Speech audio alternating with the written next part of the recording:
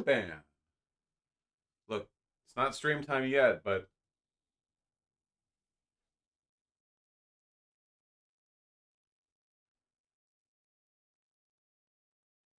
what are you up to?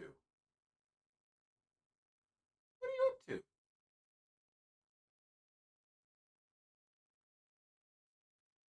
What is your plan, little man? What is your plan?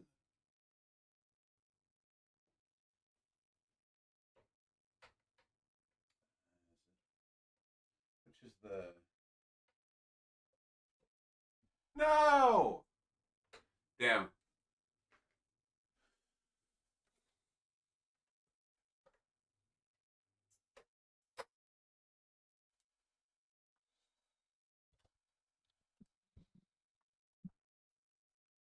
Go away.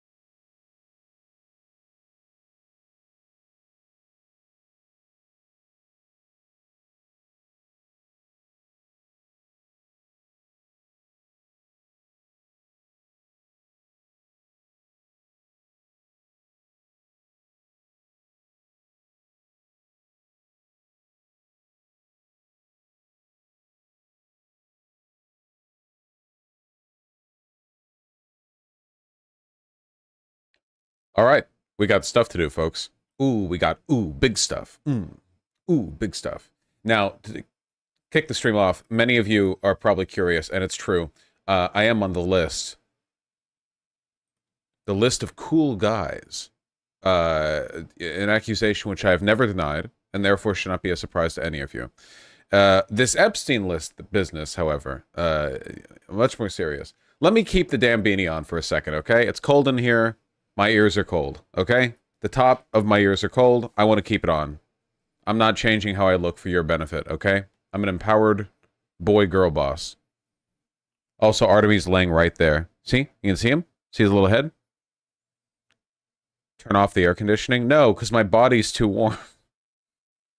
It'll even out eventually.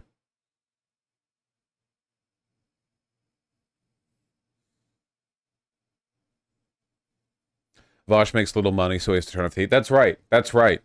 If you, I live in poverty. I am impoverished. If you don't want me to freeze to death this winter, then donate at vosh.gg/donate, I think. And give me millions of dollars so I can pay for 1 day of heat. Yeah, the pile of $100 bills that I burned to keep my house warm is starting to run low. Okay, guys, I need you all to pitch in some more stacks of a few hundreds. What are you chirping about? $8,000 camera incoming. Like I wouldn't know what to do with one of those. Ruben has been losing his goddamn mind, man. He fucking, oh my god, he dive bombed the shower curtain. What are you meowing for? He's meowing. What is he meowing about? What has he got going up in his head? Nothing. Absolutely nothing. Hey, do you want to see a really cute video of him harassing Pigeon at 3 a.m. and then we can start with the actual politics?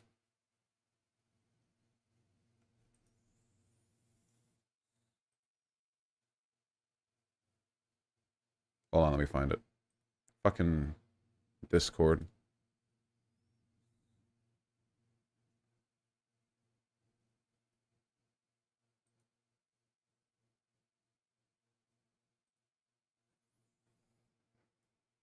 I hate Discord.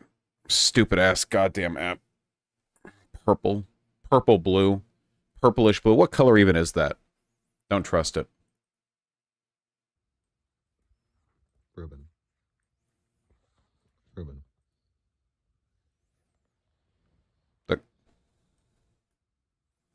Look at this little guy. Ruben.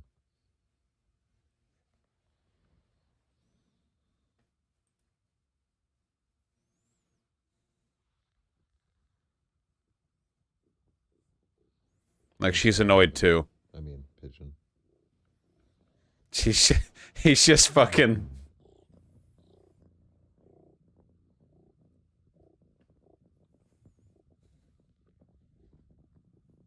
Is her one eye okay? Yeah, she's fine. Apart from her getting, you know, fucking flopped on. Have your cats ever fought? I mean, they play fight every day.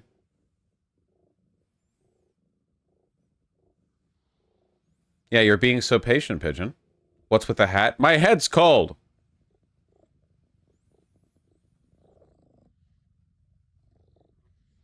No. Wait, hold on. There's a follow-up video. I haven't been in the community long enough for all of Vosh's cats named after pathologic characters. Yep. One more. Look at this. You can see her actually get annoyed. It's so cute. While I'm flashbanging them.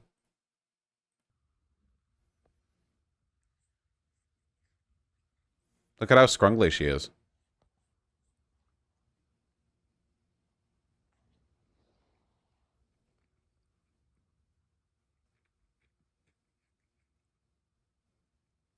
She's so hideous. I love her. Me too. Yep. All right. Annoyed.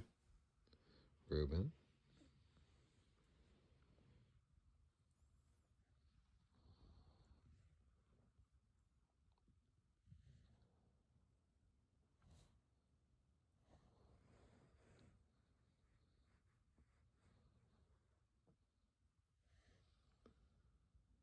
Little beans. All right, that's enough. That's enough cat adoration. I love them very much. They're very cute. Does Ruben still have kitten energy? Oh, yeah.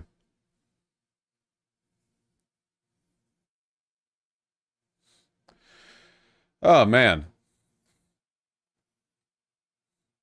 Ah, yeah, first off, it turns out that the bombing at the Iranian Soleimani memorial actually was ISIS. Oh, yeah, yeah, yeah. Build a dog.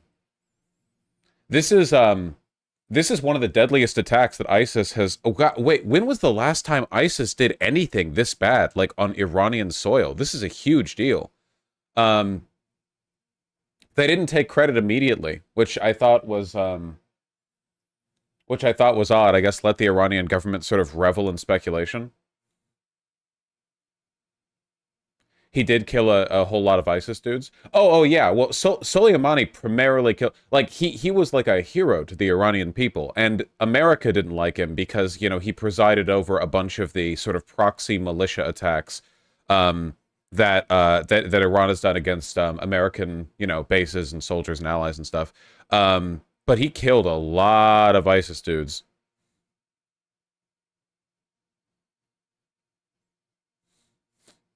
Concluded too early. Ah, but you guys haven't heard my second order conspiracy, where I argue that actually ISIS is controlled by Israel. He helped with killing a lot of innocent Syrians too. Yeah, well, Iran and Russia have both done some nasty stuff to Syria. I mean, Syria has also done some nasty stuff to Syria, so but yeah. So you concluded wrong. Well, concluding is more about the journey than the destination, but you'll learn.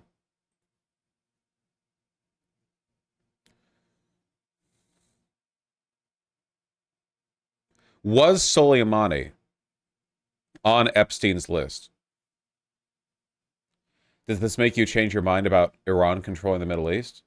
I never said Iran controls the Middle East. I think they have a larger and more, I guess, legitimate cultural hold on the Middle East than than a bunch of other. You're wrong about Saudi Arabia's cultural impact globally. Okay, you know what's difficult about my job? When I did that big rant the other day, which I completely stand by, about Iranian cultural hegemony and like how to deal with dictators and blah blah, I got a bunch of emails, all of them too long, and half of them were like, "Yo, listen, I have like a PhD in IR, and you're completely correct on this. Don't let those idiot chatters, those fucking neo McCarthyites, talk you down, okay?" And the other half of the emails I got were, "Okay, listen, dude, I love you, but you are so off on this, all right? As like a former State Department official, I just can't agree with you." It's like, holy shit, dude. Literally, I'm not joking. This isn't a bit. I can't. There's no way around it, man. You have any goddamn opinion? Um, is it too late to get in the Epstein betting pool? No, it is not.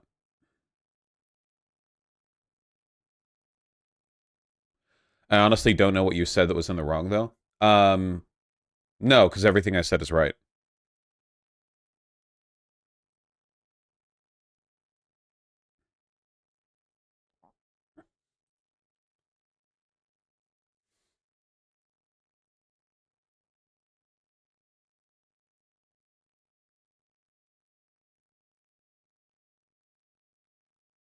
Explain yourself. What is this?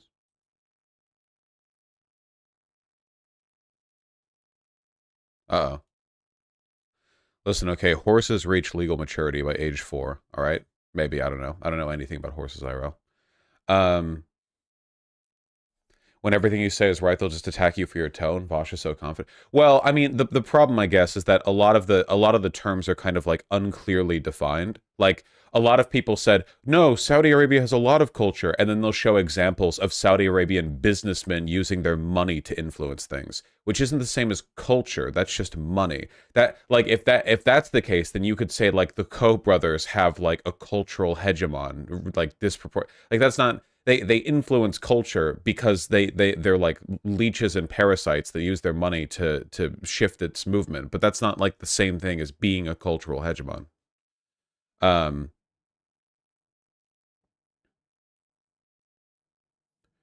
You actually got it right. It is 4. That's really weird. You know that off the top of the head. You're fucking with me. You're fucking with me. Come on.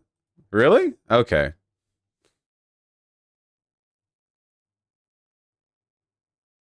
Saudi culture is driving a car on 2 wheels. Well, that is good.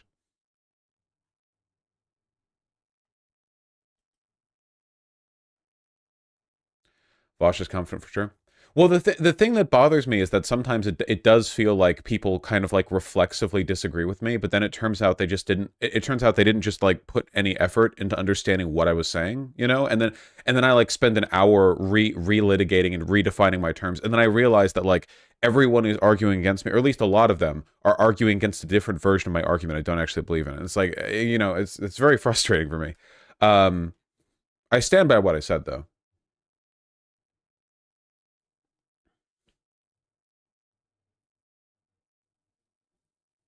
The Coe brothers had major cultural influence, though. Yes, that is true. But there is a difference between being a cultural okay, when I say a cultural hegemon, what I mean is that organically and authentically and knowingly, the culture from a region, like their food, their practices, their religion, their architecture, stuff like that, spread outwards. You can't fake or manufacture culture. It is always built from the ground up. There's no way to top down culture. Now, it is possible to influence culture heavily with money, but that's not the same thing as being a producer of culture. Like, to give an example, right? A very, very wealthy person could spend years, like, influencing the culture of, say, New York, like Robert Moses, you know, the guy who was responsible for a ton of the like urban development highways and stuff. That guy had a huge influence over New York, like massive, massive, massive. Like there's nothing like that today in America. However, nobody would say like, oh yeah, man, Robert Moses culture is so like regionally influenced. That's not how it works. Like his influence might spread, but culture refers to something broader. Culture is necessarily like a social project, you know? The problem with Saudi Arabia is that like their cultural export is almost entirely like money. It's all petrodollar shit. They have the money to influence stuff. But yeah, culture is mimetic, I think is a good way of putting it. You know, you can't artificially produce culture because at the end of the day, like the artificially produced culture will fall to ruin. A good point to this. All right, culture doesn't go away when powerful people die. You know, when Robert Moses died, his influence did, at least a large portion of it, because, you know, a lot of people took influence from, like, inspiration from him in the specific field of, like, you know, urban planning and engineering and stuff. But, like, that's more of a, like, interdisciplinary thing, not a broader cultural thing. If the Saudi royals died, their monetary influence would die with them. But the culture of Saudi Arabia, to whatever extent it exists, would continue because it's an organic product of millions and millions of people that engage with each other and slowly and mimetically build up differences in the neighboring cultures. Iran, a good example. Like Iranian, so here's a good example. Iranian culture, like, sorry, again, culture, not government, but culture would be relatively unchanged by the death of the Ayatollah, right? Like there might be a big social restructuring, but the culture of Iran would move forward. Culture, very difficult to change culture. You know, culture changes on its own, but in largely like really difficult ways to like plan or interfere with, you know. But the death of the Ayatollah would like not significantly alter the culture of Iran. The death of the leadership of you know, the House of Saud or whatever, completely like everything Saudi culture is known for. Just it's all fucking money investment shit.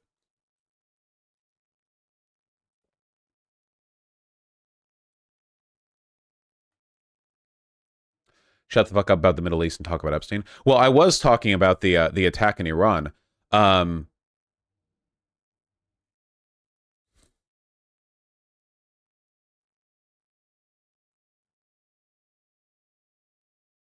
Goddamn, actually, a really huge deal. I guess my curiosity is like, Iran has to respond to this. What are they gonna do? Like, what ISIS strongholds are there left to retaliate against?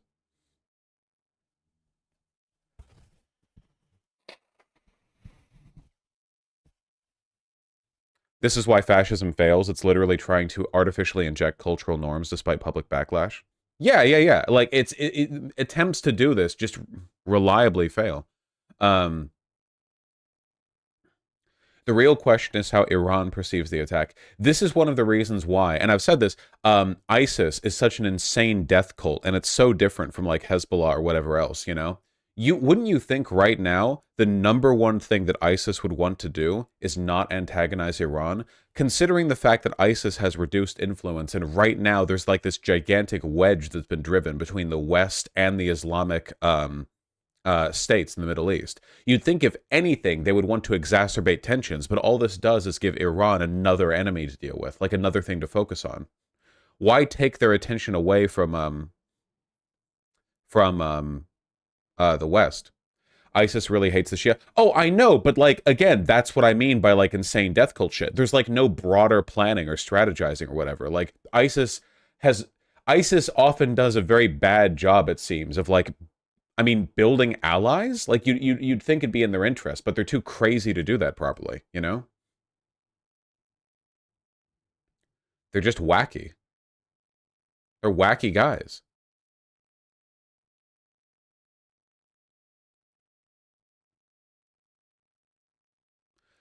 ISIS is much less centralized and coordinated than other groups. Yeah, yeah.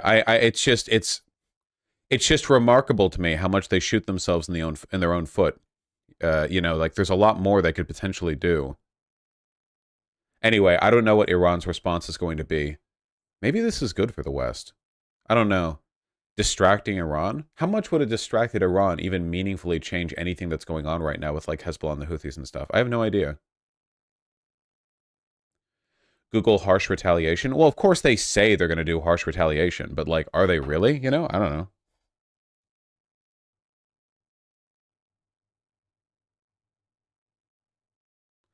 Didn't Turkey secretly back ISIS? If Iran attacks Turkey, they could really... Iran's not going to attack Turkey. I expect Iranian-aligned paramilitaries will ignore ISIS claiming responsibility and still blame Israel. Yeah, that's a good point. Probably. You know, never let, I guess, like, facts get in the way of a good narrative, I suppose.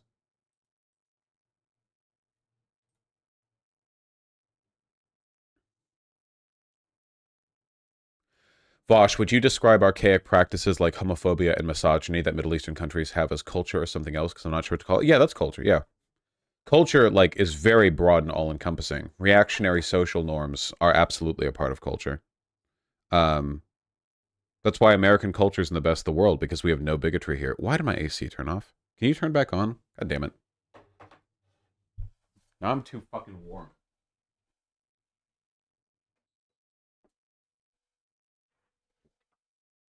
I think I just need to change the batteries in the remote. Um, But Turkey secretly does back ISIS. Well, Turkey's evil. You know, Turkey and Saudi Arabia are the two main countries that I want America to...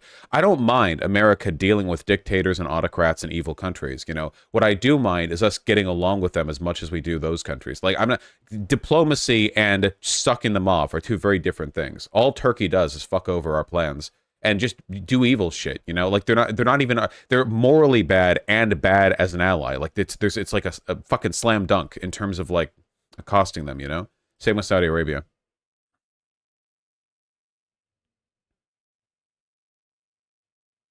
Can we CIA coup Turkey? God, I wish. The next time they do one of those fake military coup takeover things, you know, we send our boys in, you know? Erdogan is expecting just his own military, and he sees like some you know, U.S. infantry mixed in with the crowd, gets real nervous. Why is the AC not running? What the fuck? Oh, do you think it might... The moisture thing needs to be emptied? Like the... I can't do that during stream. That's annoying. Confirmed Vosh is pro-regime change. For Turkey specifically, okay? This is like critical support to my Greek viewers, you know? Our allies, you know, we're here to support. What if we invade the Bosporus and give it to Greece so Turkey doesn't use it as leverage anymore? I think we should turn Cyprus into the most heavily fortified island in the world. I think we should put those Chinese military fortifications in the South Chinese Sea to shame. You know, I think it should literally just be a giant concrete bunker with good food on the inside.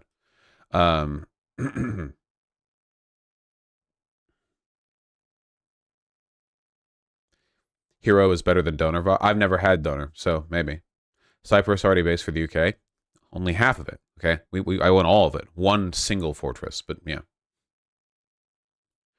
Did you see watermelon is anti-Semitic now? Oh yeah, I saw this.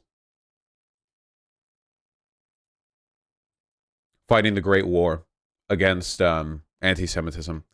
Jennifer Garner's 18-year-old daughter was spotted today donning a sweatshirt featuring a watermelon, a fruit repurposed to represent the challenges of the Palestinian people. This symbol erases the entire country of Israel. You hear that, folks? It's that simple. What the fuck is this mask? Fucking molded by the darkness. By the time by the time I saw the light, I was already a woman. Jesus Christ. She like disabled or something? I swear anti-Semites fucking love this shit. Well, keep in mind that accounts like Stop Anti-Semitism or whatever else are run like by people who ideologically aren't far off from neo-Nazis. They like their ideology is generally speaking like Zionism first no matter what. And considering the fact that Zionism is like fundamentally at the moment in its application a fascist ideology, like the deeply unserious. You realize that right now they're doing the exact same thing with anti-Semitism that like Nazis do with the destruction of white people, where you'll see like an advertisement where a white woman and a black man are in a relationship, and the white nationalist accounts are like you know, this is like an attempt by the Jews to destroy the white man or whatever, and this is literally that, but the exact opposite.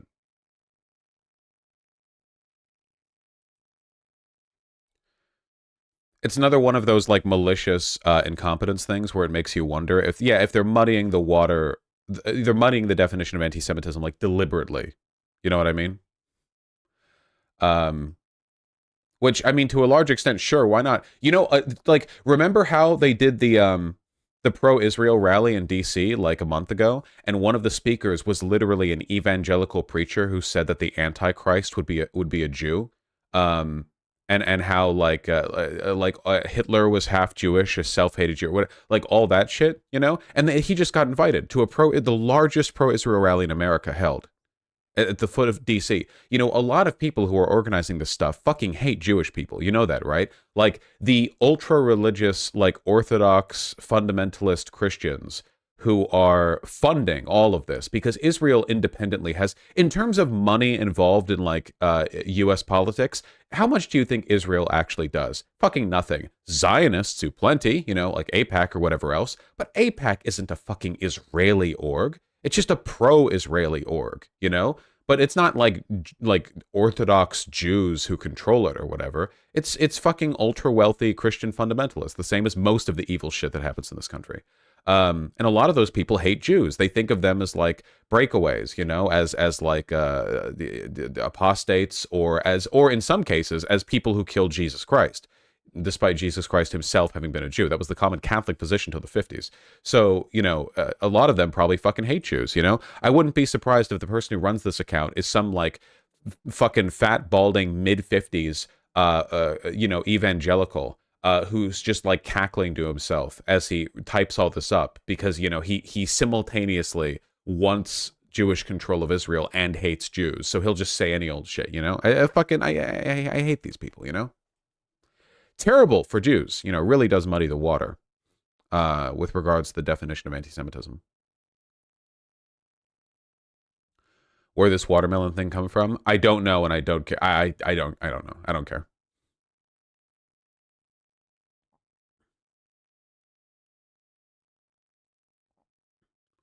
Are AIPAC the ones who support Israel because they think the rapture will start there? Well, no, AIPAC is just a pro-Israeli lobby, but a lot of the people who support AIPAC do believe that. Yes, that's that's like the conservative Christian line on the whole issue. Um, I saw her watermelon shirt may specifically be to support Palestine, though. Good.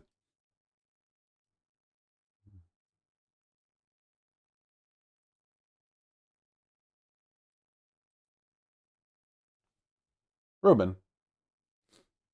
Ruben's climbing on the sort of precariously stacked gun pile.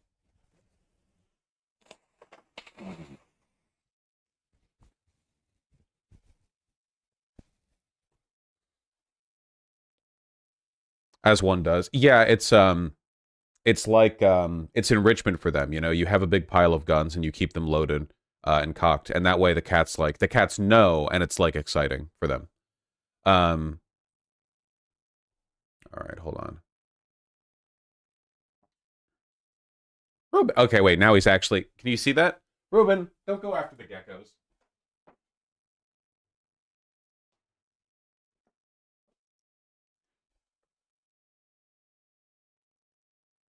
Why are you touching your dick? Get your hand away.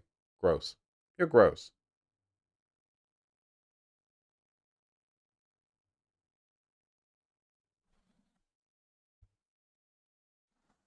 Look at this little guy.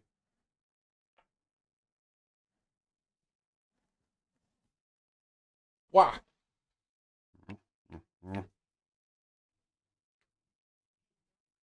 Love him.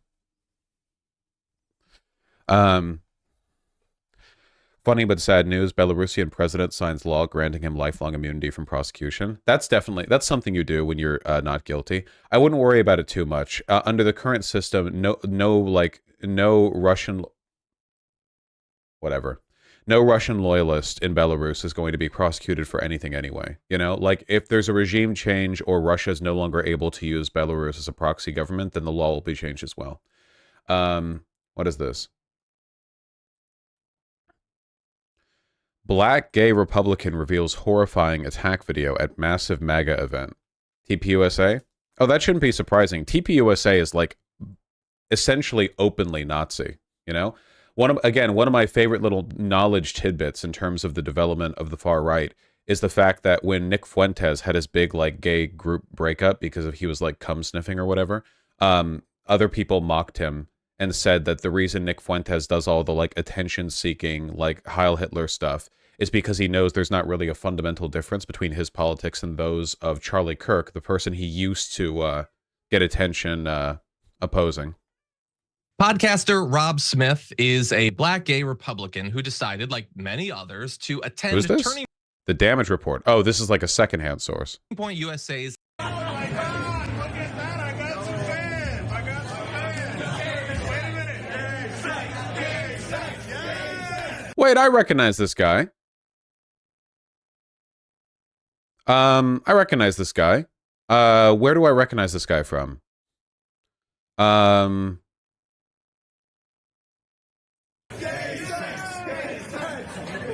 Yes, Nick Fuentes loves gay sex.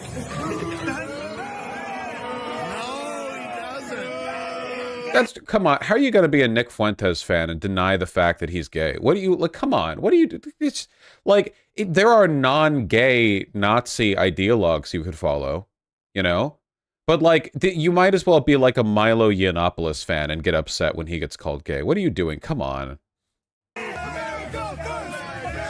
Okay, so it wasn't actually the TPUSA event that haggled him. It was Fuentes fans. Okay, the battle is ongoing, I suppose.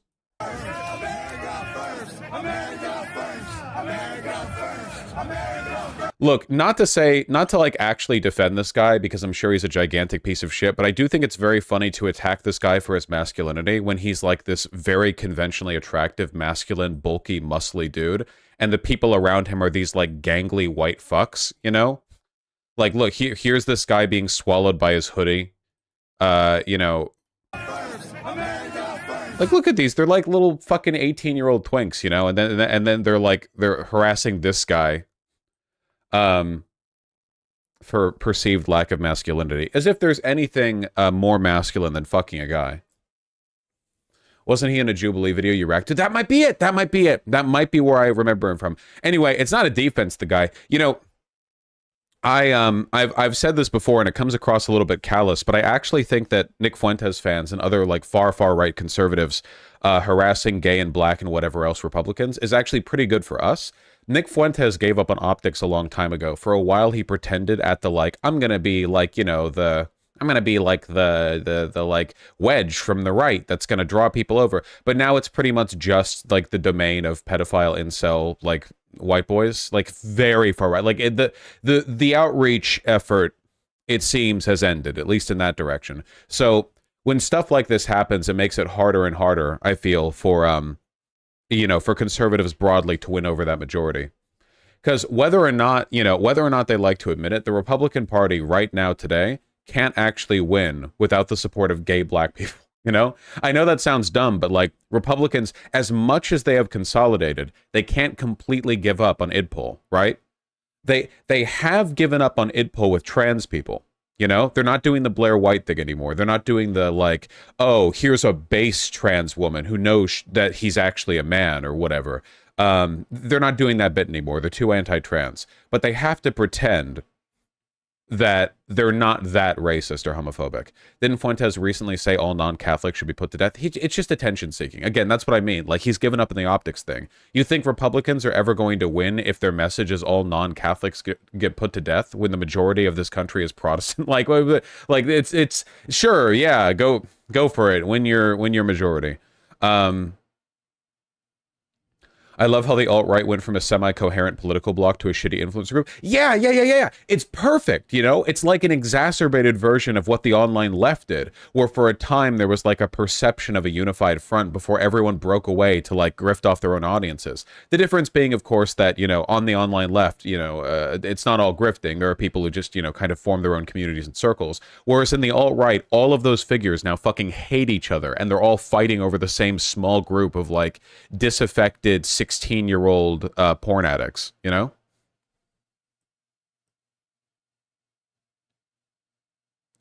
feel like Groypers are just incels who have an unhealthy relationship with 40s Germany and the Crusades. I saw a tweet recently that said something to the effect of it was responding to a big like the iceberg of Catholicism bit, and it was like, I think some Catholics would really be happier just playing Warhammer 40k, and that is so fucking true, dude. That is so goddamn true.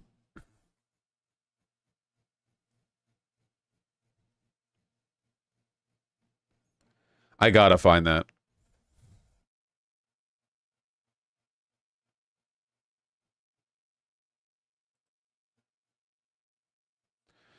The alt-right figures have become irrelevant, but their ideas have become mainstream. To an extent. Oh, here it is.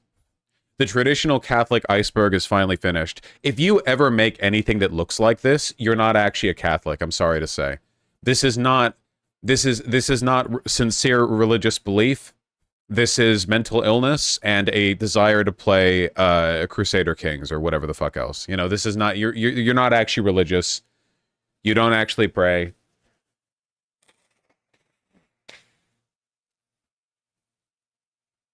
This is genuine Bible fandom. Nobody like this actually reads the Bible. They get their understanding of Catholicism from far-right internet forums.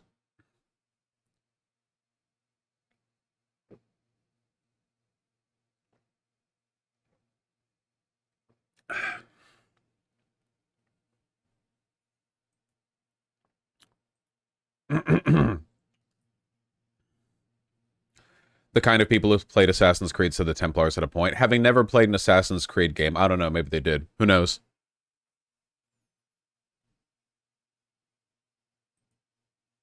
Hold on.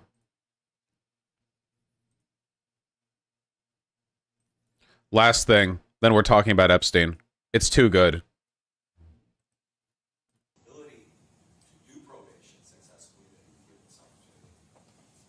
I appreciate that, but I think it's time that he gets a taste of something else because I just can't with that history. In accordance with the laws of the state of Nevada, this court...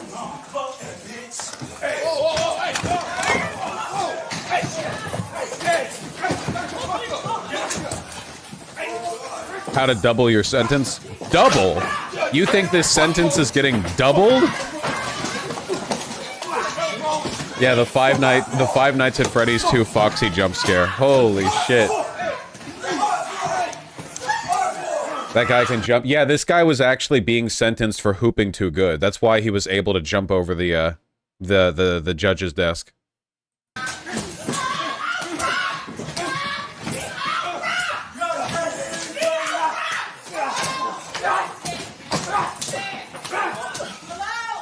Why are they punching him? Not to say I support punching people who you've got down or whatever, but if ever there was a situation where you pretty much like you have to know you're gonna get punched, I feel like it's after you jump the judge, you know? Again, this isn't really a matter of like legalistic right or wrong. It's just a matter of like, of all of the things a person can do that will lead inevitably to you getting the shit kicked out of you by a bailiff, this is like number one. There's literally nothing more than this. He's still punching the judge. That's why they're punching him. Oh, okay, okay. I assume they had him pinned. I mean, I can't see. Get off her! Get off her! Oh, man. You're good, stop. Don't do this. Hey, where's Mary Kate? Is she okay? Honestly, I'm surprised they didn't shoot him. They'll shoot you. Bailiff will 100% shoot you for this. Absolutely. Like more than, this is like well past the line of bailiff shooting you, you know? How do you even jump that high? Hoop too good, you know? That's what he was going to jail for. Too close to the judge? Makes sense, yeah. Hey. Hey, can you fucking radio somebody? Yeah, give me all the arm. Fucking radio somebody. What the fuck is that? Alarm? Is that Kyle Rittenhouse? Oh my god, that's Kyle Rittenhouse. Why didn't you stand your ground?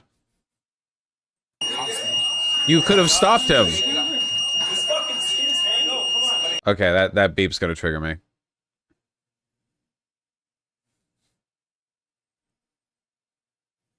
Yeah, that's pretty wild. Anyway, that dude's gonna die in prison now. Do you know how rare it is for a judge to get attacked? Holy shit. Oh my god.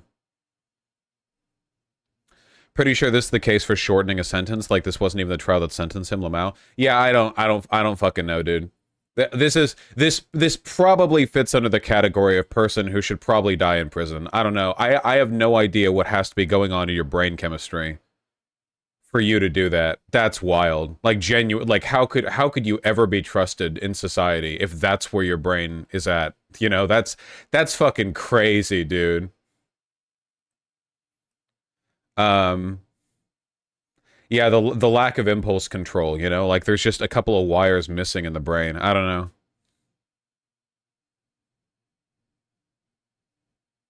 Chatter's cheering the guy on for hitting the judge need to touch grass. Yeah, it's not. Yeah, it's just careful. Chat will suggest this guy is totally reformable and a good little bean. Yeah, you're right.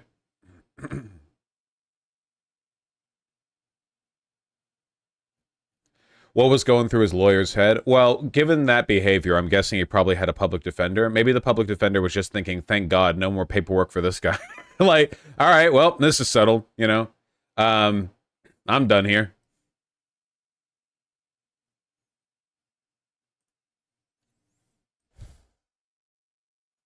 So the jump again. The best to have ever done it, man. Woo! Jesus. You know, fair credit. Kyle Rittenhouse jumped in, like, pretty much immediately. See?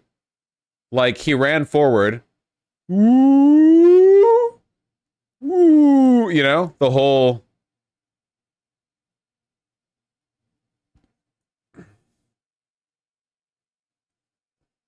Clerk did his best. That's a lot to react to, like, with that reaction time. Even if you're, like, a well-trained bailiff or cop or whatever, you know, there are limits to how ready you are, you know? It's like, fuck, what the fuck? Look at this guy! Fucking... Like, the fucking Foxy jump scare, launching himself. They put a springboard in front of the goddamn desk, you know? Jesus. There's only so much you can be ready for. Like, was he not restrained the fuck? Nah, you don't typically restrain people. That's mostly a movie thing. There are some cases where that happens, but, like, for the most part, when you're being sentenced or you're talking to a judge or whatever, you're just behind a little, there's, like, a desk, and sometimes there's a little, like, fence, but, like, the fence is, like, 3 feet tall. It's not that much.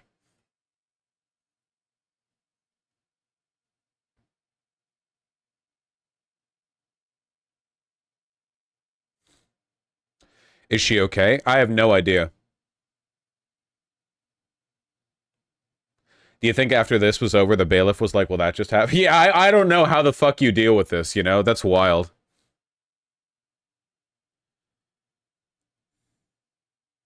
He was in there for armed robbery. He should have been restrained. I'm pretty sure that, like, I mean, stuff like this is really, really rare. I don't think we should restrain everyone who goes to, like, everyone who goes to court, even if they've done a violent crime. You know? Like, this is a pretty unlikely event. Sometimes you just have to deal with the chaos of the universe a little bit, I feel. How about this, okay? We give judges, like, plate armor, like a medieval knight, you know? So they're unstoppable. So, like, that way, even if the bailiff is too slow, like, you jump in on them and you just ram yourself into, like, 60 pounds of steel that containing, like, a 70-year-old woman. They already have hammers. Oh, shit, you're right. They already have, like, little light hair. Oh, man, we got, like, a paladin bill. That's fitting for a judge, right? Because they, like, judge people? Yeah. That tracks. They just need a giant shield.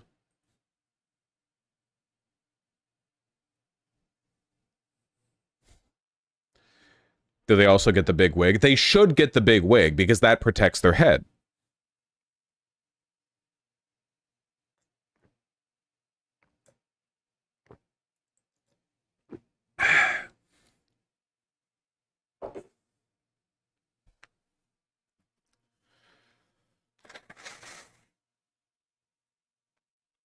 This guy can be turned around and made to cure cancer. Can he be made to cure cancer? Didn't they just do that? Wasn't there just a big development?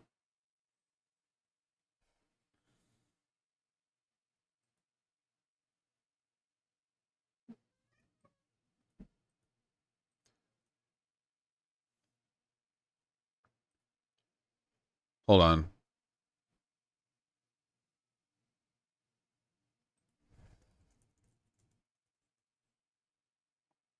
No, they didn't cure all cancer. Yeah, I know they didn't cure all cancer. I'm overstating the case a little bit. Sorry, I'm trying to find a non-paywalled article. The South China Morning Post is apparently paywalled.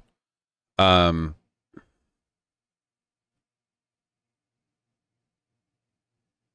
damn it, I saw a Twitter thread about this.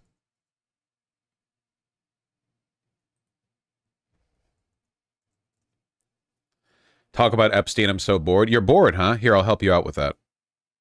There you go. Here's the article. Oh, thank you.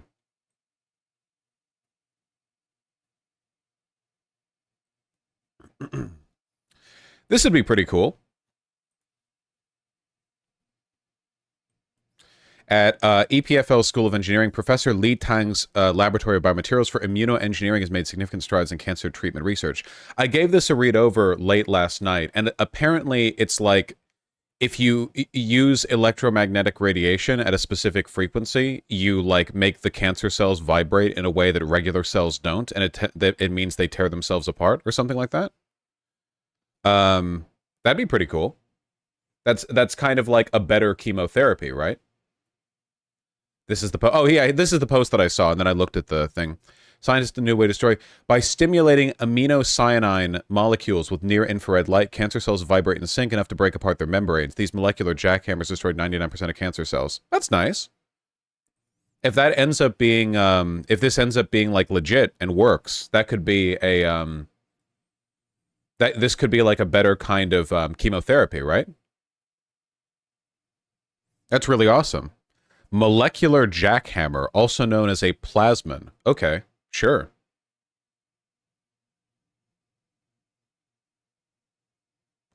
A lot of our cells in our body have a self-destruct mechanism which goes off when they detect something's fucked up, maybe like cancer.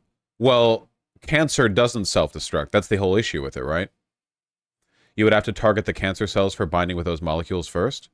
Well, let's see really quick, you know? How about we do a bit of good news like this, then we can go over the Epstein stuff.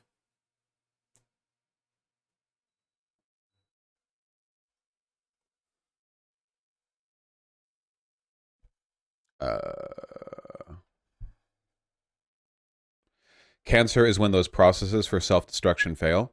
Yeah, I'm not going to pretend to be a doctor or whatever, but my understanding is that, like, all cells have a bunch of stuff going on, and they replace themselves because that's how stuff works. And when a cancer cell, well, sometimes a little genetic mutation in a cell can cause it to sort of break away from the processes that regulate its life cycle and reproduction. And then it's like, oh, you know, what if I just reproduced and used the resources from the rest of the body, but don't follow any self-destruct orders, and then it grows into like a fucking tumor.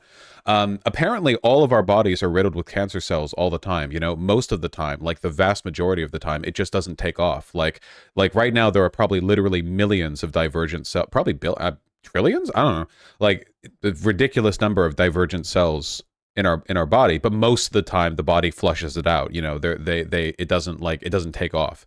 But every once in a while, you know, it does take off, and then you get a big old tumor, and then it goes to like the bloodstream and stuff, and then you got a real issue like bone cancer. You gonna fucking die, you know. And that's why there is no curing cancer, at least not that we know now. But like they basically just like blast your whole body with radiation. Not your whole body, but like parts of your body with radiation, and they hope it kills more cancer cells than non-cancer cells. If I recall correctly, you can't really cure cancer. Yeah, well, you can't cure cancer because the thing that makes cancer is like the process of DNA, of inaccurate DNA transcription when cells reproduce, which like the biological process that can make cancer is present in all living things, and we can't fix that. We can just like get rid of the cancer. Like curing cancer would be like making it impossible for dust to fall in a room or whatever, you know? Like you can clear out dust bunnies, but like dust is like everywhere all the time, you know? Like shit like that, I guess. That's cool.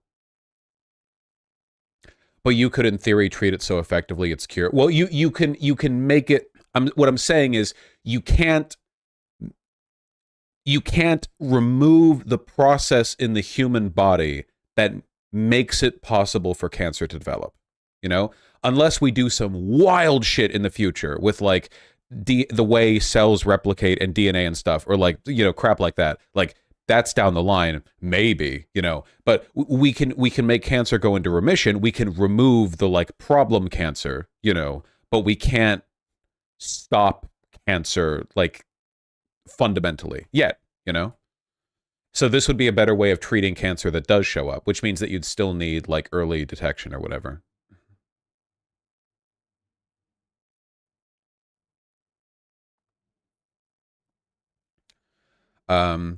Let me see. I want to see something nice, you know? We get so much bad news. 11 patients seem to achieve complete remission using this treatment, marking a success rate of 100% to date. That's pretty cool. Notably, evidence from the lab study suggests the therapy's long-term effectiveness and indicates this fabrication may be both quicker and more cost-effective than current methods. That's pretty cool.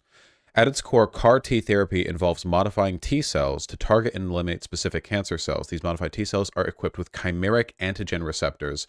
CARs. Oh, more CAR-centric infrastructure. They're trying to turn your fucking your circulatory system into a goddamn highway. God damn it. That allows them to recognize and latch onto cancer cells, marking a significant departure from traditional treatments. Super immune cell effect and target. So is this like CRISPR? So the modifying the T cells, is this like CRISPR stuff? Is this like an application of CRISPR technology? It is? Dope. I don't know, like bioengineering, supercharged effective target. Okay, I see. So basically what they're doing is they're genetically modifying cells to seek out cancer, and then they're targeting those modified cells with this specific kind of radiation that causes them to vibrate really hard. So basically, like what they're basically saying is like, okay, we're going to put a bunch of tiny little cancer bombs in your body, and they're going to seek out the cancer. They're anti-cancer bombs. And then once they've attached the cancer, we're going to hit the switch that makes them blow up, which is this blast of radiation. And that way it's much more targeted than regular chemo, because rather than blasting all your cells with radiation, you're just targeting the modified T cells that have latched onto your cancer cells. That's super cool. Oh my God. That's really, really cool. And that's conceptually easy to understand too. Like that's like a smart application of it sounds like something that would be in a sci-fi film.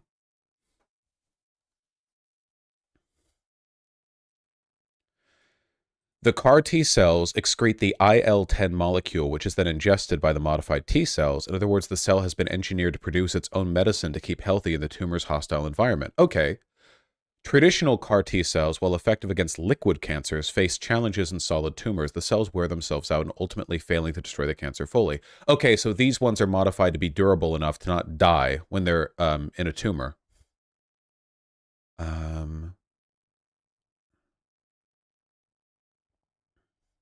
Even after the reintroduction of tumor cells into the mouse models, the cells failed to establish themselves or show any malignancy. This underscores the lasting efficacy of the treatment, where the immune response remains vigilant and effectively neutralizes any renewed cancer threats. Huh. While current CAR T cell therapy has proven effective and several treatment options are currently available for leukemia and other liquid cancers, it remains extremely expensive. The cost of one treatment is upwards of $500,000. In contrast, the costs of this future treatment could be significantly lower due to the fact that only 5% of the traditional dose is necessary for full recovery. Much of the cost comes from fabricating relatively large amounts of these modified T cells in expensive laboratory environments. That's really cool. So, like, theoretically, if this got manufactured at, like, full process, yeah, like, if this got sort of brought to scale, this could be a pretty, if it's effective against, solid cancer cells as well, like tumors, that could be really good. Yeah. So, like, right now, like, this is like an improved version of the rare edge case, like, $500,000 treatment. So this can end up being, like, relatively cheap. That's really cool.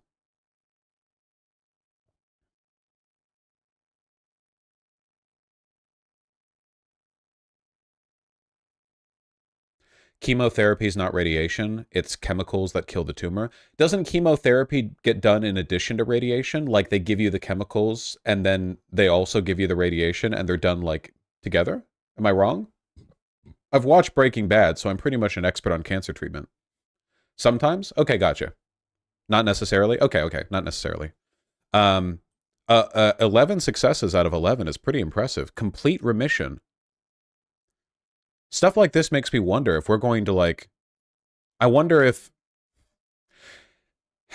because one of the big uncelebrated advances of the past few decades is that AIDS is basically not an issue anymore in developed countries if you have the money. I admit it's still cost gatekept, but AIDS can now not only be treated to the point where it's not that much of an issue, but you can also take medicine to make it incredibly unlikely to pass it on or receive it, you know? The strength of the modern medicine against AIDS, like, it's unthinkable. If we did this again, but with cancer, I mean, if we, like, if we achieved a similar success against cancer, I mean, good Lord. Didn't Biden promise to cure cancer during his term?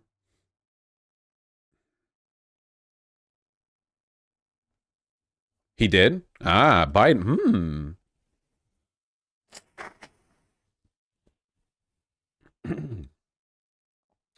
Are those 11 patients human? Yeah. Yeah, right? Yeah. Apparently they've been working on this for about a decade. My guess is that, like, CRISPR technology has probably advanced the ease with which they can produce these modified CAR T cells.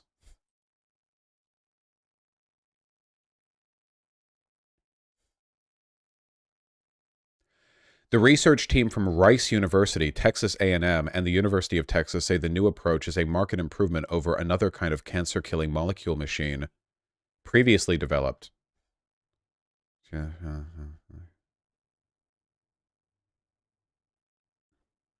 Activated with near-infrared light rather than visible light. The use of near-infrared light is important because it enables scientists to go deeper in the body. Oh, that makes sense.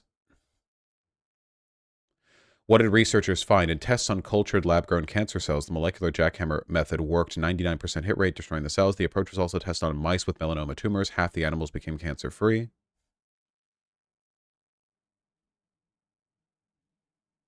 Wait, is this the same?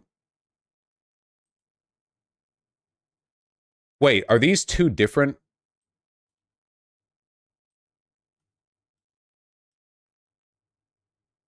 Wait, I think these are two different treatments. Are these related?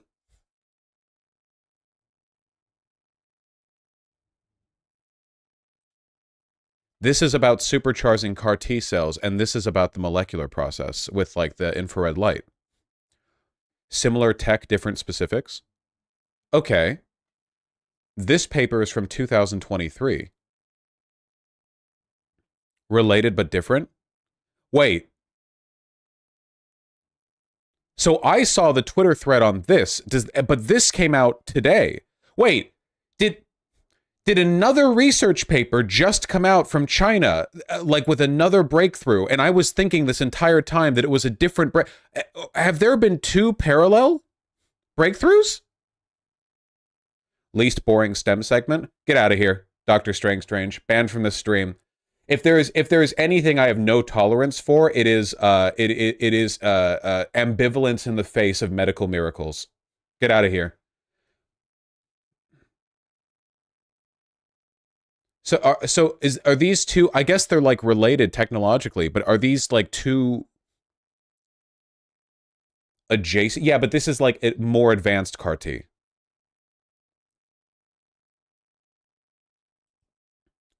I think these might be two related parallel developments. Yeah, this is from late 2023. Molecular jackhammer, late 2023. Molecular jackhammer. And then this comes out in the medical press. But this is from the EPFL School of Engineering, Professor Li Tang. But that's not what these people are doing. Guys, I think there have been two related but nonetheless parallel developments in anti-cancer research that happened within a month of each other, or at least their results got published within a month of each other. Holy shit. So we have the modified CAR T cells that do a better job of like latching onto and surviving in solid cancers, and they require far fewer custom-made cells. And then the other hand, we're using infrared light to destroy cancer cells. That's really cool. Holy shit.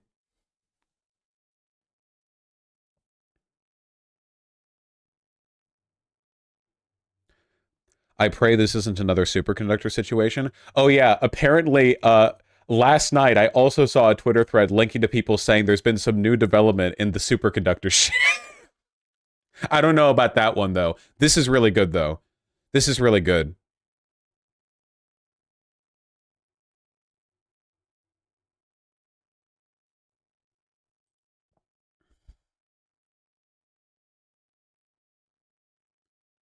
Huh.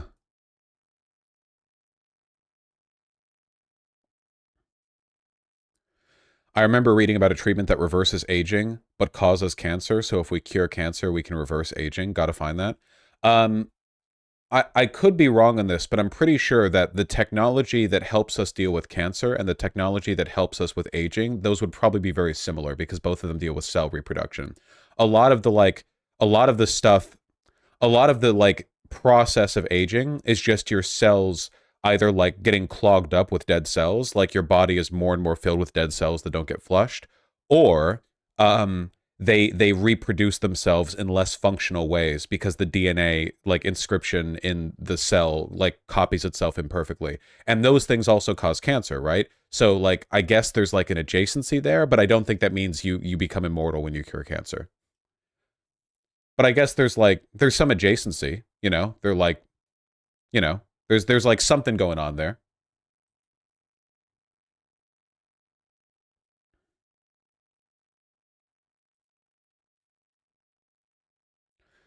Telomerase degradation. Yeah, the little shoelace tie-offs. We don't get filled up with dead cells. Where did you learn that? From a Veritasium video. How like as time goes on, like your cells have self-destruct systems when they die, but there is a very, very small chance that a cell like malfunctions and doesn't self-destruct when it dies. And as time goes on, like more of those senescent cells, that's what you're referring to? Okay, there we go. Yeah, that's the term I remember. Yeah, cell senescence. Senescent cells are unique in that they eventually stop multiplying but don't die off when they should. Yeah, so they kind of just clog you up, you know?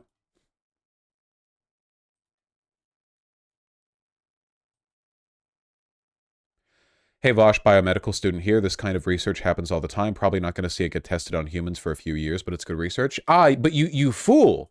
You buffoon.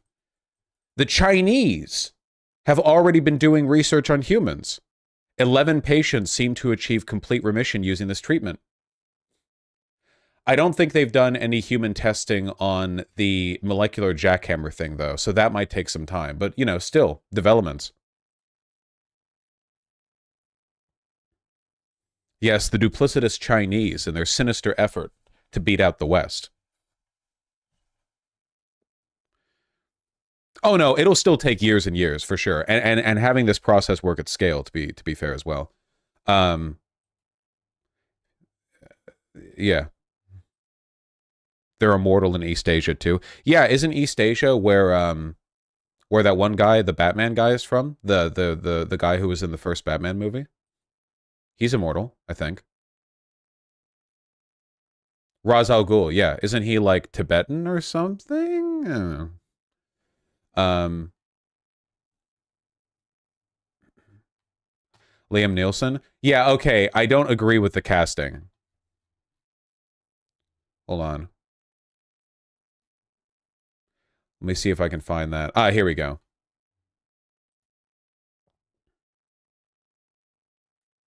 Yeah, this is the potential like new development with regards to the magnet stuff.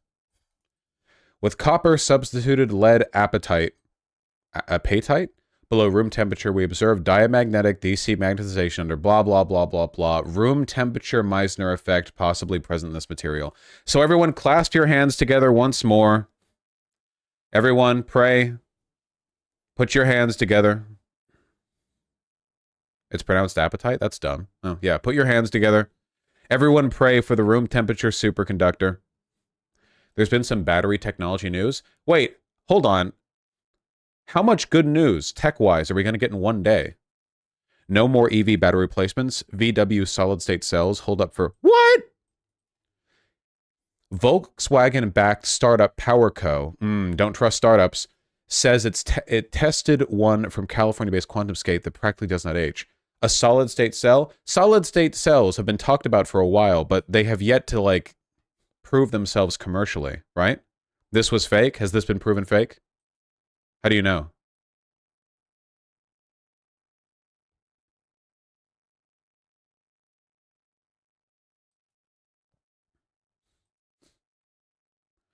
Solid state is impossible with current battery tech. Well, that was my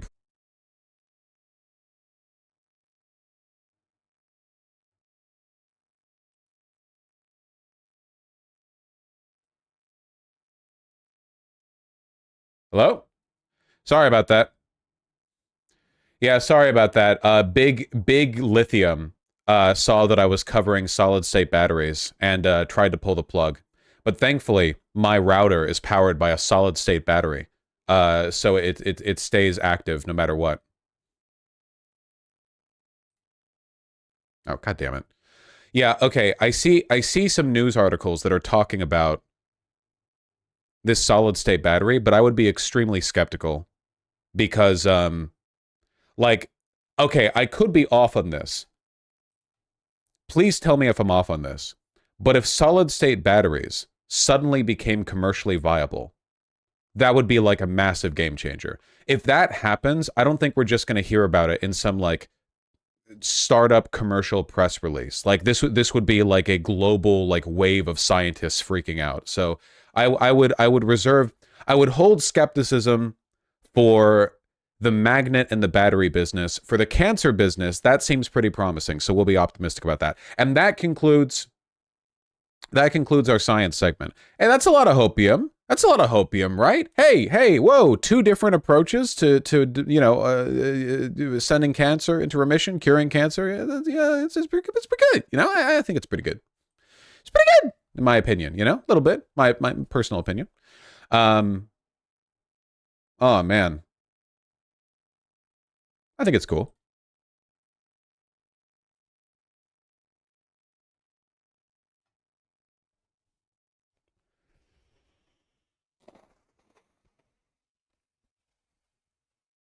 Unban Doctor Strange. They are stop motion Lego Andy for OKBV. Nope. I can't tolerate people being snippy about the positive stuff. It's the one time we all have to adopt a sort of childlike glee The rare moments we get of that, you know, I cannot abide it. It's a 6-hour ban. They'll live.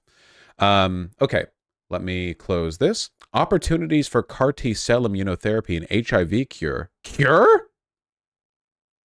Sorry, someone sent me this link a little while ago.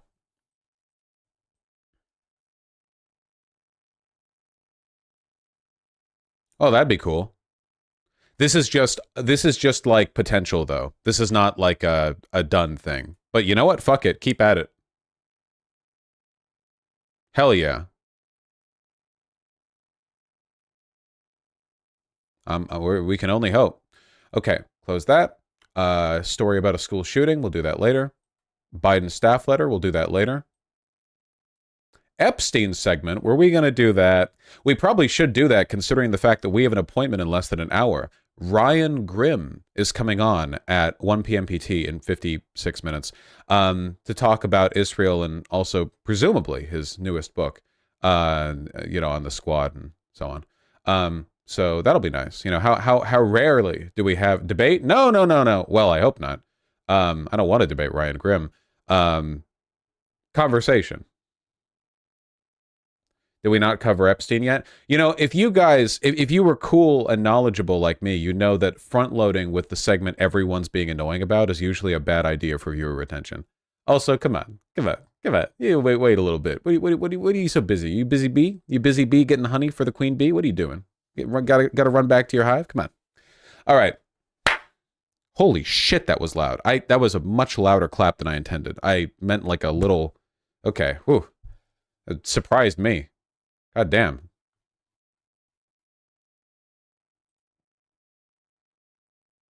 I was supposed to be studying? That's a you problem. Also, grow up, graduate. What are you doing? I haven't been to school in years. Come on. Ridiculous.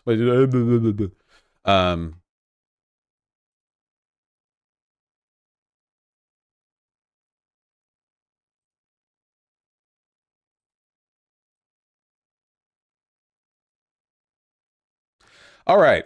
So yesterday I talked about how the Epstein list was going to be dropped soon. I still don't think a lot of people fully understand what it is that is being dropped. So a court case from a child who was employed as a massage assistant at Mar-a-Lago, Trump's Mar-a-Lago. She was 17 when she was picked up by Epstein. And she, you know, allegedly, I have every reason to believe her, said a lot of bad stuff happened to her from that point forward. She had a lawsuit she filed back in 2015, and most of the names in her deposition were sealed because they weren't relevant to the specific case, you know? It's you know, in many cases, this will happen if like a big complicated case that impugns a lot of people, you know, might implicate, like you wake up one day and you see you've been named in like a suit, you know, generally speaking, if it's not relevant to the case, the court will keep it sealed if it's considered a big deal. So what's happening right now is a rolling unsealing of those deposition statements and the names involved in them from all the way back in 2015. This is not like the unveiling of a secret super list that Epstein had hidden in like a safe on, you know, Little St. James. This is not like a, most of the names here are already known. In fact, that is the reason why the judge is allowing them to be revealed, because in many cases, the names of those involved are already known. There are still some redactions, but according to the judge, and the other people involved in the redactions, the remaining redacted names are people who are either victims of Epstein, as in they don't want to release the names of a bunch of rape victims who were raped as children, which I understand, or people who are not in any way implicated whatsoever, like, you know, the name of a person who she saw but has nothing to do with anything, you know, stuff like that. So in the relevant public names are the ones that are getting unveiled, and not all of them have been. I think at this point only 40 or so names have been revealed out of a list of about 200. They're doing a rolling unveiling, a rolling declassification, a rolling unredaction of these names. So with that in mind, what have we learned? Not very much. Bill Clinton, mentioned heavily, obviously, huge friend of Epstein's, still denies any rape business. Donald Trump, named significantly, Obviously, huge fan of Epstein. Bragged about their shared interest in little girls. That's not a joke. There's a quote. Me, not named. Haters stay hating. They stay seething. They're coping. They're waiting. Is he going to be on the next set of unredacted names? Is he going to be later on the rolling list of unredacted names?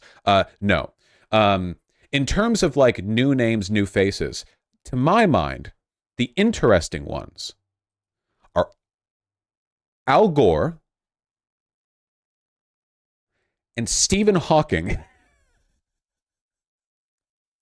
I know. Hold on. No. I know. Keep in mind, a lot of these people are only named, like literally named, you know? It's not a, and this isn't the full list either. The documents include references to former presidents Bill Clinton and Donald Trump, David Copperfield, Prince Andrew, no one's surprised here. He's been credibly accused of raping a minor and paid millions in settlement. Former Israeli Prime Minister Ehud Barak. A lot of people were thinking Netanyahu, and you were so close. It was another Israeli Prime Minister.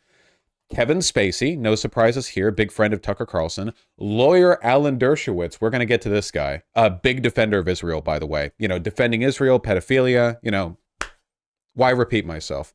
The late New Mexico Governor Bill Richardson and former Vice President, Al Gore. He wishes he was president. Fuck, I wish he was former president. God damn it. So I cannot get over how he looks. Can you imagine? I know English royalty probably looked this way like 600 years ago too, but Jesus fucking Christ. I mean, if nothing else, he is the most British man, right? Like nobody could look at him and sort of deny, you know, no one would look at this and think like, oh, you know, I don't know where his national allegiances are. And yeah, no, the real the real surprise here was Stephen Hawking, yeah, which is incredibly funny. So we knew that Jeffrey Epstein had previously contacted Noam Chomsky. Jeffrey Epstein was a power broker, right? He didn't just hang out with like politicians or whatever. He fancied himself a kind of like cosmopolitan, you know, like enjoyer of the arts, you know, like big artists, big scientists, researchers, whatever.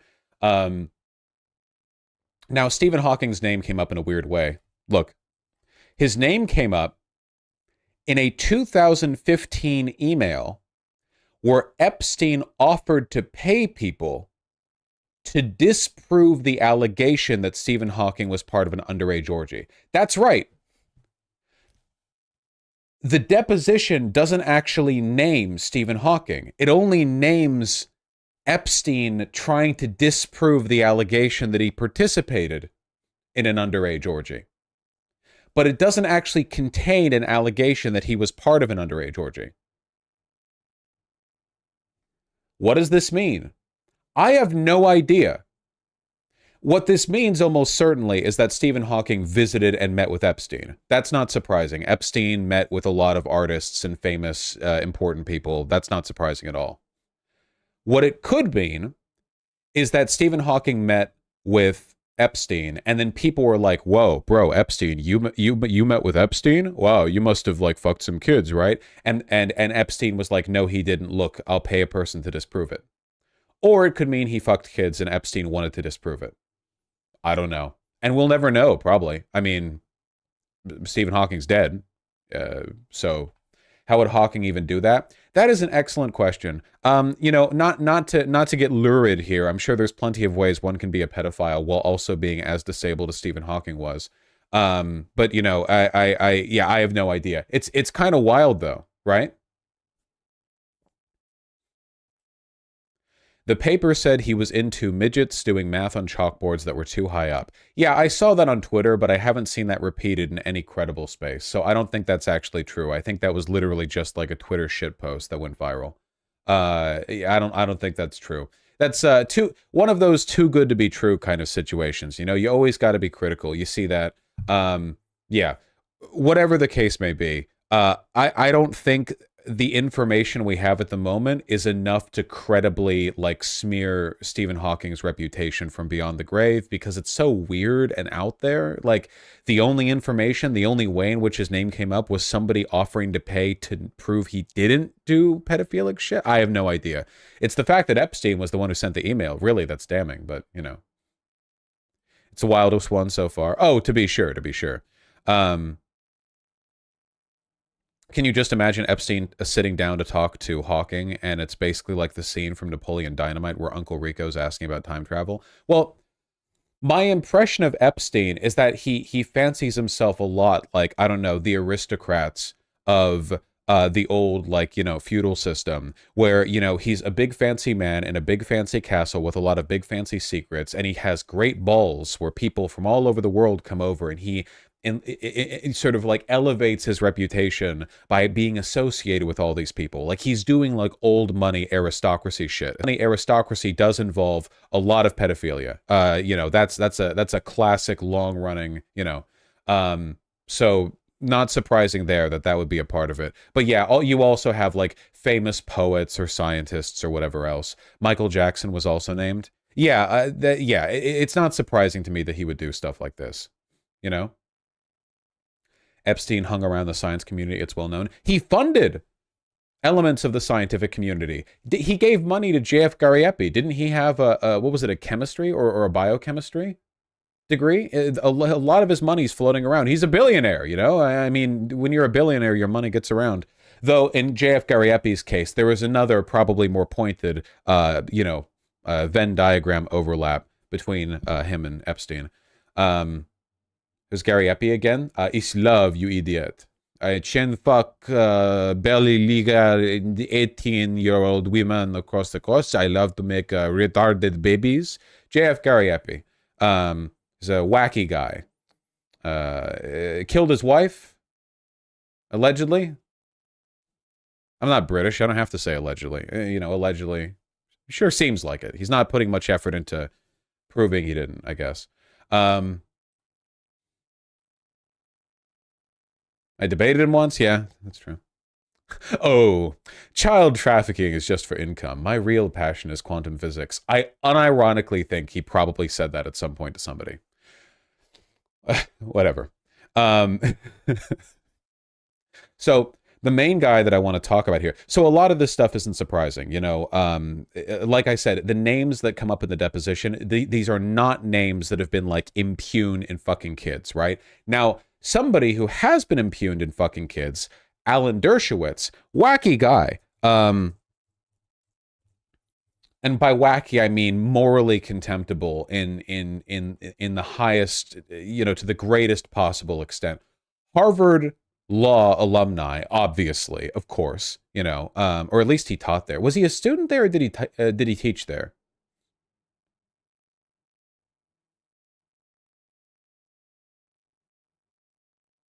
He taught there? Oh, okay. Here, hold on. We can just, 1 second. We can get this guy's storied history up. Okay, wiki.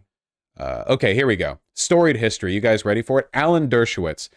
We're going somewhere with this, okay? There we go. Let's see. Celebrity clients like Mike Tyson, Patty Hearst, Leona Helmsley, Julian Assange, and Jim Becker. Served as the Apple advisor on the murder trial of O.J. Simpson, part of the legal dream team, a member of Harvey Weinstein's defense team in 2018, and of Donald Trump in his first impeachment trial in 2020. Also a member of Jeffrey Epstein's defense team, and helped to negotiate a 2006 non-prosecution agreement on Epstein's behalf. That's right. This guy, not even like modern Epstein defender. This guy helped him get off when it was known he was trafficking children back in 2006.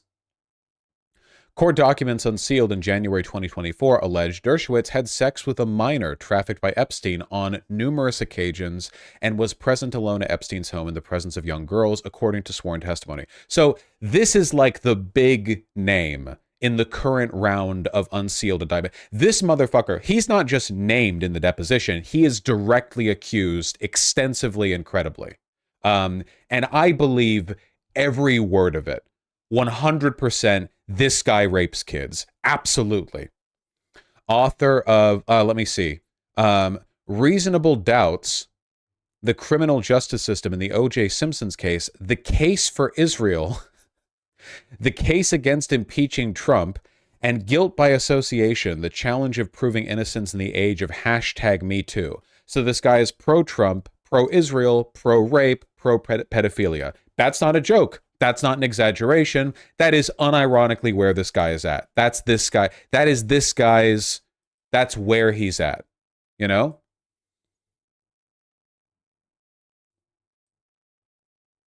Oh, that's right. He was the guy who made this tweet from 2020 after Epstein was murdered, or right before, or whatever. This is also where you've seen the famous drill tweet. I hope Epstein made videos.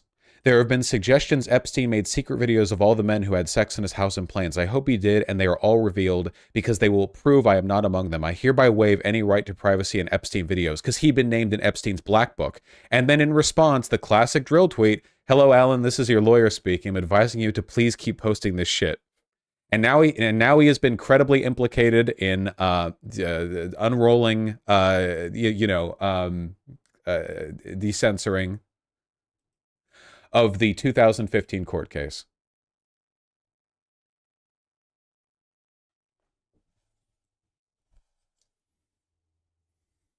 Did you see this real video? Oh, I saw this real video. Yeah, we all should have known. This is him. This is him having a spoonful of women over the age of 18.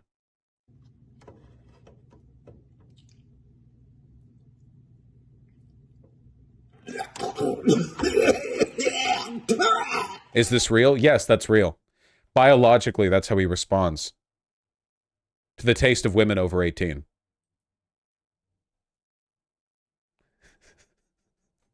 It's an edit, right?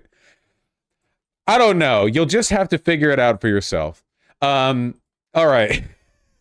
Okay, so this guy, he wrote an article in the 1990s about getting rid of the age of consent. Really? Ah, man, him and Foucault, you know, two intellectuals. Dershowitz responds after 1997, statutory rape is an outdated concept, op-ed resurfaces. Ah, yes. The classic 1997 op-ed, statutory rape is an outdated concept. Context? Context? Wrote the following in the op-ed, which Dershowitz made a case for lowering the age of consent to 15. A classic move, you know? Many such cases.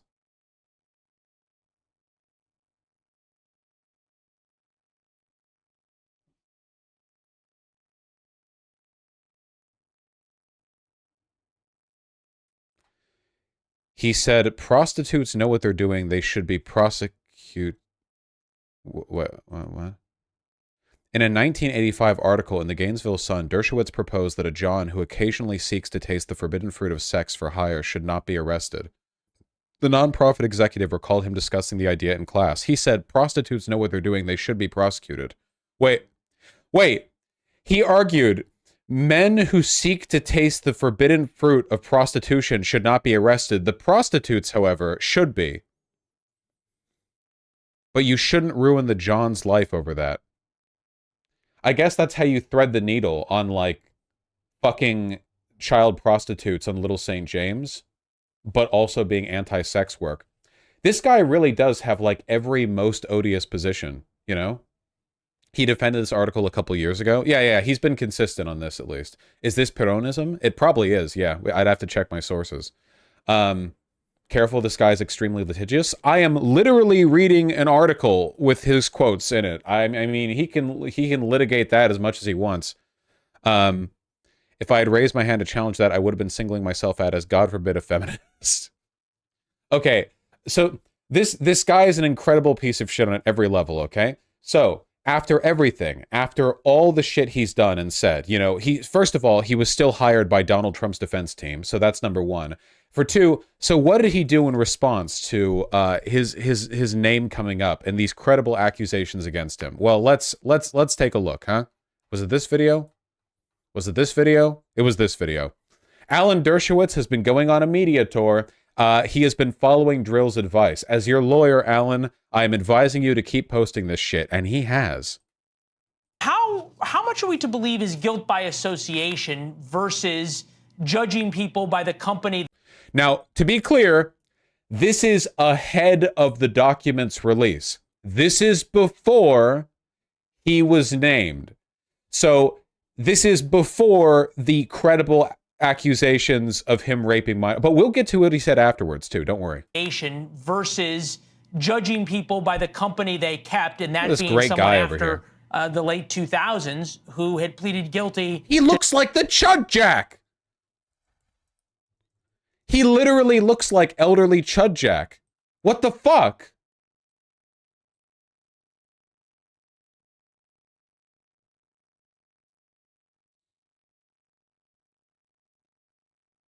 Phrenologically pedophilic? Literally, this guy's pedophilia was written into his fucking DNA. His bone structure. Fucking scientists in the future will unearth this guy's skeleton, probably underneath like miles of piss-caked, soil, and be like, oh, this guy was a pedophile. You know, you can tell from the skeleton. Remarkable, remarkable. To child prostitution. Well, you can judge them for having shown bad judgment, but you can't conclude that any accusations against them are true. Alan Dershowitz is without, hearing the anti-concluder. evidence. The reason I wanted everything put out, and I don't think the judge put everything out. I think she was selective in what she... Love how this guy's being presented, by the way. Civil liberties lawyer, no. Law professor, yes, I suppose. Former clerk for judge, blah, blah. 7 times best-selling author and has published 40 works of fiction and nonfiction. Or really painting a rosy picture of this guy's storied life and career, I feel. Put out, and that's unfair. I want everything out, every document, every piece of paper, half-truths or lies. And I wanted them out for personal reasons because I know that they would prove what I've said from day one, that I did nothing wrong. The woman who accused me later admitted that she may have misidentified me, confused me with someone else. So I wanted everything out right from the beginning because I have nothing to hide. There are some people who may be ashamed of the fact that they hung out with Epstein. But remember, a lot of people hung out with Epstein before he was convicted. Presidents of Harvard. This guy was on the defense team that got him his settlement, or that kept him out of jail. He's literally like, well, people knew. He defended him. Deans, Nobel quality scientists. He was very if you're anti-concluder, then you're pro Alan Dershowitz. About his private life that he kept so secret. There's a difference between what happened after he was convicted and the nature of the relationship after he was convicted, and everybody should judge for themselves. But I think I haven't seen this photo of Epstein and Ghislaine Maxwell together, you know? This is a new one to me. It's very odd considering their wealth and power and how evil they are, that this, like the log cabin thing, you know? Why are we... This is like that tweet. This is the tweet, this be the photos they put up after a white man kills his whole family, and it's like them all fucking jet skiing or something, you know? Yeah, the classic Zach Fox tweet, like, you know, the pictures they put up after a white man manages a socialite billionaire child rape empire, you know? The public has the right to hear and see everything, not selectively picked by a judge or anyone else. Yeah, I know that guy. All right, it's time. That was before the unveiling. Now it's time for after the unveiling.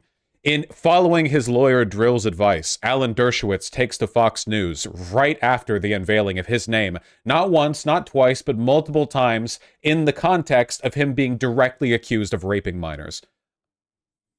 Now, the one point I do want to make is... Wow, that's some nice audio. That's fantastic. How do I boost that? Hold on. We can't do the quiet audio this time, folks. Boosting the gain. Boosting it way up. That I understand all the feminist groups and the radicals who think this is the worst thing in the world, that anybody ever had any contact with Jeffrey Epstein. That's right. After the unsealed documents accuse him credibly multiple times of raping children, this is the approach he's taken. these crazy woke feminist. Listen, thanks to wokeness, you can't even rape children on Little St. James anymore, you know? Thanks to these Me Too feminists, keep in mind he wrote a book against Me Too. Thanks to these Me Too feminists, you know, it's ridiculous, you know? We can't do anything anymore. Where are all those radical feminists when it comes to the Hamas rapes of Incredible. Fucking perfect. Literally, actually fucking perfect. Unbelievable. Where were those feminists on October 7th? You condemn me raping multiple children, but do you condemn Hamas? This is Israel's strongest defender. This man turns his Epstein rape accusations into a defense of Israel. That is how committed this guy is to defending Israel, okay? This is actually the most ethical Zionist, you know? This is stupider than fiction. It is. I genuinely want you to think for a second. What's the funniest thing that a Zionist could do after being credibly accused of raping kids on Little St. James? But what about Hamas?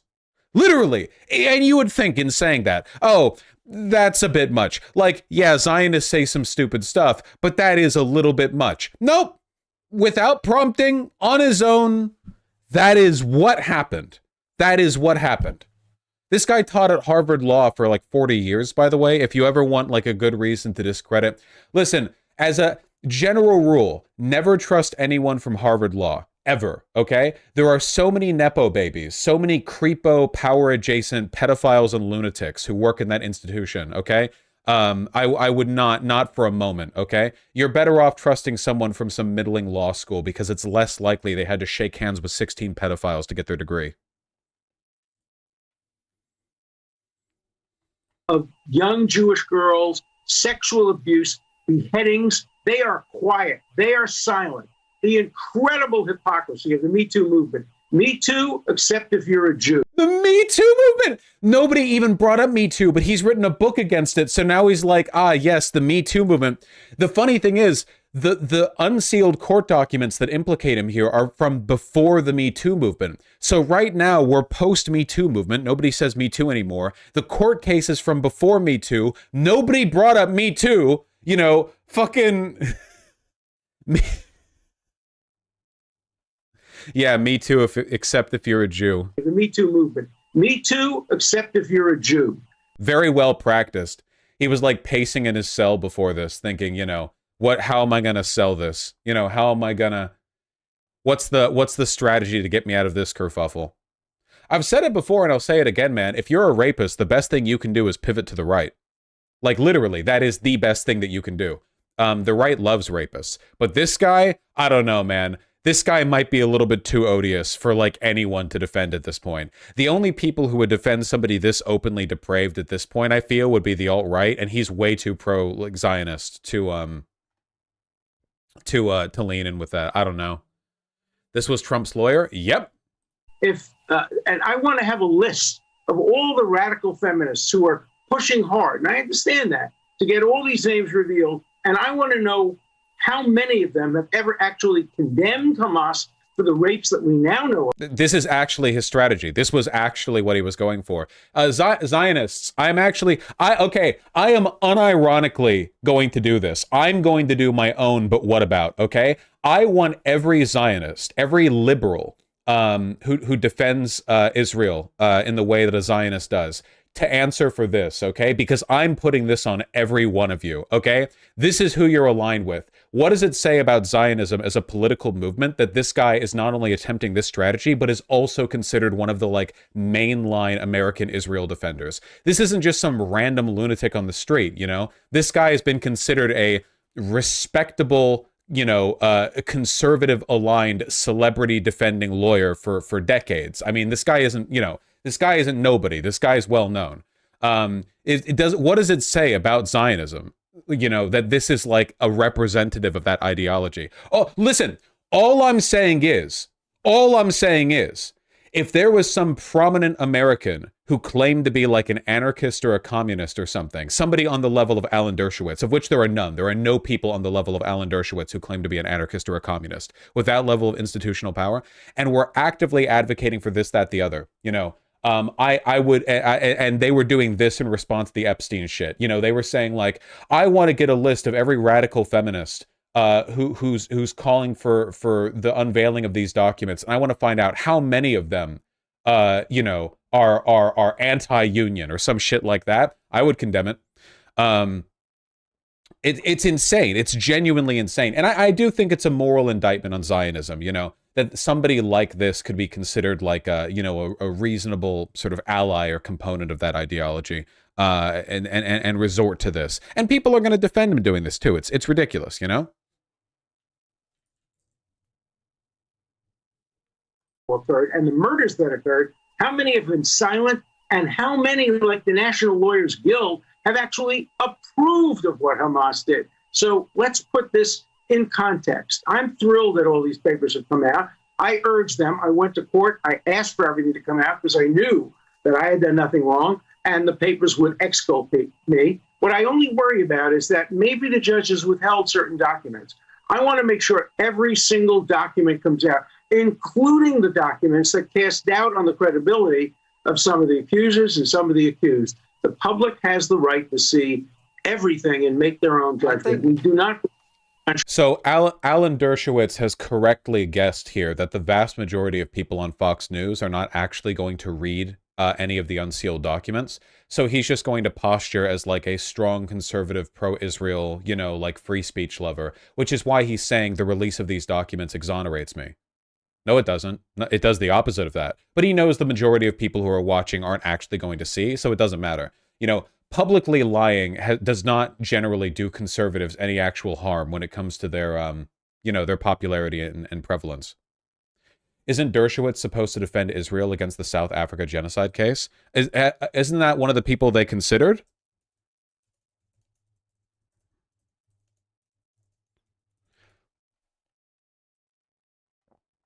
Is Alan Dershowitz going to represent Israel at the International Court of Justice? Israeli officials are reportedly considering enlisting Alan Dershowitz to represent Israel at the International. That's great. Hey, Zionists, quick question. Real quick question. What does it say about the state of Israel? Like, holy shit, dude. Please. Oh my God. How fucking odious do your champions have to be?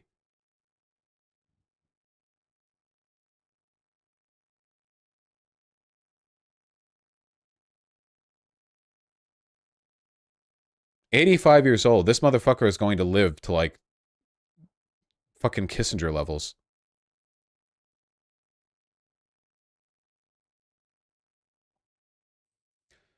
Maybe they'll drop him and stop doing a genocide. Well, I don't think they're going to take Alan Dershowitz literally like the day after he got implicated in the child rape scandal. Oh, here's Haaretz. Does it have to be Dershowitz defending Israel against charges of genocide? Why must Israel resort to Dershowitz, who has demonstrably proved over the years to be in the Dershowitz business, rather than someone who carries genuine international law bona fide? Ah, yes. Why Dershowitz? You know, why not somebody less selfish? No other issues with this at all?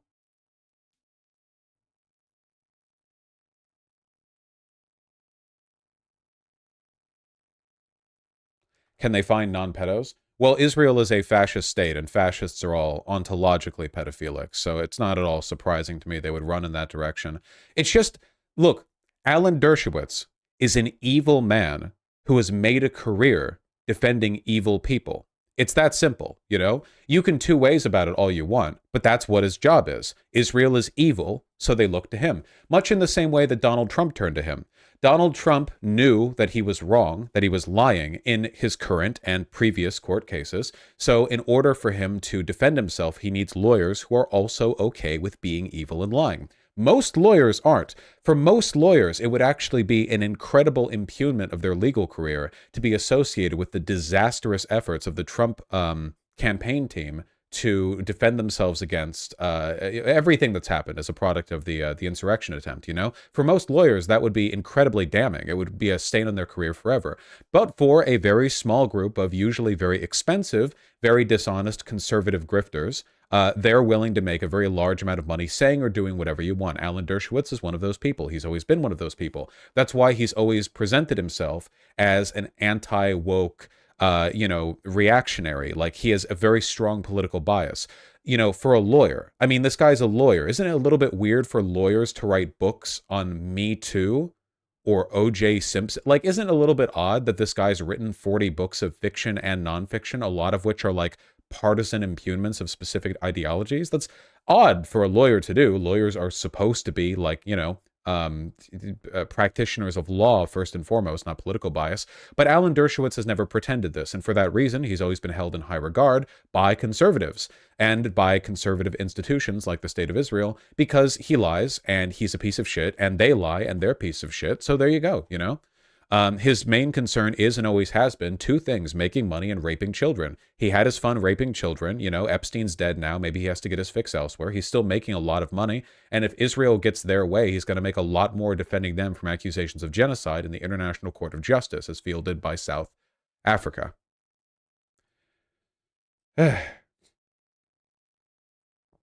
really, though, I really, really, really do want Zionists to, like, mentally reconcile with the idea that the beloved state they want to defend the existence of in its current form, or, you know, some Zionists, liberal Zionists, they do this wiffle waffle bullshit where it's like, oh, well, you know, I don't like Netanyahu or what Israel's currently doing, but I do think they have a right to defend themselves and exist, right? Because you're cowards, you know, because you refuse to.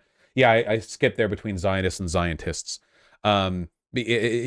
Cowards, morally unwilling to take a stand on anything, you know, completely spineless. But yeah, going to Alan Dershowitz, that's quite an indictment of Israel's moral character, I feel. I don't know. So yeah, anyway, this man, I guess, sort of defies reason. He's incredible. He's a miracle in his own way. You know, the world is a worse place for his existence, and he's 85 years old, so one day it will be improved through his passing. One day soon, hopefully. You know, I mean, look at him, Jesus Christ, he's hanging on. But with the amount of adrenochrome that he harvested from those poor kids he raped, you know, he might be here for a while longer.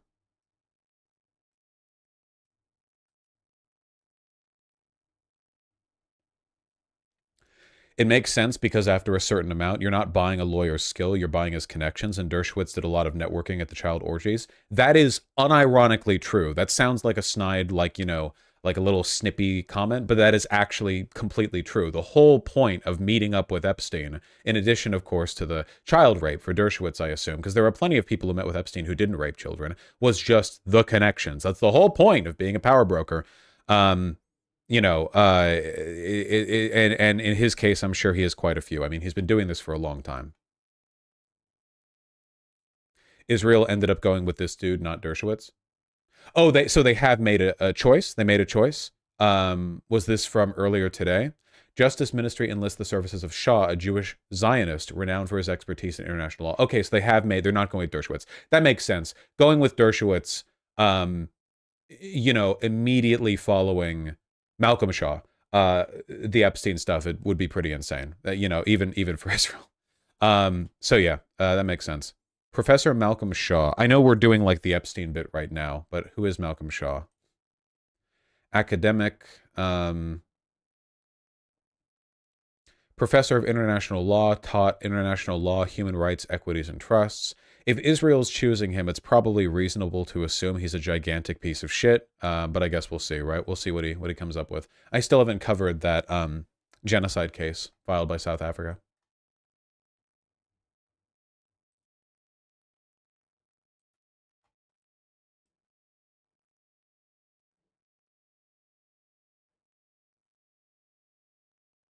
Nice. Good segment. I'm surprised Weinstein wasn't named. Well, again, rolling unveils. So we'll see if anything else comes up. Imagine being a wife to one of these creeps learning the truth. I'd shower for weeks. Munster Kate, I've got some good news for you. The wives of people like this know what their husbands are like. In a lot of cases, they're marriages of convenience or they're just as evil. You know, you've got like a Ghislaine Maxwell situation where they're just as involved.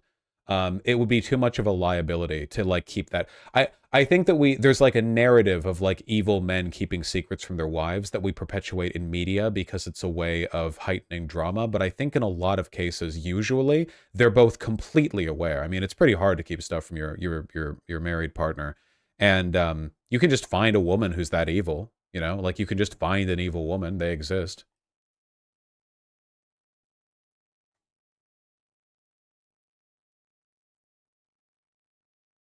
Did Crowder's wife know what she was marrying? Well, I could be wrong. Well, first of all, Crowder's nowhere near the level of like Epstein adjacent people. But also, I'm pretty sure the Crowder and his wife married before Crowder became like a big, you know, multi-millionaire conservative. I'm pretty sure they married a while ago, if I remember correctly. Crowder abused her though. Yeah, I know. Sorry. I'm not okay. Come on, guys. I'm not saying every woman knows if their partner's an abuser. I'm saying that if a person spent their entire life like power brokering with evil trafficking pedophiles, the wife probably knows and is either involved or okay with it. I'm not. Yeah. Okay. Okay, code 117. I'm not saying all pedophiles' wives know. That the opposite of that's the case. I'm saying the very no. Yeah, please. I'm not saying I'm specifically talking about like very powerful, well-connected people because there's a whole lifestyle thing there. It's not like they're secretly doing an evil thing, like their life is dedicated to that. Okay. No, I was agreeing with you. I'm sorry. Okay.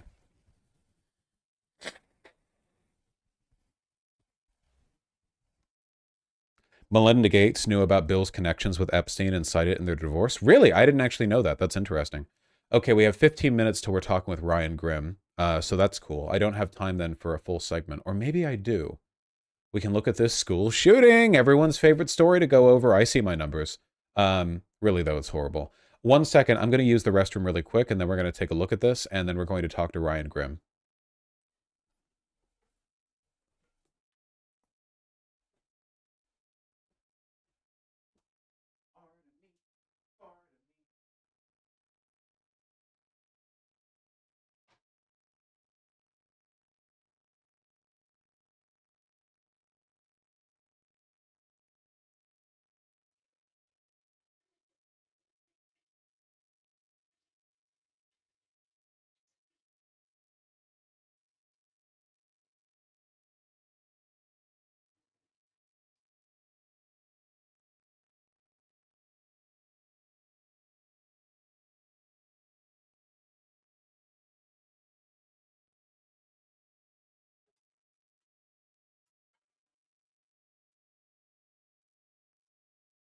Oh, really quickly.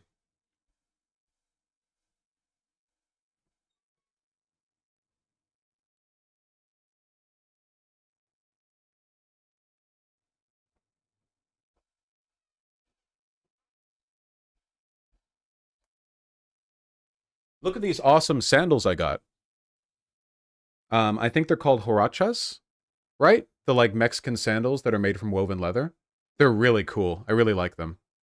They're from Camula, which my understanding is that it's like an actual Mexican company with like indigenous run or whatever. Bro, those are not sandals. Those are sandals? Yeah, they're like a type of sandal. They're really cool. I want to get them shaped a little bit. I agree, Flevier. Those are loafers. Sandals have a pretty loose definition. They're considered sandals. Thank you, Aerospace. Anyway, I thought they're pretty nice. Like this. This is what I got. See? I think they're really cool. Handmade in Mexico by indigenous artisans using traditional huarache making equipment and techniques. They're really light and comfy. Look, neat, right? I think they're pretty. I feel like there's a very specific like summer vibe. Yeah, I like them. You know, those sandals are gay as fuck. Actually, after getting them, I showed them to Vermin, and Vermin said that they had like a gay uncle who would wear those, and he was always drippy. So I'm like kind of following in that path.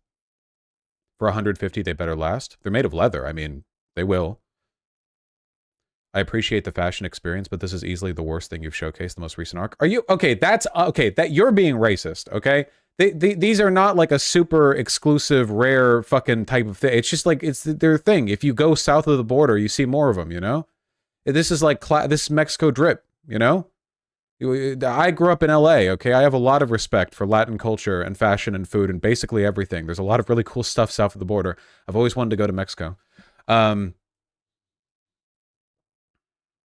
Non-fast fashion is not cheap.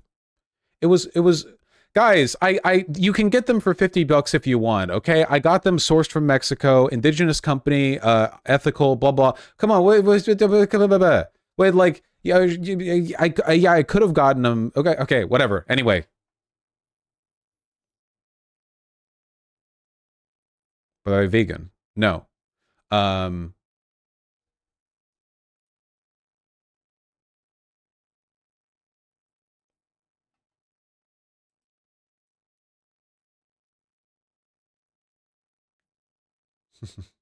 wasn't that surprised by that answer, Liquid Nitrogen. Okay. You should go to Mexico City. It'd be great. I agree. What differentiates fashion from commodity fetishism? Fashion is just communication and aesthetics through clothing. Commodity fetishism is when you begin to value things for their commodity status. As in, so the difference between that would be, I'll even use a difficult to defend example, okay? If you see a pair of like Versace shoes that you really like and think are beautiful, and you think, wow, there's a lot of outfits that I have that would go well with that, and I think it's really pretty, and oh, I don't know if I want to spend that much money, but at the same time, I think it's really beautiful, and it's not really comparable to other stuff that I own, and I think it could be really cool. Maybe it could be like one like highlight piece in my shoe collection or whatever. That's not commodity fetishism. You just think those shoes look nice. If you see those shoes and go, wow, Versace, wow, those are pricey, haha, wow, I'm gonna have Versace shoes, ha, everyone's gonna see how expensive they are and how much I can afford, and blah blah. That's commodity fetishism. That's the difference. Okay. You can involve really expensive high-end stuff authentically in fashion. Totally possible. It's really just a matter of attitude. Yeah, I agree, Tempest. A lot of people, yeah, it's the consequence of fast fashion, I suppose. Anyway, we're not doing this right now. Multiple people shot at Iowa high school on first day after winter break, officials say. Jesus, first day?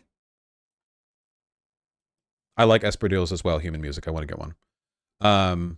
Shooter at Perry High School died of self-inflicted gunshot wound.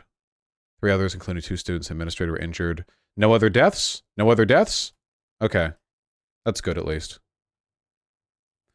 This is the second mass shooting in my local area in 4 years. It's fucking terrible. Jesus.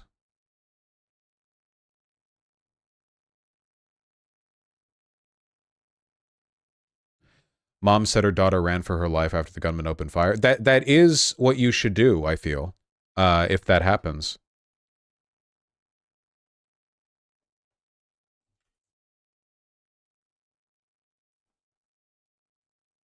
It is very tough. It's overwhelming.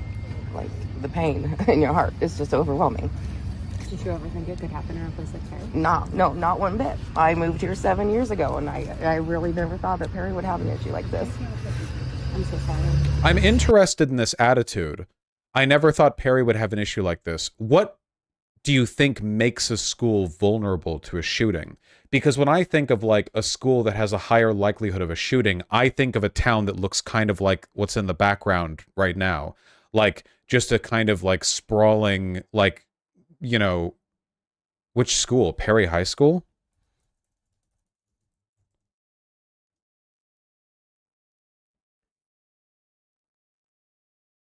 Perry, Iowa. Okay.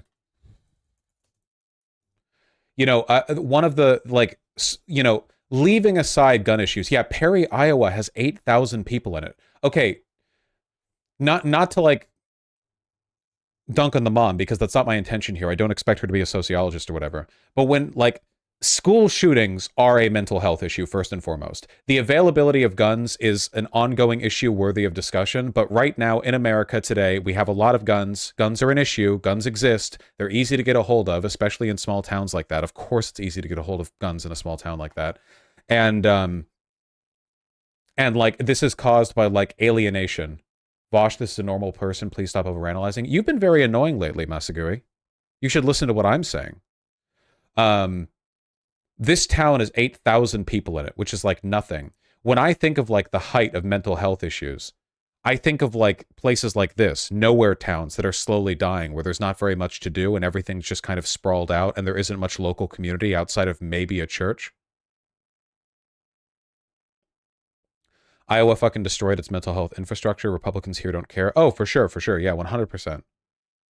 People live in communities like this and think they're more safe in big cities. That's it. Then in big cities, that's exactly what I'm saying. A lot of people think, like, oh, crime, big city. Not true. Yeah, you see a lot more homeless people moving around the big city, but, like, in terms of certain types of crime, especially stuff like school shootings, man, like, the more this becomes like a mental health issue or an isolation or alienation issue, like, the more issues are going to crop up here. I don't know. It's interesting. It reminds me of how, like, everyone says New York City is full of crime, but New York City has a significantly lower murder rate per capita than, like, the average murder rate in a bunch of states, you know? Like, New York City is safer than a lot of red states. Just like, and a lot of these red states, the murders don't happen like in big cities. They just happen ambiently in these tiny towns because fucking, you know, as it turns out, like, being in a big city doesn't actually make violent crime go up. Right, per capita, Wax Newman. That's the relevant statistic, of course. I'm just glad they're okay. I really am. I'm glad they're okay. Aren't cities more dangerous? No. Well, I mean, obviously it depends on the city, right? Like, maybe, like, places like Detroit or something. But on average, no. Populated areas are probably safer per capita than a lot of these areas, yeah. I mean, I guess it depends on the rural area. Maybe Colorado's fine, I don't know. What was it like getting that phone call? Actually, it was a text message this morning from my daughter, and it was absolutely horrifying. Like, that's one of the worst moments of my entire life, but the best phone call I got was saying that they were okay. Yeah, thankfully no one died except for the shooter. That's good, at least. Woo! The South, huh? God damn.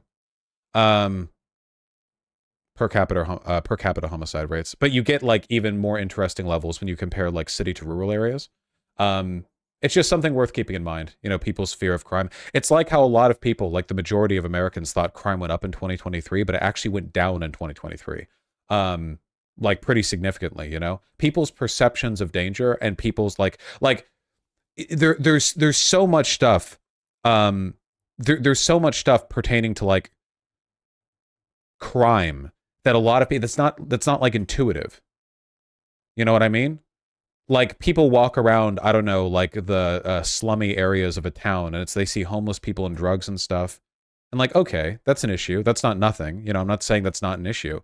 But, like, holy shit, you know? There's so many just, like, random murders or disappearances that happen in rural communities that never get talked about because it's not as sensational. You know, a high-profile murder in a city can grab international attention, whereas a quiet disappearance in a rural area that the cops never find out about, that can just be like, oh, wow, that was unfortunate. Like, you know, there's just a very, like, irrational and disproportionate assessment of a lot of these issues, I feel.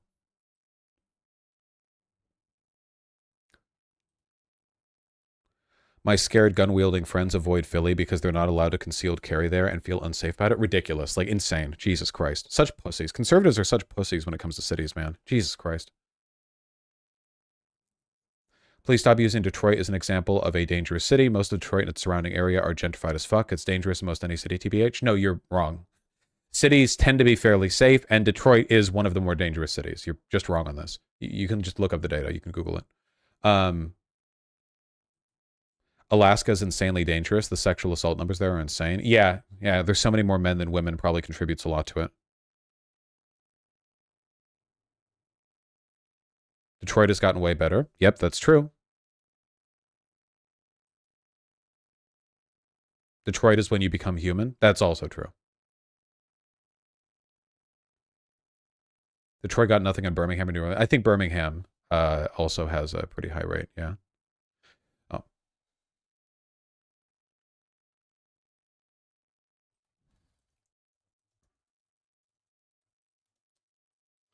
Most dangerous cities in America. Murder per capita. Yeah, Birmingham. God damn, Birmingham. Oh, okay, it's St. Louis, Missouri, Baltimore, Maryland, Birmingham, Alabama, Detroit, Michigan, Dayton, Ohio, Baton Rouge, Louisiana, New Orleans, Louisiana, Kansas City, Missouri, Memphis, Tennessee, Cleveland, Ohio, Richmond, Virginia, Miami Gardens, Florida, Washington, D.C. Man, the fucking D.C. tri-city conglomerate not holding up very well. Seattle on this list? Nope. What about Los Angeles? Nope. I bring peace to all in my presence. All right, it's time to talk to Ryan Grimm. Artemy is passed out on the PC. What about Philly? You can Google the answers yourself. Hold on. Do do do do do. Ba ba ba ba ba ba. Da, da, da, da, da, da, da, da, da, da. Hey, can Zoom stop like fucking up? That'd be super cool if Zoom could stop fucking up and let me move the fucking window. That'd be so awesome. Dude, I love Zoom so much. It's such a good program. I love it. I love Zoom so goddamn much. Holy shit. I can't move the window. It's like frozen. It only updates the movement after I let go of the mouse. Holy shit. Okay, there we go. God damn.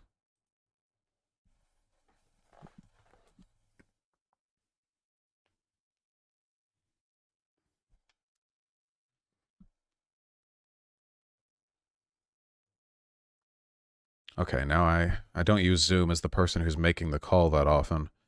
Participants, invite, copy invite link.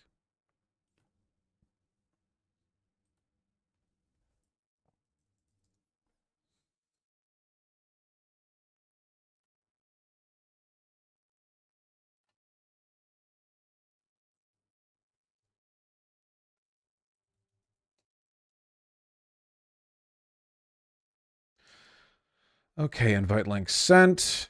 Let me... Perfect. Exactly. As I need.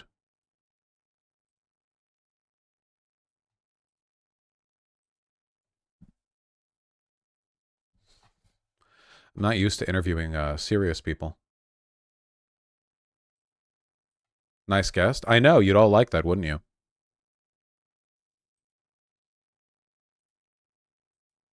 Of course, there's no guarantee he's going to be here on the minute, so in the meantime, how's everyone doing?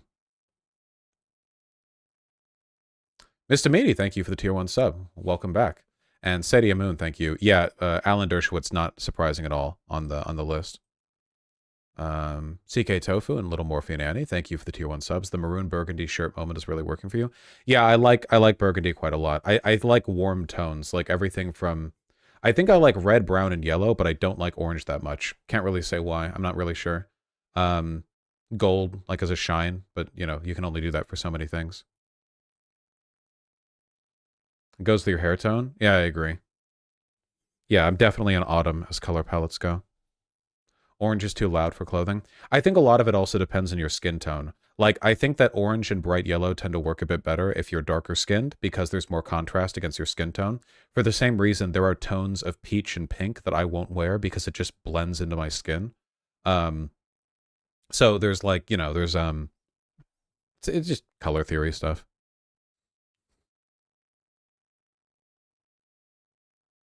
Bright yellow on dark purple looks so good. What is that, like the Lakers? No, I don't like that. That's not my thing at all. I like dark yellow. Like very desaturated or shiny gold. That's why I don't like light blue. I hate navy blue. I despise navy blue, but I like light blue, like electric blue. I think that looks nice. Have you taken the test that tells you what season you are for clothing? No, I don't like stuff like that. Fashion is a language. It's not about like math. You can't like math what the right outfit is, you know? There are like strong trends and patterns, but I feel like if you look good in the color, you know, you can like I think that the more it gets systematized, the more like life gets taken out of the process.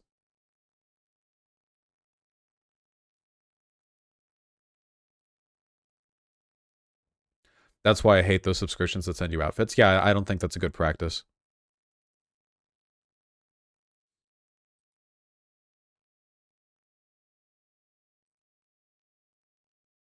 Please stop talking. No. Why would I do that? I love talking.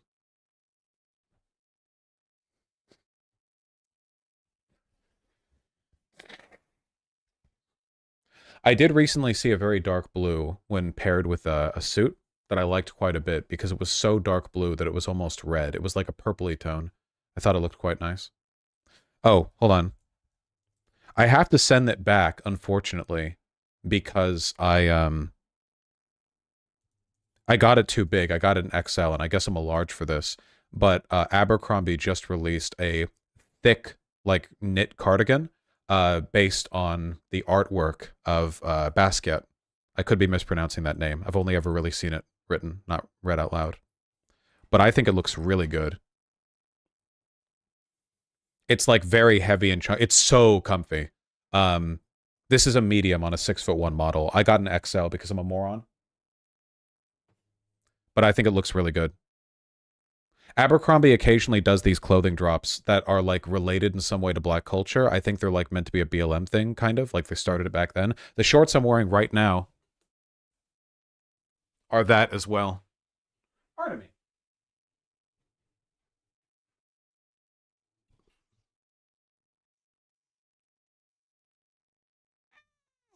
Oh, you're whining? You're whining you don't want to be held? Well, I love you anyway.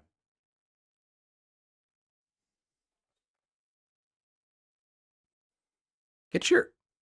He's lightly, suspiciously tapping the huaraches I have down here. Move your butt so I can move the chair back in. Yeah, fucking... I want to roll over your foot. Wasn't Abercrombie & Fitch one of the most racist stores in America during the 2000s? I remember Abercrombie & Fitch had an absolute bitch of a CEO at one point who was like, yeah, we'd rather burn our clothes than see them on homeless people. Or like, yeah, we design skinny clothes because we don't like fat people. It's just like shit like that, you know? That being said, their clothes lately have been looking really good and their CEO changed, so I don't know. Oh, Ryan Grimm's here. Just a mo.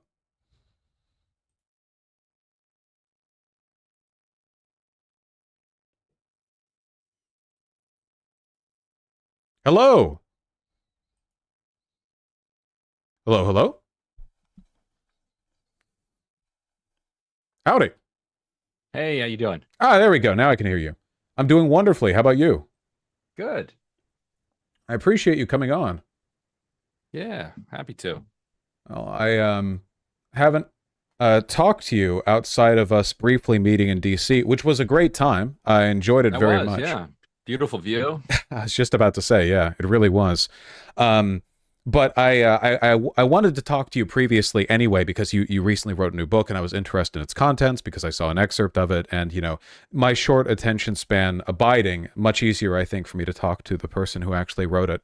And besides, that way it's easier for you to take credit for the cool things you've said. And there you go. I saw you fighting on Twitter, and I wanted to talk about both those things. I wonder who I was fighting. I don't remember, but you can remind me. I think you were fighting a lot of people. Yeah, so everyone watching should know who you are. If they're not, if they don't, that's their problem. But yeah, Ryan Grimm, Intercept, done a lot of excellent stuff, knows way more than I do about a lot of things. Also for the short attention span people, there's an audio version that you can just listen to while you're like walking the dog or whatever. For the book, wait, who did you, do you know who was hired to do the voice? This guy took me 2 weeks. No way. Oh, okay. Yeah. Okay, that's really cool. It was fun and also painful. It was an experience. Going back and reading your own book out loud. Oh no, I don't doubt it. I feel like I would find that excruciating, you know, having to go through it in two mediums, the writing and the voice, and have to like, I guess, compare how it feels in each. Mm-hmm. Yeah. Well, we admire and respect your suffering. So speaking of suffering, the suffering of the Palestinian people. I've heard wacky rumors distilled from Twitter arguments that you've argued that there's never been like a sincere or a good faith effort by the Israeli state to offer statehood to the Palestinians. And I wanted to talk to you about that because I know this is one of those like the devil's in the details situations where like on paper, for example, people mention the Oslo Accords or any innumerable number of half deals made in previous years. But I wanted to hear, I guess, like your full steel man of the argument because I'm definitely pretty negatively polarized against Israel right now with regards to their current behavior. It's not great behavior. That is very fair. I would also recommend before people read my book, there's a good rundown that have you read Rashid Khalidi's book 100 Years War? No, I've heard of it, but I haven't read it. It's really taken off too. It's getting like a second life. It's very short too. It's like, I think on audio it's like 5 or 6 hours or something. And it's a fascinating book because his family has been in the elite of Palestinian politics for like more than 100 years. Like one of his like great uncles was a mayor of Jerusalem who like tangled with Zionists back in like the 1910s and like had some exchanges with Theodore Herzl and he himself has been like involved with the PLO as like kind of an advisor and like ally at different times. And then he was himself intimately involved as a negotiator at some of the Madrid, these talks that were in Spain. He was one of the two kind of Palestinian aides who like delivered the message from Arafat to the U.S. that the Israelis and the PLO had cut a deal whereby the PLO would be able to leave Tunisia and come back to Gaza and to the West Bank. So like he's been like on the ground for the whole thing, and he's also critical of the Palestinian leadership in a number of different ways throughout the book. He really slams them. I didn't even follow this because I was like 13 at the time, but the PLO took a neutral, leaning towards supportive position of Iraq in 1991 when Iraq invaded Kuwait, and it was just like tactically, strategically, ethically, morally, like a massive blunder, and cost the PLO enormous, credibility with the global community, with the U.S., with everybody. He also is extremely critical of the Second Intifada in particular, the decision to become as violent as the Second Intifada got, because the First Intifada is pretty, at least the first couple weeks, couple months, pretty non-violent, and then you get into some like rock throwing, and the First Intifada really gave the PLO and the Palestinian cause real moral authority around the world, which they just threw away. So aside from, there's that I think it's Talleyrand who has that great quote about when Napoleon killed somebody. He said it was worse than a crime; it was a mistake. So like the suicide bombings, the killing of the civilians, it was that stuff is evil. Any killing of any civilian is evil. It was also a mistake. Like it cost him an enormous amount of credibility. But because he had this front row seat to these negotiations, he kind of runs through all of them. And there's really no question. There's no question that there's ever been an offer of a state that had the kind of sovereignty that we understand a state to have, which would be control over your own land, airspace, and immigration. Like if you don't have that, you're not a state. The best you could maybe counter with would be, it's possible that if certain things had been agreed to, and things had gone in the right direction, then eventually you do get to a place where some of the deals did have some aspiration of sovereignty, but there really is no Israeli offer that even acknowledged that there would, at the end of the line, be Palestinian statehood. There was in Oslo, there was land for peace. The idea that as the Intifada winds down, the settlements will be rolled back, and that's so you get a land for peace. That was the phrasing around it. But of course, as we know, settlements continue to pace. Like the settlements didn't shrink; they expanded. So we now have 750,000 some settlers just in the West Bank. I'm curious. It's funny. People can go if people are involved in community notes. Like if you're a registered community, I talked to somebody who's a community noter. Like apparently in that one tweet that went viral of mine where I made that claim, it initially got a community note, and then the community note got taken off. There was a raging debate going on back in the community note section, like how they happen in like the backstage of Wikipedia. So people could go in there and try to kind of watch I think it's still going on, between people jousting over whether or not an actual deal was ever offered. So yeah, I mean, we can talk about each specific one if we want to. I'm not. Anyway, go ahead. Yeah, I'm happy to talk about. No, not at all. In a different. Yeah. Yeah, this is one of those. It feels always kind of like, I guess, grim going over this too, like opening up a mausoleum, because with what's happening right now in Palestine, it seems pretty clear that basically every previous possible approach to peaceful reconciliation is gone. I mean, the Israeli government is just openly stating at this point they're looking to just ethnically cleanse and relocate the Palestinian population. Biden has said that this has to end with statehood, but has done nothing to meaningfully back or ensure that. And of course, as you've said, the settlements in the West Bank have continued unabated. So there's clearly the odds of Palestinians being let back into the northern half of the Gaza Strip at the very least seem right. I can't imagine it. So looking back now, I guess a lot of this is like litigating moral culpability after somebody is dead. It's like, well, how sincere was your effort to avoid this leading up to it? I mean, I see people talk about the Oslo Accords or Camp David, I guess because there have been so many efforts, and there's going to be a recurring pattern, I feel, in all of them. What do you think was the closest we got to an actual solution, or like what was the goodest faith things ever got in that engagement? I think Yitzhak Rabin was, headed. That was the closest probably that they got. Even Yitzhak Rabin gave a speech, shortly before he was assassinated, which then ushered in mostly kind of right-wing anti-two-state solution governments afterwards. But even Rabin had said, that what he was doing was not going to lead to anything like a state. Like he said that publicly. Yet that doesn't. Yet you could still imagine that even if that's not his intention, like if it went down the road that he was heading, that eventually you can't kind of hold off the idea of statehood anymore. Now the politics moved against Rabin, and he was assassinated.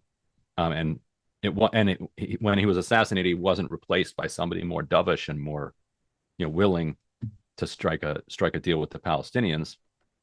He was replaced by hardliners who actively opposed getting a deal done. Was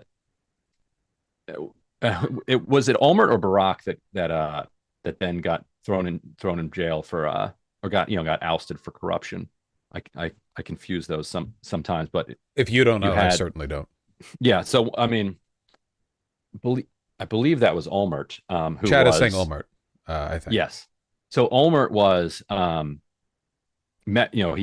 he and Arafat were extremely close to a deal, and that was also not at all a state. It didn't even have a final stage where it would get to statehood, but it had a process that could lead to negotiations that could lead to statehood.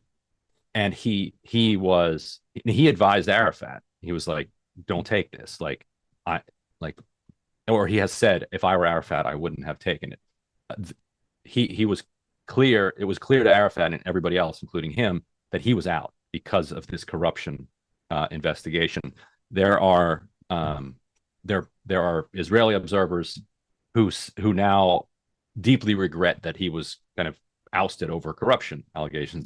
They're people who are supportive of a two-state solution who have said it was a huge mistake. Like, going after him for corruption should not have taken priority over what the path that he was on. Like, if he'd have continued down that path, you really had a chance. And since then, of course, Palestinian leadership hasn't exactly been free of corruption. So the path we took didn't end up. Yeah. Or Israeli leader. Yeah. Yes, exactly. Yeah. Exactly. It's particularly unfortunate, I guess, because there's not even really a semblance of democracy for Palestinians. There's not like a meaningful second government it feels they can appeal to. And we all know, of course, like Hamas leadership is like in Qatar or whatever, you know, they're sort of yucking it up with other Arab leaders, or chilling and enjoying the fruits of their wealth while you know, the situation goes on in the Gaza Strip. Yeah, and that's the real crime and shame of the failed peace process, is that it was in 86 or 87 where Hamas comes in and says this peace process is BS, like it's bogus.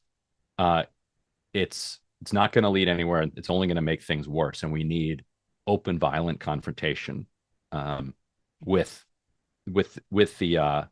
Israel. And whenever there would be breakthroughs in the peace process, support for Hamas would completely collapse. When the Oslo Accords were struck, and there was all of this optimism, Hamas looked like it was just annihilated.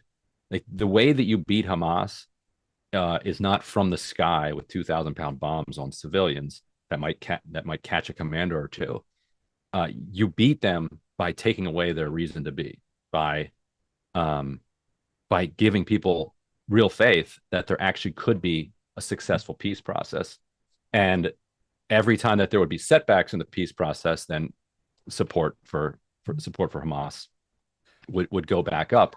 And I think what a lot of people don't understand is that not only has the peace process failed, but for Palestinians, and let's talk pre-October 7th Gaza and pre-October 7th West Bank, before in the 80s and 90s, Palestinians in Gaza and the West Bank had things much better than they had on October 6th. Like, the 90s, 2000s, and 2010s were a relentless ratcheting up of the militarization of the occupation. Like, back in the 80s, you could go in and out of Gaza. You could go from Gaza to the West Bank. You could pretty freely work in Israel. Like, it wasn't anything like it is or was on October 6th, you know, that where you couldn't leave Gaza. Like, if you're a Palestinian and you just had a green ID card, you can't leave Gaza.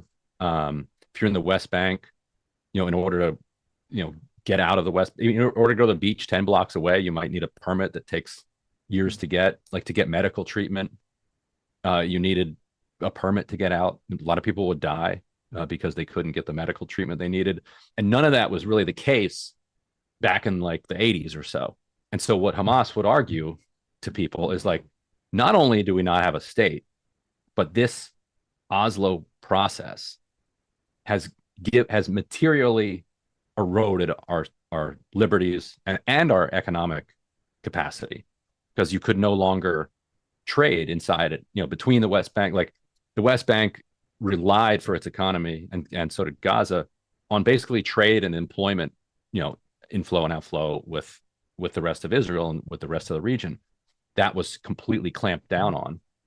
And so it drove those enclaves into complete economic desperation. Yeah, it's I mean, it's the same lesson that we keep learning like 50 million times over with counterinsurgency, which is that unless you're willing to fully just exterminate or displace a population, which it seems Israel is, so that is the solution they're settling on. But assuming we're not doing that, you know, the worse conditions are, the more you convince people the only way out is through insurgency, the more they'll do that.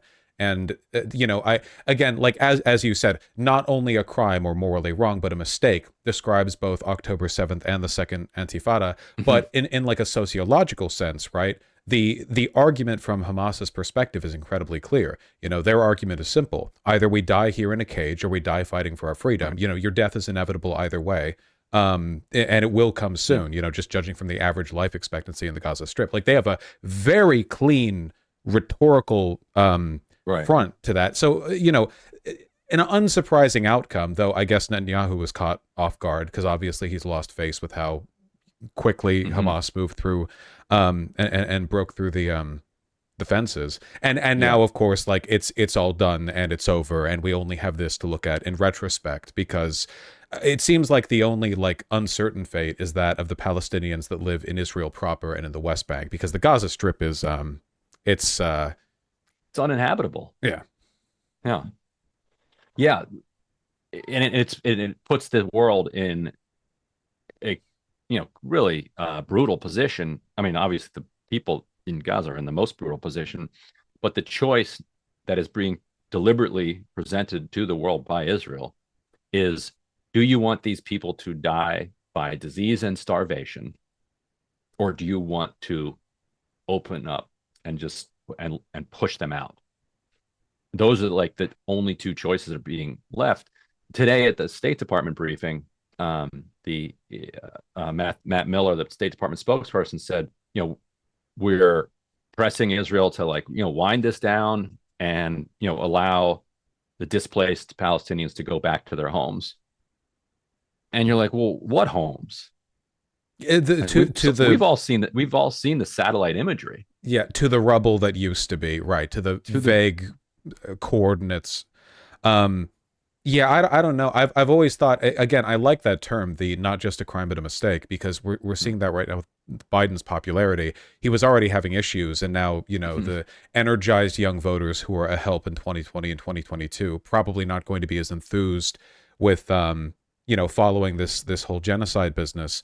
And it seems to me like the Biden administration has looked at this and thought, at some point this has to temper off. Like at some point, like the voters will forget, or like this will dial down the way it has in the past. And the more and more time goes on, the more it seems like it won't. And they're just kind of like waiting in. They're like a frog in a pot, right? Like right. The chance to jump out and be unscathed was a while ago. Right. And what they don't seem to recognize is that they're not dealing with the previous kind of Israeli governments or previous Israeli publics. We talk about how, or Biden has said, October 7th was 15 9/11s. And it does actually feel like the Israeli public experienced 15 9/11s by virtue of the way that they're reacting here. I don't know how old you were on 9/11. I was like 20. 21 or something like that. I was in elementary school art class. Yeah, so I was like, right. So I was an adult, so I was able to I don't know if you could at the time, but I could consciously comprehend and feel the jingoism and the fury and the anger and the bloodlust that was pulsing through the American public, which gave the Bush administration for a pretty long stretch of time like a 90% plus approval rating. Bush could have done anything he wanted in the aftermath of that, and would have been loudly supported by the American public, and they would have denounced anybody who stood in the way. Phil Donahue, the talk show host, said something softly about perhaps not invading every country that didn't even have anything to do with this, and lost his show. It was like that kind of an environment. And that's what you're seeing now, both with this already extremely right-wing government, which is now fortified by this furious Israeli public. And so the Biden seems like, well, I've dealt with this before. Yeah, like you said, it'll cool off, cooler heads will prevail, and people will forget about this. Whereas it feels like you said, Israel's just seized their shot here. They seem like Smotrich and the Ben-Gavirs of the world seem like the only ones that have an actual plan for what they're going to do here. Whether they can accomplish it is an open question. But they do seem to have a goal. There's all this talk about the day after. You know, they seem to have no intention of there being a day after, or there not being really any Palestinians left in Gaza the day after. And then you're right. Then the question is, you know, what happens to the West Bank and the Arab Israelis? But still, even in that situation, they're not going to be able to remove everybody. You still have a nearly kind of 1-to-1 population, and you just can't occupy a country 1-to-1. Like, can you imagine like Maryland trying to occupy Virginia indefinitely? Oh, they could try. But you also have to run an economy. You have to like go, kids need to go to school. Like, it seems, yeah, I don't know. It seems like it's like this is the consequence of doing half of the traditional settler colonialism bit, you know? Like you can do a South Africa with like the full-on apartheid, the separate military, whatever.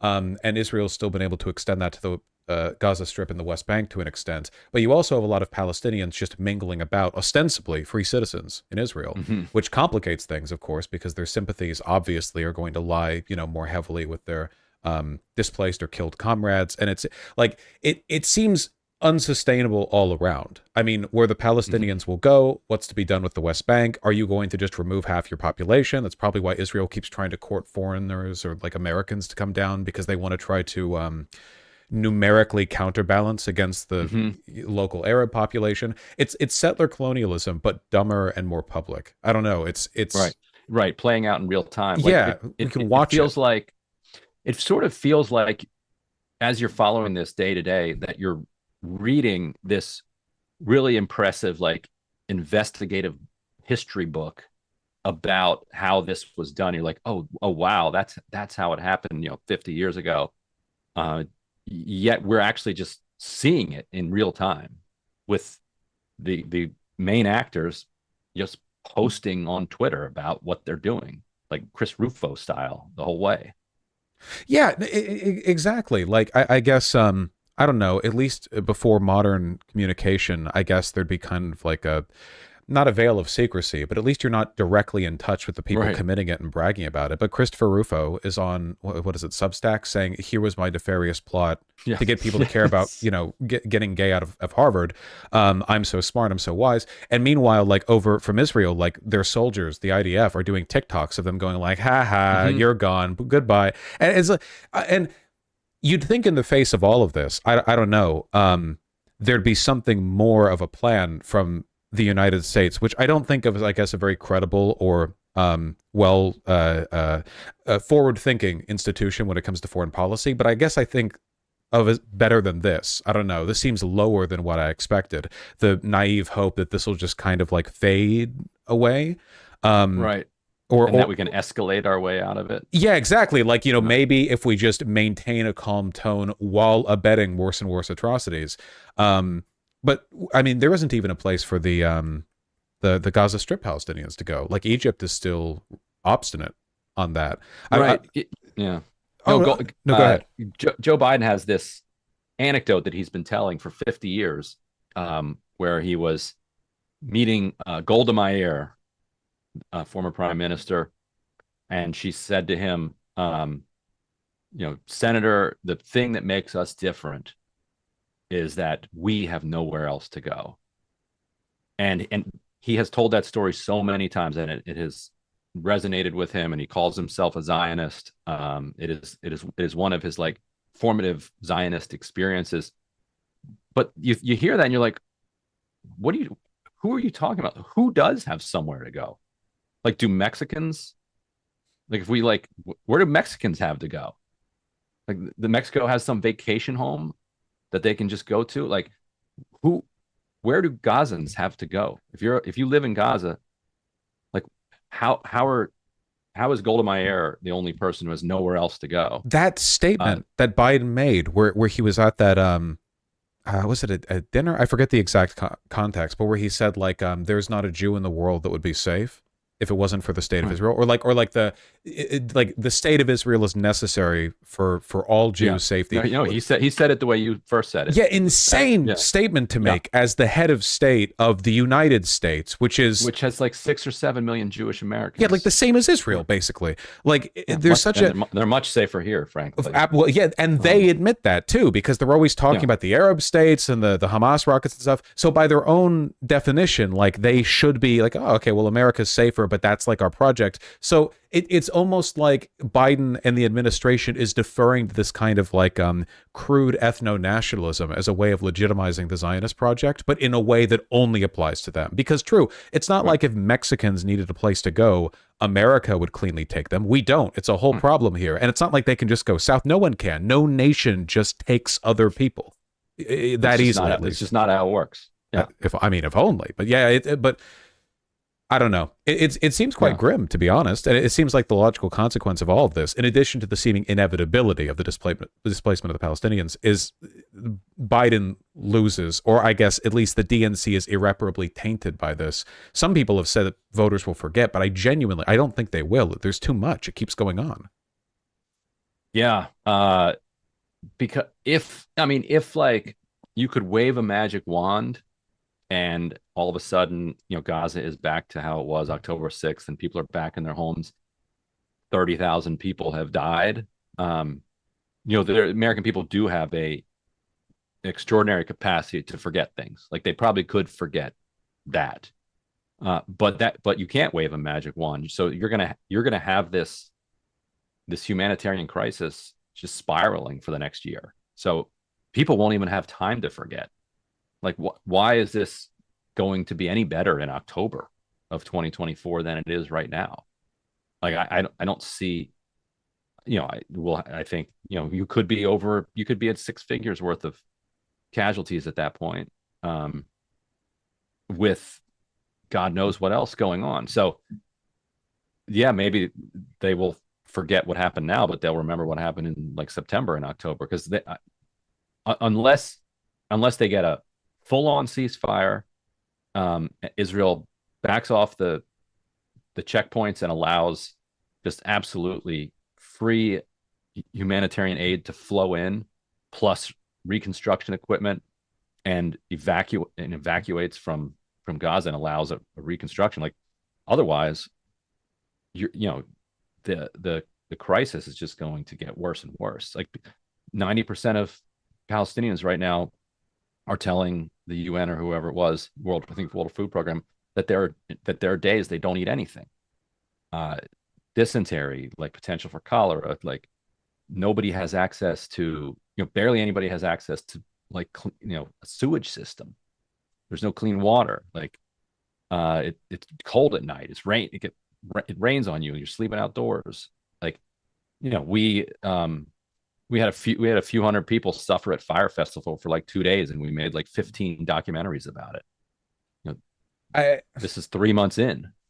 I mean, it's remarkable too, because like in terms of death toll, like compared to the second or first Intifada, it's like nothing. It's like an entirely new paradigm. I've said, maybe cynically, I guess, but it's still an answer I'm looking for, that given the way the IDF is currently moving, and right now apparently they're backing out for what they term, I guess, a more long-term offensive, which I think means they're going to wait for Egypt to finally buckle and take in the Palestinians or something to that effect. Like they're waiting for a change in the international situation, something to allow them to move forward. Because I think the worry from them is, or maybe like a reserve plan for them, is that if they keep crunching down south in the Strip, like eventually people either have to just die to the IDF or flee into Egypt. It's the only, literally like pressed up against the water there.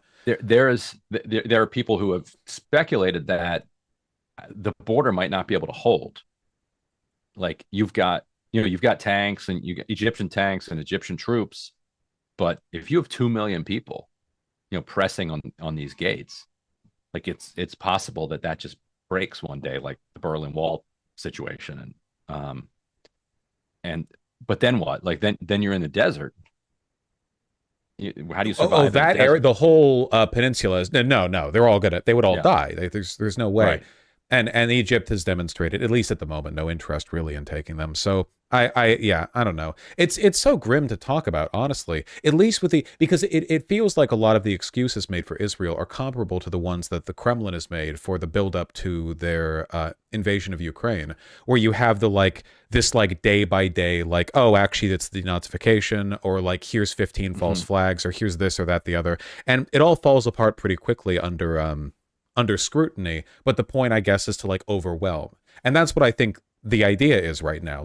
The immorality of Israel in this case is very plain to see. So just overwhelm with counter propaganda, but it doesn't seem to be working that well, at least not on young people. So yeah. Yeah, it has been interesting to see that not work on everybody. It's been a bit funny. But been interesting that it hasn't really mattered either. Although we'll see. Yeah, I mean there was a vicious attack on October 7th, and Israel had an enormous sympathy from around the world, and I think it speaks to the barbarity of the response that they managed to squander so much of that. Yeah, it was certainly impressive. It took way longer for the post 9/11 fervor to wear off in the United States. Of course, that attack was against us, but right. And much in the same way, the government's dishonesty with Colin Powell and the UN testimony and our invasion of Iraq and Afghanistan left permanent, and I would say legitimate, justified brain damage in the mind of that whole Gen X crowd with regards to trust in the government. It was their Watergate, and I guess this is this generation's Gen Alphas or late Zoomers or something. Anyway, I feel like there's a limit to how many statements I can make before I trail off and go, yeah, that sucks, man. It's a pretty bad situation. I don't know. I mean, we'll see. Maybe there will be some Hail Mary. It's harder to do genocides now than it used to be. So maybe something will happen. It would be nice if something did, but yeah, inertia being what it is.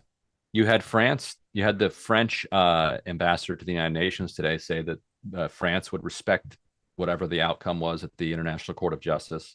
You've had Turkey and Malaysia join with South Africa in charging Israel with genocide at the International Court of Justice. People who have worked there. Turkey joined that court. Turkey did. Yeah. So a NATO member. Yeah, no, I mean, admittedly, a belligerent and contrarian NATO member, but a NATO member nonetheless. The lawyer who represented the the prosecution in the Bosnian case and won that case said that he's looked at the South African case and believes that they will win, that they have the facts on their side and that they'll win. That matters that has huge international implications for down the road, because the political effort to engage in something like BDS, boycott, divestment, sanctions, was always undercut by charges that you were singling out Israel because you're an anti-Semite. But if you have a on-the-record verdict from the International Court of Justice, makes it much easier to say no. We're not singling anybody out here. There's not a double standard. There's one standard. International Court of Justice has said this. Yeah, therefore you should not ship steel so that you can rebuild Four Seasons Gaza on the flesh and bones of dead Palestinians. It's incredibly frustrating because I know that that, along with previous UN rulings that have just been stopped by the United States, have always been well, look, the world really is against us. And of course, that's not true. There's a lot of international opposition to Israel. A lot of it is anti-Semitism. A lot of it is Israel just does a lot of bad stuff. There's a good 50-50 mix. The actual increase in anti-Semitism, though, seems to be it's sort of propagated by Israel's strongest defenders here in the States, though. The groups most likely to attack Jews or commit hate crimes against them, which is not at all infrequent in the U.S., worse in Israel, sure, but not at all infrequent here, are heavily ideologically motivated by the same groups that end up, touting Israel or defending AIPAC or whatever. I mean, from pivots from people like Fetterman, or Mhm. you know, Trump being Israel's strongest soldier or whatever. It seems like there's the double line of having to go, no, the world is not against you, you're just an asshole, while at the same time going, okay, but also, you know, the international far right movement is against you, and we need to be we need to be careful about Yeah. that. The staff of the, I don't know if you saw this article, the staff of the Anti-Defamation League came out condemning Greenblatt, the head of the ADL, for what they said was transitioning the ADL away from combating anti-Semitism and towards simply going after Palestinian activists, like without even any pretense around it anymore. There used to be at least some pretense that it was something other than, you know, promotion of defense of the state of Israel. But so even the ADL staff is now publicly out, you know, warning that they've lost their way. Oh yeah, I see it. A top executive leaves ADL over CEO's praise of Elon Musk. Yeah, literally, like day after, like Elon Musk was literally agreeing with the Jewish question on Twitter, full on. Like somebody tweeted, like something about Jews wanting to destroy white people. Elon was like, "Wow, yeah." Exclamation point, 100. Yeah. And then you know, the ADL condemns that, and then Elon's like, okay, but Israel's good, I guess. And then the ADL is like, thank you, Elon Musk, for standing up for Jewish people. Insane. I mean, I'm glad there's some. And it turned out there was a deal. Greenblatt and Musk talked. Oh God, that's so slimy. Yeah. And Musk agreed that he would ban From the River to the Sea and like crack down on pro-Palestinian activism and advocacy on Twitter. And in exchange, the ADL would praise Musk in the wake of just blatant, flagrant anti-Semitism. I love my authentic defenders of Jewish people. You know, the ADL's bias has always been present, but I guess you really have to ramp it up right now. Like, you know. Yeah. Oh, did you see Alan Dershowitz being Israel's first but not decided choice for defending themselves in the court? I did see that. They should have gone with him. And he did not deny it. He said, "I can't comment on that at the time." So that's interesting. It does seem like they're contemplating having Dersh defend them. Can you imagine how funny that would be? So good. Right after, I mean, right. I think they've gone with somebody else, some guy from the UK. I don't remember his name, but he looks a little bit less controversial than Dershowitz. But it's basically any lawyer, right? Literally any other human on earth. He literally, though, I don't know if you saw, because it was just yesterday, but Dershowitz, after it came out, you know, the unsealed indictment, and he raped a bunch of girls or whatever, you know, because it's Dershowitz, of course he did, and he went on Fox News and he was like, okay, but all the feminazis who are going after me, have they condemned Hamas? Actual beyond parody. I saw that. It was the one, and it was one of them. It's total parody. On the one hand, it's incredible, and all that. On the other hand, how offensive is it? Like, to degrade the memories of the people slaughtered on October 7th by bringing them in as your whataboutism because you are roped in with Jeffrey Epstein. Like, what a desecration of their memory.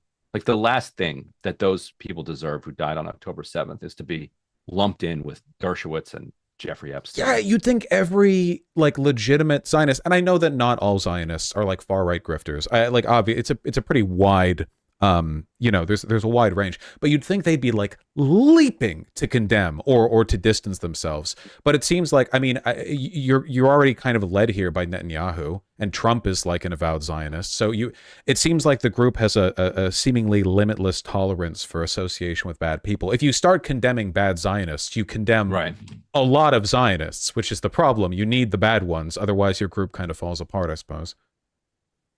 Yeah. Yeah, they're not backing down on anything. At least the Dershowitz bit is funny. I don't want to take up too much of your time. Certainly up to you. But I also did want to ask about the wonderful book that you wrote. I say wonderful, of course. I'm assuming I haven't read it yet. That's why I'm talking to you about it. Is the chat buying the book? Ask them. Chat, you've all bought the book so far, yes? They'll get back to me on that. There's a delay. Okay. Presumably they all have. There you go. There was a segment that I saw in which you were being critical of AOC for understating the degree to which the I think it was the DSA and another group were involved in rallying her to victory. This is something I've actually gotten a lot of fights over this because I I have a lot of, I guess, aspirations towards revolutionary theory, but I know the actual business of getting anything good done is like grimy and full of compromise and what have you. The squad, I guess, has been kind of a disappointment for me on two sides. One of which, of course, being I wish they had and have done more. I mean, obviously, I think most people who like AOC wish that.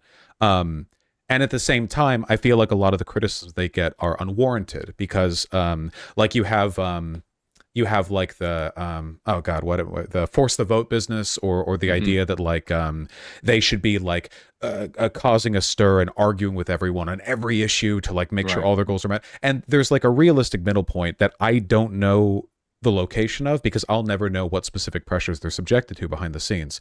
Do you think, and I know you talk about this in your book, do you think they get too bad of a rap amidst progressives, or do you think there's like a legitimate basis to that? I think both. I do think that a lot of the criticism is unfair, but I do think that directionally, a lot of people were onto something. Like it was true that they worked a lot more closely with Democratic leadership and the rank and file Democrats than people expected that they would, and I think had reason to expect that they would. Like this was an advertised political revolution. They're gonna knock down the House. So I think people had unrealistically high expectations, but understandably unrealistically high high expectations. The way I diagnosed the problem that the entire kind of left ecosystem has now is, and although now might not be the right word because Twitter has kind of collapsed on the left.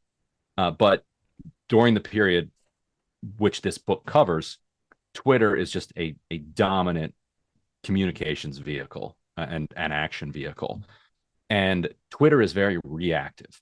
Like Twitter is not good at coming together like in a room and coming up with a strategy and then figuring out a way to execute that strategy in the future. What Twitter is very good at is seeing an event happen in real time and then forming an opinion on that event. And that means you're always going to be after the fact. And AOC has publicly talked about this phenomenon where oftentimes, like she and the others, they are representatives. Like they want to represent the will of a movement, but oftentimes they didn't. There's no number you can call to find out like what are we doing next, like who's like, and so they often wanted to be led rather than kind of figure out how to lead.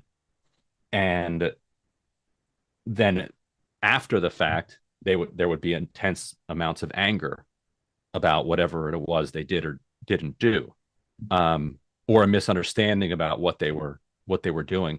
Back in the 60s, or in the New Deal era, you had grassroots, mass member organizations like labor unions, civil rights organizations, that did have leadership structures. They had representatives that would meet together, that would come up with strategies and priorities and come up with tactics to try to move those forward in alliance with their allies on the inside in Congress. And that just simply doesn't exist today. So now you've got podcasters and YouTubers and people on Twitter who have various ideas about what people ought to do. I think Matt Christman at one point, I think the Chapo guy, smartly, I think, referred to it as talk radio, like sports talk radio, like the way that Philadelphia Eagles fans would say, they need to be running the ball more, or they need better linebackers, like, or how are they not able to stop the run?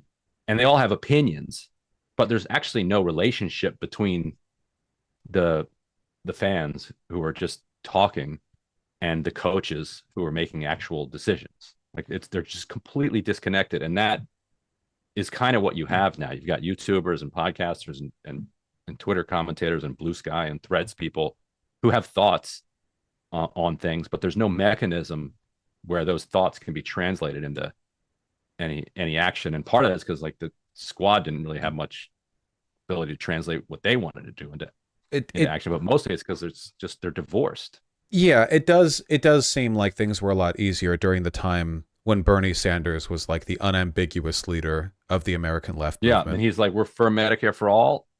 And then everybody's like, yeah, that's right. We're for Medicare for all. He's like, we're for free college. Yeah, and like, yes, we're you can't for free get college. everything, but the cohesion is necessary. You know, like the right is so good at this. Like the right on a dime will pivot to a talking point or two or three or whatever, but they stick to that. You know, Christopher Rufo is always bragging about it. It's like critical race theory, or you know, woke bathrooms, or this, that, the other. But they stick to it. You know. And it is true, the squad doesn't really have a unifying voice. AOC is the loudest of them. And, you know, I mean, she does her like Insta, right. I like those. I like the direct communication. But it's definitely not the same level of organization, I guess. There's not like that. Maybe it's because she's too young, that like studied, disciplined, like we are a borderline, like militantly organized group that is going to be loud and so on. Not literally militantly, I mean, just, you know, very lock shoulder, I guess. It's unfortunate, and it does feel like there does need to be better leadership, or that more effort could have been put there. The only thing that I worry about is that it feels like if there's another thing the right is really good at doing that we're kind of not, it's I don't think much of dishonesty, but they're really good at the crypto stuff, you know? Like there are a bunch of Nazis who act as staffers to prominent Republicans. Like they know what they want, they keep quiet, and they know, like your average Republican, like let's say you've got a Republican who's like fully racist, right? They know that their elected representatives can't just go screaming the N-word, you know, on Capitol Hill, even if they want them to. So there's like a give and take, a compromise. You know, one day they'll get their lamppost hanging. But from the left, sometimes it feels like, you know, you have to be like a 24/7 communist to keep these people's favor. You have to be screaming about everything. You can't even denounce like the USSR. You know, it's controversial to say that Russia is bad. And in an environment like that, where there's infighting over stuff like that, fringe issues, and I don't even know how you could be a leader unless you were an exceptional case like Bernie. Yeah, and the opposite prevails on the Democratic side. You actually have a lot of these progressive offices are staffed not by socialists, but by kind of careerist, centrist Democrats. Now, you do actually, there, as more Gen Alpha and Gen Z types are coming into Congress, coming to work as staff in Congress, I've noticed, because I hear from a decent number of them as sources, that like you are starting to have socialists, like, you know, people whose politics are left, working for kind of centrist Democrats. Like that's what the right has done for a long time, is that you got a moderate to slightly conservative Republican, and but like you said, they'll have complete Nazis, crypto Nazis working for them. Whereas on the reverse, you'd have, you know, progressives who are the representative, but then they'd have kind of corporate friendly staff who are just looking to cash out and go to K Street eventually. But now you're starting to see some more movement oriented staff in there. So we'll see what that does. And actually, I think you've seen some of that manifest through particularly in the early days of the Gaza war, where you were seeing a lot of letters from staffers and resignations, and Midwestern local Dems as well. Like in Wisconsin and Michigan, it feels like a lot of people there have been busting out their power level a bit.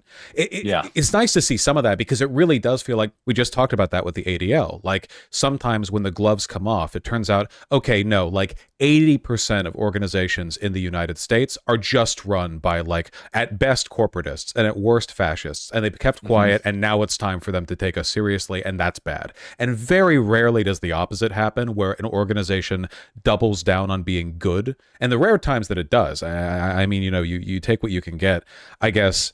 Do you worry that, so I agree with you standards wise, right, what should be done.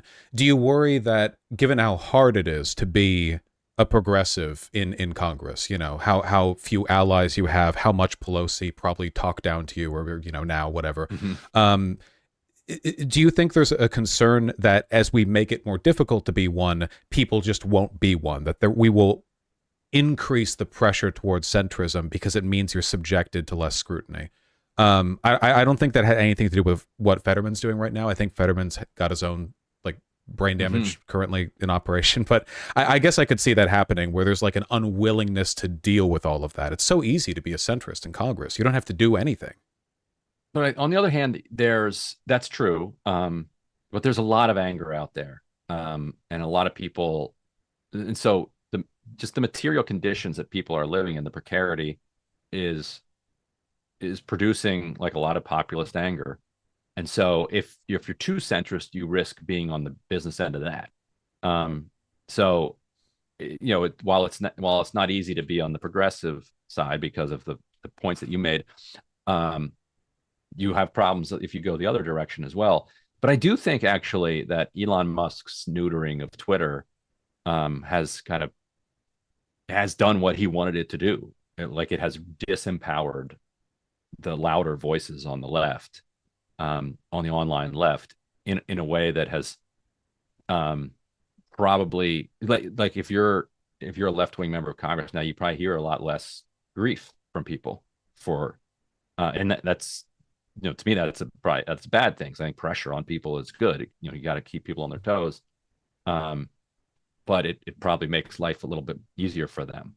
And Musk was very deliberate in what he was trying to do, and he pulled it off so far. Because I don't think, as far as I can tell, Threads and Blue Sky and those types of things aren't able to produce the same level of pressure. I guess it's just Insta now. I mean, I don't use Instagram. My manager posts pictures there, but I don't. I know that it's very used, and I know there's a lot of young people on there. Twitter is fully cooked. Like when I scroll through Twitter now, it is like almost it's three groups. It's the far right, it's blue check marks who are engagement baiting, and it's ads for things bordering on pornography, and bots. And that's it. I mean, it's done. It's dying, I guess. I don't know how it's going to limp forward. I have no idea how Instagram works. I guess I would hope that there's some kind of organic movement there, but Twitter was unique. Nothing let.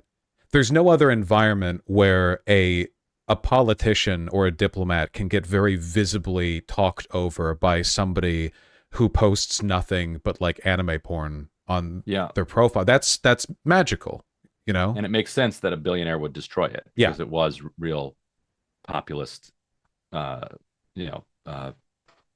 true populist weapon against the elites. So, it was the real town square. Like unironically, that was the closest we had. Right. He went after it.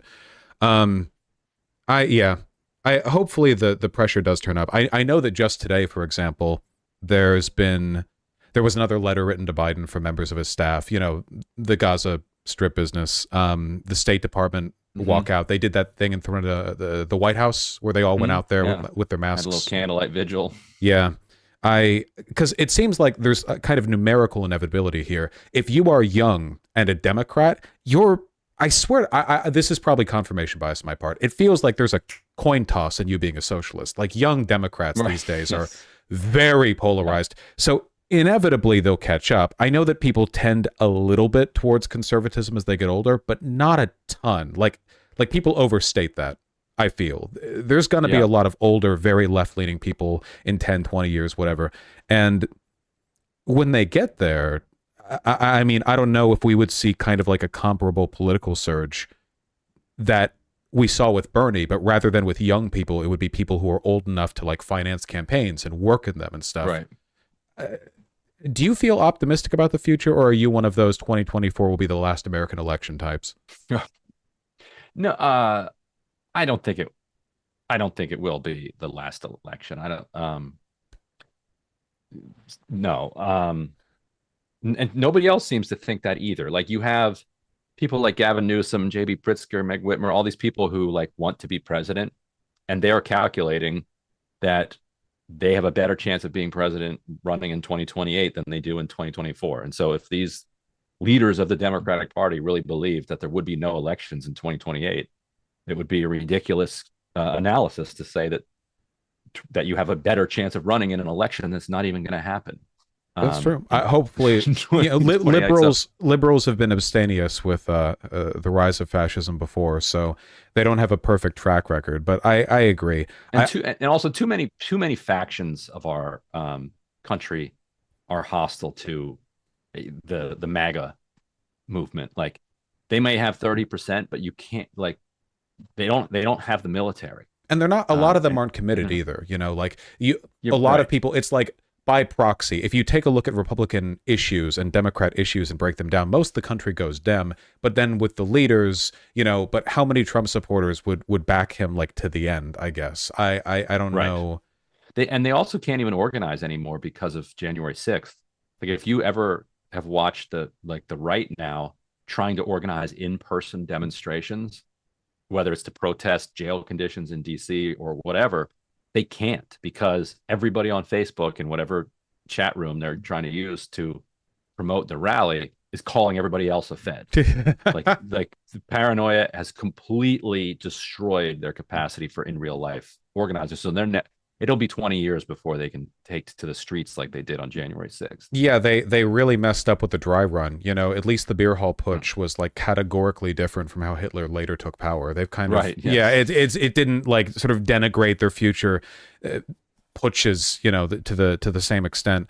I hope that, you know, as you said, they don't have the military. I mean, the Pentagon has always felt like a very like liberal institutionalist group to me. Well, like, you know, they're too stodgy, too like West Point trained to like Right. They're all populist college fascism. graduates and Yeah. they live in Virginia, Yeah. suburb of Maryland. Yeah. That's good at least. Yeah. Yeah, I don't know. I've been on a bit of a pessimism streak. I enjoyed a solid year and a half where Biden got to be the most pro-union president in a long time. That was cool, wasn't it? It was Yeah. that was so nice when that lasted. Yes. I don't really know where things go from here, but at least things are better here than in the Gaza Strip. It's, you know, That's true. got to be No question thankful for about that. For what it's worth, by the way, there were people in chat who I saw who I think sincerely said they had purchased the book since I made that earlier comment. So there you go. Excellent. There you go. Really, Appreciate though, it, guys. I enormously appreciate you coming on. It was a delight to meet you in DC. Thankfully, I don't have to fly every time before seeing you. I hope we get good news going forward in the weeks and months. But That would be nice. You know, Yeah. Unlikely. yeah. Please, to everyone who's watching, who's interested, and you should be. The squad. Oh, I remember the squad. What's the subtitle? It's AOC. AOC and the Hope of a Political Revolution. That's right. With And- audiobook format as well. Come on, guys, that deal. Let's see what your audience can do. Hold on, let me see here. Oh, guys, you're on the line. Don't make me look All bad right, here. You're on the line. All right, I'm looking at the audiobook ranking here.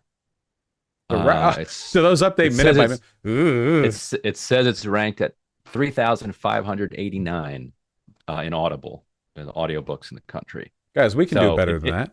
It updates every like 2 hours or something like that. So if people buy the audiobook now, they could push that sucker up into maybe triple digits. Okay, check the hardback as well, because I have a lot of homosexuals in my audience who like the tactile feeling of an actual wonderful. book. It's rare, but let me check the hardcover.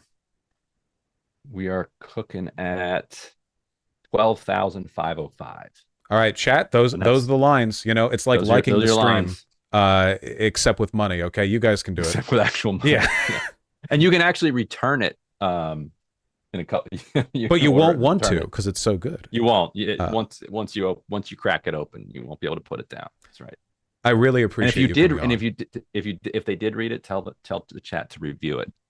Oh yeah, so you should do that if you enjoy a book. To be sure, it definitely helps in the analytics. That really helps. Well, I look If you forward did not to like it. Don't review it.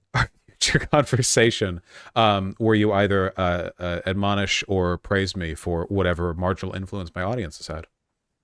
Excellent. We'll see how they do. Have a wonderful day. All right. See you later. Take care. Bye. That was nice, guys. I did an interview. Look at that. That was good. Yeah, you got to get the book. I do actually sincerely recommend the book, The Squad, AOC and the Political Revolution.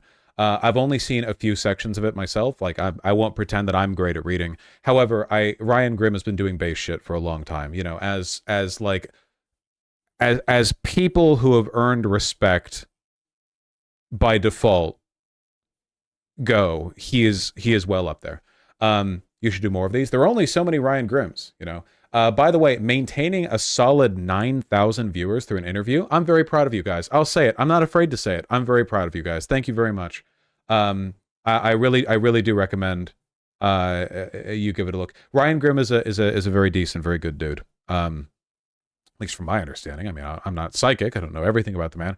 He could have dark secrets yet unveiled. Maybe the unrolling of the Epstein files will implicate him tomorrow. Who knows? That's probably not true. I shouldn't joke. That was a joke. It's not. That would be very unlikely. I think you should get the book. That's why people don't want to come on for interviews. It's because of we're beating the allegations. Okay, when the unveiling of the logs are done, we're all going to celebrate when Ryan Grimm definitely isn't on them, and me. You know, I'm also not on them. Thank you.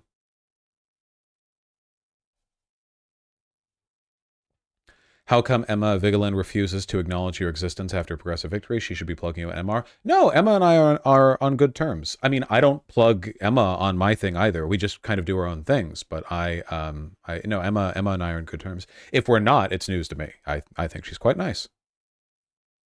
No stables on the island. I think there are, actually, if I'm wrong. The thing you said, if I'm not wrong, the thing you said about progressives getting pushed to center is so true. It's what happened to Cenk when getting pushed out of the Justice Dems. Yeah, it's very difficult to be a leftist, especially one in the public eye. Look at me. I know I'm a little hot-tempered and argumentative, and I know that I argue with people, but like, man, the amount of hate that I get from the left for like not being the right kind of communist or whatever, you know, if I was like, if I touted myself primarily as a liberal or a social democrat and I mainly stuck to that, like the amount of hate that I would get would be like ridiculously less. You know, it's a tough environment.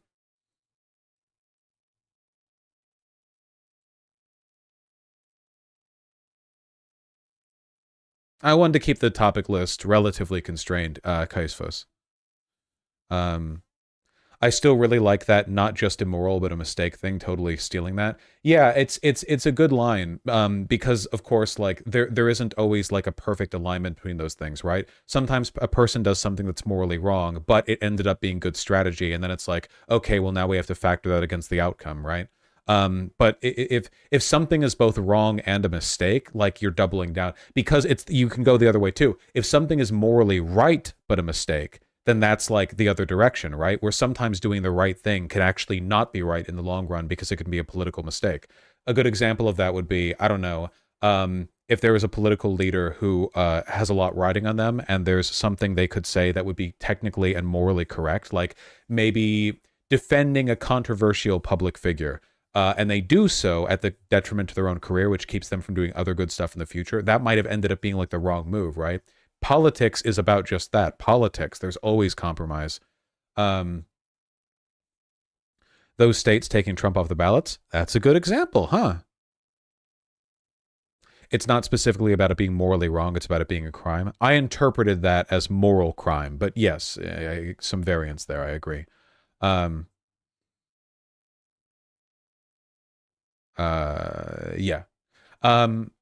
That was really good. I talked about it a bit with Ryan Grimm, but I literally had this up. Biden campaign staff writing an open letter for a ceasefire.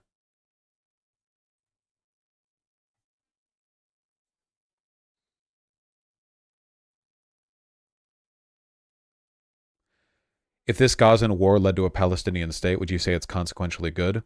Ugh. You'd have to know the other routes, the other possibilities, which is pretty tough to do, right?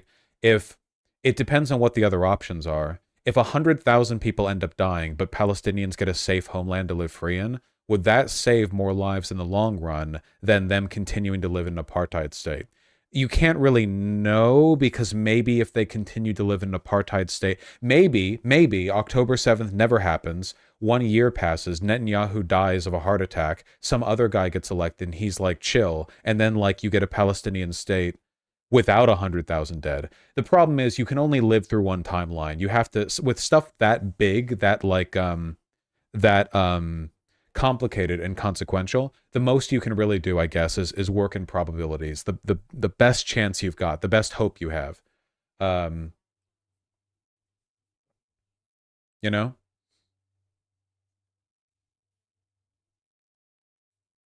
For what it's worth, I don't think we're getting a Palestinian state as a consequence of this.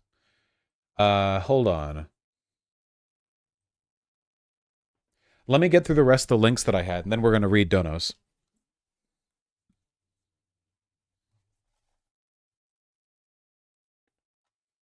Have you guys seen this?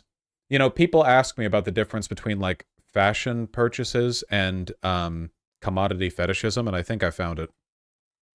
You guys seen this? Stanley Starbucks cup. So I guess Stanley is a cup company, and they did a thing with Starbucks, and they're releasing it at Target. I think these cups are ugly as sin, by the way.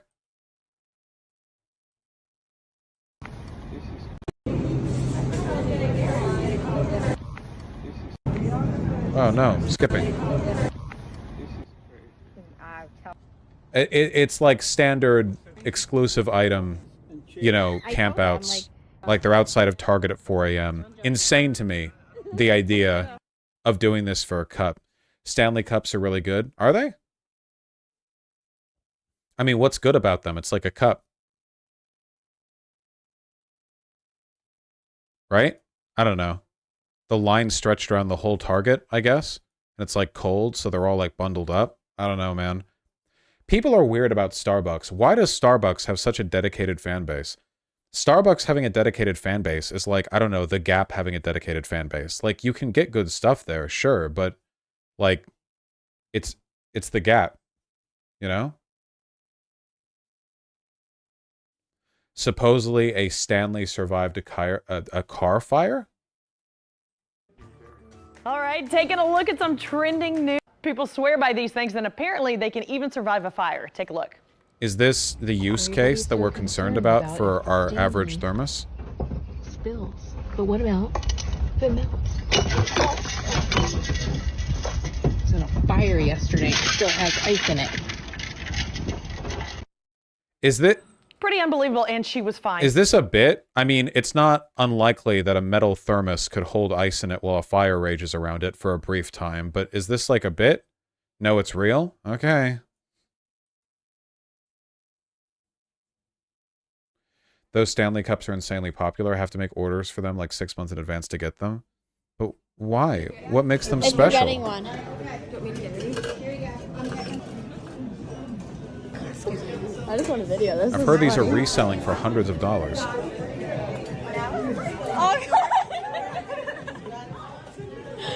They did it? They did it. They sold it.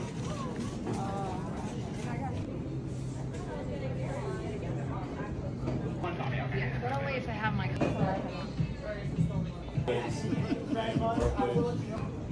This feels like an item that only got popular from TikTok. Material and build quality. Okay, am I really to believe that material and build quality are why this is happening? Why people are camping from 4 a.m.? This stuff always weirds me out, man. Saw this one too. I carefully peeled off the label on my Cosmo Stanley tumbler. The packaging was so cute, I had to get it laminated. Then I rolled it up and tied it with a scrunchie and heated it with a blow dryer to form this shape. I added some glue dots to the back, and now I can use my tumbler without messing up the label. I don't know. These people are crazy. That's how I feel. I mean, I know a lot of it is for clicks, but like, seems autistic. Nah, it's not autism.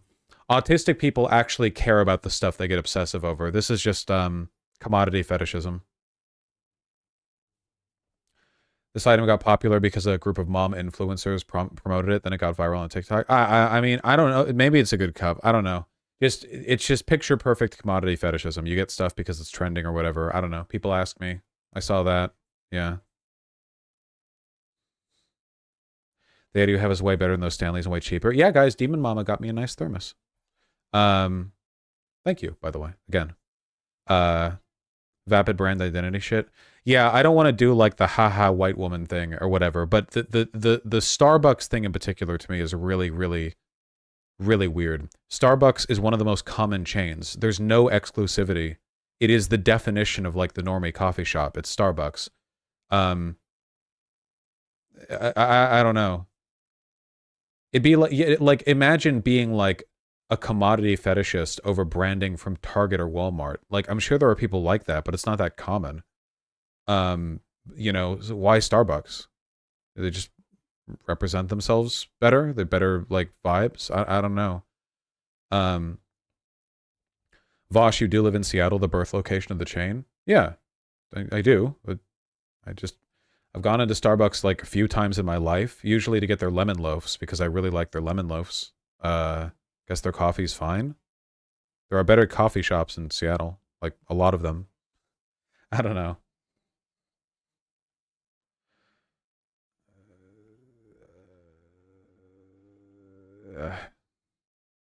You have no idea what coffee was like in the 80s in the US? Neither do these bitches. They're all my age or younger. Whatever.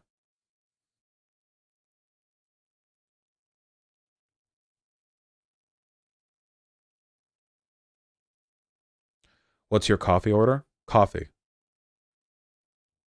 I don't respect this, like, you know, go there and make 18 specific requests for like a $12. I instantly turn into like a fucking neoconservative when I see that dude. Like, if you have any debt that you're struggling to pay and you're buying $12 fucking grown-up milkshakes, milk and sugar, 4,000 calorie goddamn Starbucks custom orders that take 50 minutes for the guy to make, like, I don't, sheesh.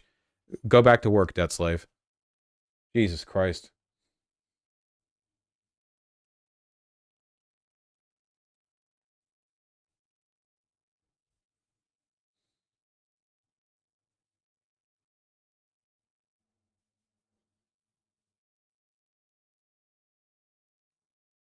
Future Vosh coffee snob arc. I'm the opposite of a coffee snob. I use those K-cups. I'm not a coffee snob at all. I just think it's ridiculous to do that for like a bunch of reasons, you know?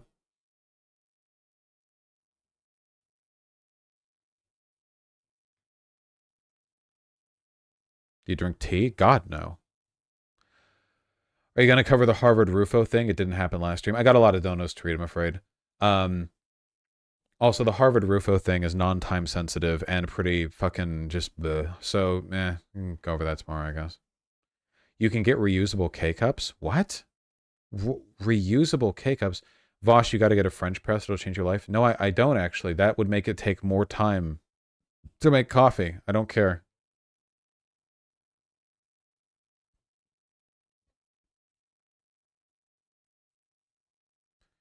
It defeats the point of the K-cup. Yeah, the point of the K-cup is that you don't reuse it.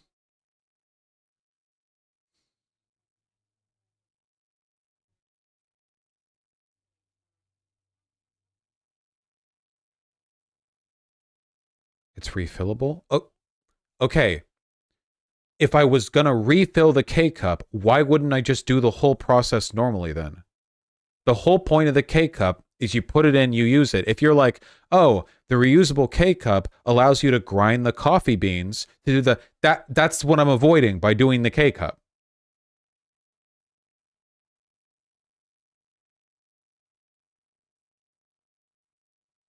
Lazy bastard. You guys want me to be later for morning streams?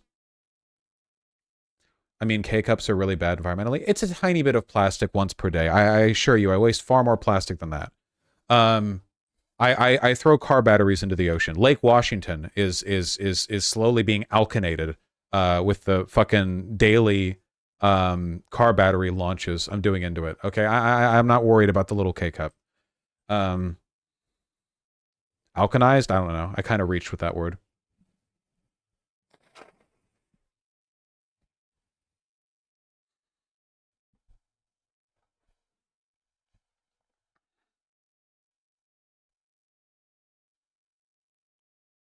Been weirdly quiet for a while. All right. Remember when people freaked out over straws? Yeah, I remember. I also saw this. Why is this on my link list? Who linked this to me? Is this V2? I want to see bones cracking. I want to see people's necks get... Oh, what? Wait, dude, this is so cute. Wait. knees cut enough. Damn Good job, it! chat. Not You've what I'm changed the trying. Wait, this is so cute. Dude, why are all VTubers just pedophiles? Why does every VTuber have to be like, you know what my VTube niche is going to be? I'm going to be an over-designed anime girl who looks underage. That's my secret niche. This is so cute. What the fuck? Oh, you can get like closer and oh man.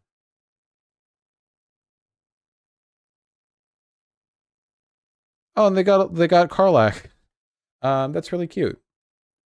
Actual effort in VTubing. Yeah, the crazy thing is, I'm not saying that this wouldn't take effort. It would. The crazy thing is, though, this wouldn't take that much effort. It's just all the big VTubers are like the pedophile shit, you know? Every once in a while, I see a cool VTuber, and they're always small. How many subs do they have? Weekly sub goal, 105. 105 subs per month. Or per week, I'm sorry. That's not enough. And you only get half of that, because this is probably on Twitch, right? Well, this got pretty big, so I'll like it. I'll follow. Is Surus one of the good VTubers? Yeah, Surus does like bits. It's not just fucking anime pedo shit or whatever. Yeah.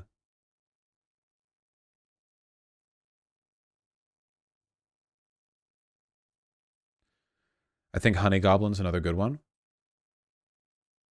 Are you holding your? This YouTube video is entitled "You Mean My Grippers." Oh, that's immediately a really fucking cute design, though. Entire life right now. Oh, if only I could hold a smoothie and eat it with from my legs. All right, I see where this is going. I don't respect the content, but I do respect the artistry. That's a very good model. That looks really good.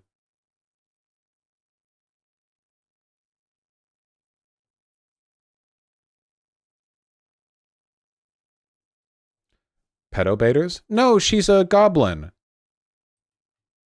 You can't say every goblin chick is meant to be lolly, because they're not. They're short stacks. Big difference. Huge difference.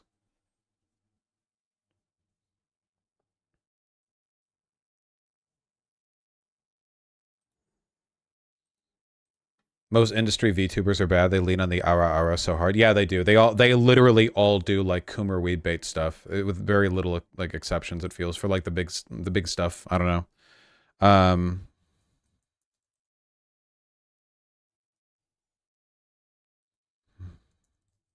Short stacks are good. What about Alfie's mom? What's her name?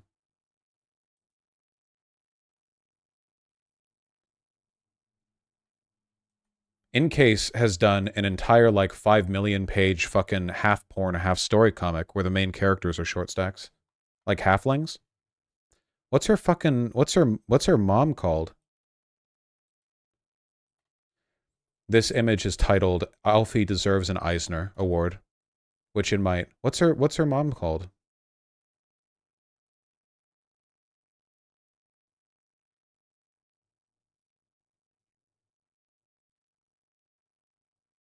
Nobody in chat knows. Honestly, there's enough Coomers here that I expected you guys to know. Trying to look. Vera? There we go.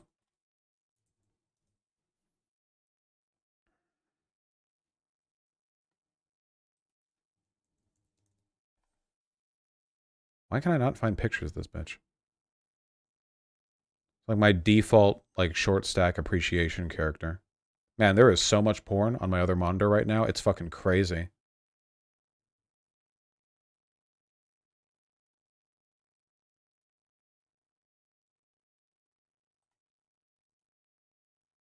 Where the fuck?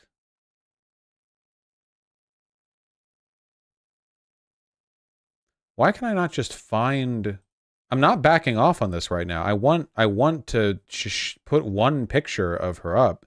This is an extremely high-profile webcomic. It's not like...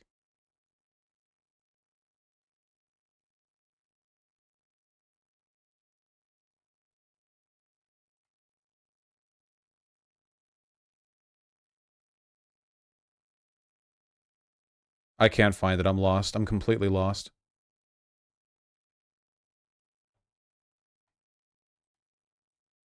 It's cute, though. Anyway, an object lesson on non-pedophilic size differences, I suppose. This is just porn. Yeah, I said it's a porn comic. What did you think that was an own? Did you think that was a gotcha? Like, bro, this is porn. Yeah, it's really good porn. Yeah. Actually, In Case is probably one of the best one of the best examples for the idea of like heightening artistic standards in pornography. Most porn artists will just do like smut pages or like maybe like a dozen or so pages in a comic. But In Case was like, no, fuck that. I'm actually going to write a fucking epic here. It's like at 1,000 pages now. We call good porn erotica. I think that's bullshit. I think that porn should be called porn. I guess it can be called erotica. I forgive you for saying that. I think they got barely active in recent times. There's like 800 pages. Whatever. Why is furry porn so consistently higher quality than regular porn? That's true. That is generally true, yeah.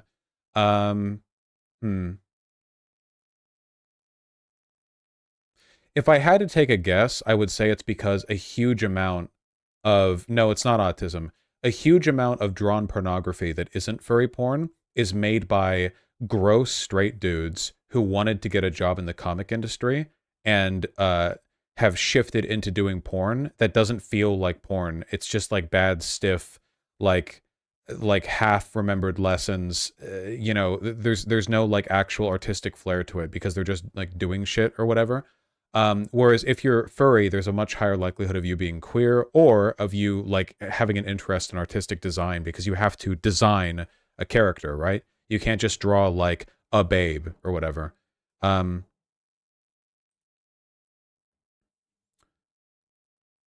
Vera Page that's non-porn. Oh, nice. Yeah. Not quite like a big cheesecake full body shot, but that's okay. She's still very cute. VGGers will have you know that being attracted to her means you're a lolicon.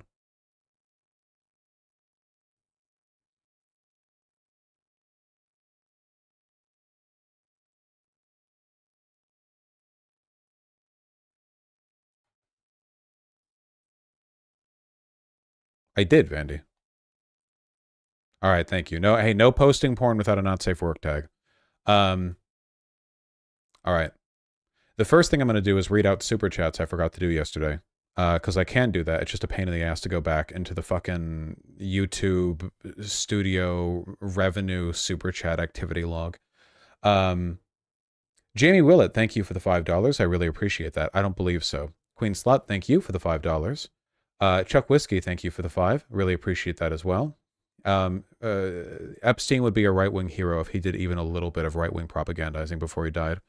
Balthazar, thank you for the $10. Really appreciate that. Who's ready for all the Twitch streamers and YouTubers that will appear on the Epstein list? Not me. Veronica Trash, thank you for the $5. Really appreciate that.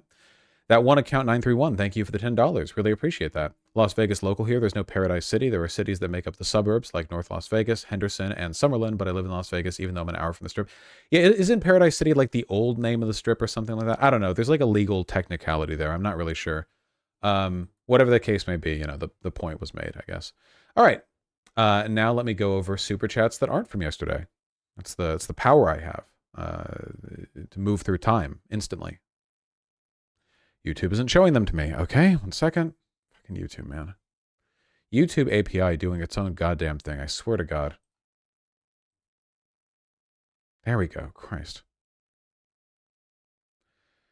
Well, Benjamin Gilbert Lift, thank you so much for the incredibly kind $100 donation. Every time Vosh says it's so grim, Ryan's face was like, who, me? I wasn't doing that on purpose, and I think I only did that once, by the way. But yes, he does have a very mimetic last name. Thank you very much. Ash of the Abyss, thank you for the $5. Keep trying. P-Town Spaz, thank you for the 5. Very much appreciate that. Ladowdy and Cobrain, thank you for the 2 both. Really appreciate those as well. Rose Redux with the incredibly kind $50 donation. Thank you very, very much. I need to thank you for moving me left years ago. Proud organizer of my DSA chapter now. Nice! Been busy, so I've not had time to watch newer streams, sadly. Will you ever do more fun commentary with Shu? That's how I found you. Thanks for everything. You have been away for a little while. I'll be honest with you. It's not likely, but I find your anachronistic appeal is very charming to me, and I hope you're doing well. And I'm really glad that you've made your way up to organizer of your local DSA chapter. You know, I wouldn't bet in it. Never say never, but I wouldn't bet in it. Thank you very much.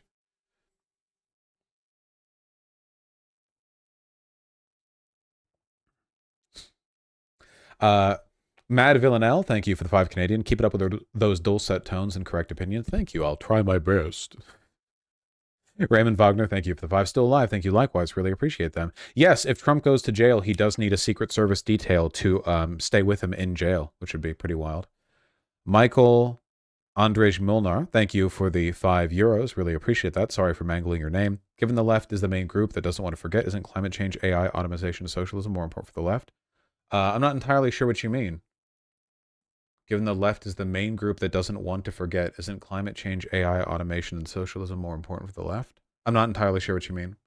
Still alive, thank you for the $5. As much as you seem to dislike friendly conversations on stream, like you say, you still seem to enjoy them nonetheless. I enjoy the ones that I have because I pre-select for them very carefully. Ryan Grimm isn't your average person who emails me, right? But yeah, again, it's not like a firm principle. It's a hard and, you know, it's a soft and loose rule. But yeah, Ryan Grimm is cool. Jen Saint Stjana, thank you for the 5. Thank you for the wonderful interview. That was amazing. Thank you. Lady Lenore, thank you for the $5. Ryan Grimm has done great work. Great to see you interview him. Bought the audiobook. Great. I'll buy it as well. I can do an audiobook while I play Risk of Rain or whatever. Dan Ivey with the $5. You should talk to Kyle Kulinski. I've got good news for you. You know, we've talked before. I've talked to him a few times, as a matter of fact. I haven't talked with Kyle Kulinski in a while, but I am on good terms with him. If I'm not, then that's news to me. And Benjamin Gilbert Lift, thank you so much for the unbelievably kind $400 donation. My goodness, man. Thank you. God damn. How do you convince good faith, otherwise progressive Zionist Jews who on this one single issue don't even adhere to their own worldview? I've seen this so much and I struggle to convince them. They all live in a different universe. The only success I've found is to argue that a Jewish state is conceptually dangerous to Jews. Well, I wish if I had the solution to this, I'd be more famous than I am. I will say this. Usually, when people are making irrational arguments, and defending Israel, if you are a believer in human rights, is an irrational argument. It's contradictory. If you're dealing with a person making irrational arguments, they probably didn't arrive at those conclusions through rationality. They probably arrived at them because somewhere deep inside of them there is an emotional core.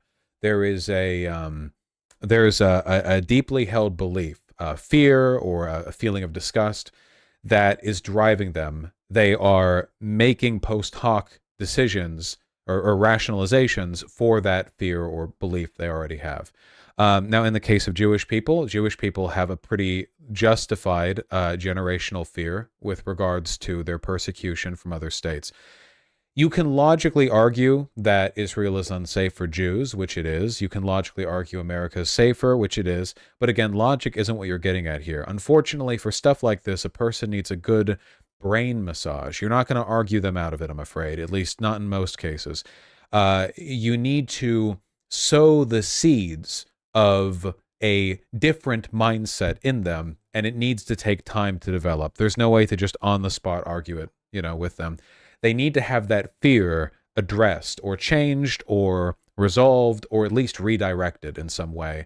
And you can't just directly tamper with a person's emotions. It takes time for them to make those moves themselves. You have to guide that movement, but you can't direct it entirely. So that's not very helpful. And unfortunately, this is one of the limits of debate. This is why I've said before, when I debate someone on stream, my goal is not to convince the person that I'm debating. That's often good. I often hope that happens, but that's not the goal. The goal is to convince the audience. Now, directly arguing with a person is a really, really, really bad way of changing their mind because people tend to clam up when they're directly confronted. They look for more rationalizations to defend themselves, to root their position. But watching the argument happen from a distance, viewing the argument as a third party gives them the opportunity to see counter arguments to their positions in an environment where they're not being directly challenged. In that environment, with time, perhaps change can happen. Perhaps. Thank you. Fact Junior, roll with the $5. Why not have a convo with Destiny and be Pog? That's true. You know, my history in conversations with Destiny would lead me to the conclusion that it would be Pog and nothing else. Now I've talked with him enough, I feel, and he's probably talked to me in his head far more than I've talked to him in person anyway, or at least on stream. So if you want interesting Destiny Vosh engagement, you can probably just watch him watch me. I'm sure he has lots of good counter arguments. Good job, Vosh. You just gave him 10 videos worth of content. Oh shit, you're right. I should try to bait the parasociality of his audience, the ones who want us to like reunite and do something contrary at the end. So I should say like, I think Destiny is a dick. But he was so handsome in person. There we go. Now if they go over the clip, it'll be like, whoa, what was that? Is he making a move to repair the bridge? And they can speculate on that for a few months.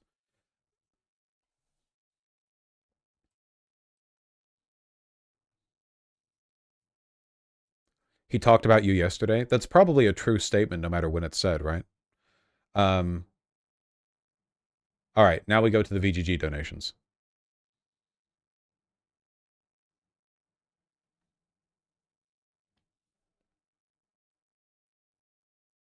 My lips feel really chapped today. I don't think I've drank very much water, but stream's almost over. So, Liebe, thank you for the $5. I got refused care at the emergency room because I pay for HRT privately. So take my money for cracking my egg and getting me refused medical care. Wait, how do you get refused care at the emergency room? I'm pretty sure that's not legal. I don't like they'll take anyone. I have no idea what you're referring to there, but they should always take you no matter what. Must be Florida. Does Florida can do that? Cool. Hello. Yes. He was sleeping on the counter. Maybe they mean urgent care, not emergency. I didn't know Florida could deny you emergency care. Little man. Being so cute. Rolling over, exposing his soft underbelly. Yee. So you can kiss it. Love this little guy. What? So long. He's so long.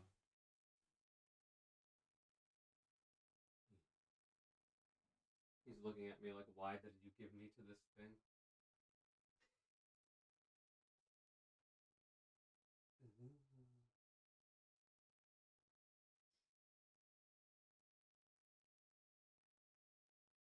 Perfect in every way.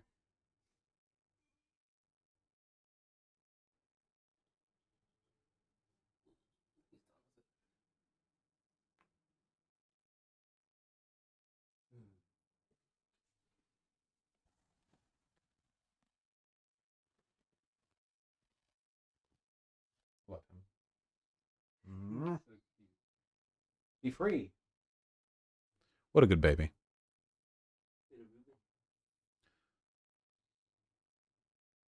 Have you shown them that guy? Oh, no, I haven't. Where is he? Okay. A little while back, Canoe got me this adorable Solaire duck. Because they got a duck that is Otacon from Metal Gear. And I have a Solaire duck. And I love him. He's right here. You can't see him. But I can.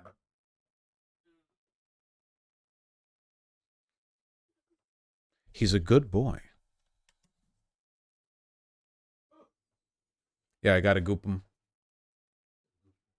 Oh, wait, hold on. Speaking of wonderful gifts, there was one other thing I wanted to show really quick because it's so cute that I couldn't resist. A Discord user by the name of Kuromon did fan art of me. Look, of some of the drip that I was wearing earlier, except I look nowhere near this good. Look at that. That's pretty good, huh? Look at that. Look at the detailing around the glasses where they light the rim, the edges of the Gay? Yeah, I look great. Thank you.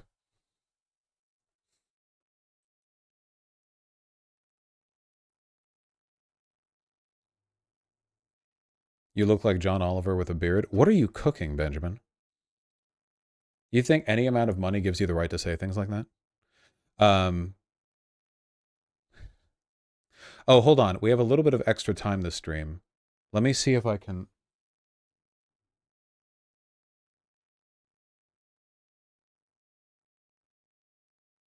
Maybe not.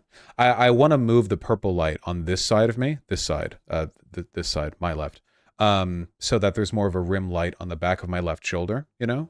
And I can do that. I would need to...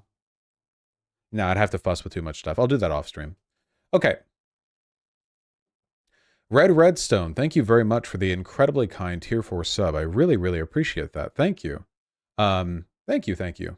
Honey Time with the $5. South Carolina is trying to pass a trans healthcare ban on Tuesday. We want to fill the room with testifiers to delay the vote. Please do. I'll probably cover that before it happens. Good luck. Mistress Lynn, thank you for the 2 gifted tier 1 subs. Really appreciate it. It walks quickly. With the $5. I just finished Invincible on your recommendation, and it was incredible. Oh, nice. I thought it would just be commentary on superheroes, but it was so much more. Thoughts? Oh no, I like Invincible a lot, and like a lot of good pieces of art. I have many criticisms of it as well, but it is long and it justifies its length. I like it quite a bit. Chursa, thank you for the $15. Thank you very, very much. I will play Lies of P, but I can't promise it'll happen on stream, I'm afraid. Rini Uwu, thank you for the tier 1 sub. Really, really appreciate that. I'm very happy to hear that, Rini Uwu. No sharing your conquests with stream. Fast Walker, thanks the tier 1 sub. Crypto Kush, thank you for the 5 tier 1 subs. Vosh, great New Year's stream the other day. I drove 16 hours from Chicago to Tampa, and the longer stream was definitely the highlight. Oh yeah, happy I could keep you company on a long drive. Real Bucks fan, thank you for the $5. It's funny how the different Murdoch outlets have different levels of Trump worship. True! That is true, yeah. Fascist infighting. Paladin Toaster, thanks the $5. Hey, Vunk, where did you get the shirt you wore for the New Year's stream? It is very drippy. Was that the light blue one? I got that from an Indian fashion outlet called Audstro. Audstro. It's the dusty blue bone shirt. It'll take a while to ship to wherever you are, unless you're in India.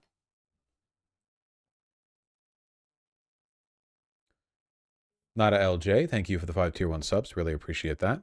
I'll keep it in mind, Nada LJ. Markinator, thank you for the $5. Really appreciate that. Trianon, thank you for the $10. It's very kind of you.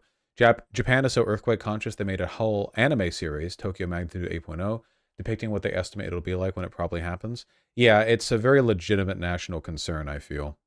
McNovist Roman and Kaiser K, thank you for the tier 1 subs. Metalhead, thank you for the tier 3 sub. Really appreciate that. Mr. Slyn, thank you for the gifted tier 1 sub. Bo Game, thank you for the $20. Really appreciate that. Sorry, Dad, missed a couple of streams hanging out with my new hot GF, which I met partially because of your double text advice. Hell yes. Never be afraid to double text them baddies, okay? Don't, go on triple, quadruple, whatever texting. But if you like them, let them know, What's the worst that happens? They don't respond or they say, oh, you're bothering me. Then they're not the one for you. Being silent only left you with feelings of doubt. Now you know for sure, okay? Monster Kate, thank you for the tier 2 sub. Really appreciate that. I hope your sore throat is feeling better. Worst that can happen is forever alone. Yeah, but trust me, double texting will not hurt you in that. Horizon, thank you for the $5. Hate to be a filthy linker, but it looks like room temp superconductors are back with a caveat. Yeah, we'll see, okay? We'll see. I need a little bit more this time. I can't be let down like that again. It's more like quote-unquote room temperature than room temperature. The paper says 250 K, which is minus 10 Fahrenheit or negative 23 Celsius. Oh, that's still huge. That's still huge, yeah. You wouldn't need like liquid helium or whatever. You could literally just pump like coolant. That's still a massive, yeah. It already has been replicated with 2 separate labs in China confirming the results. Last time the big question is, will it replicate? This time it seems to be it already has. I mean, we'll see. We'll see. Then there you go, Hartman.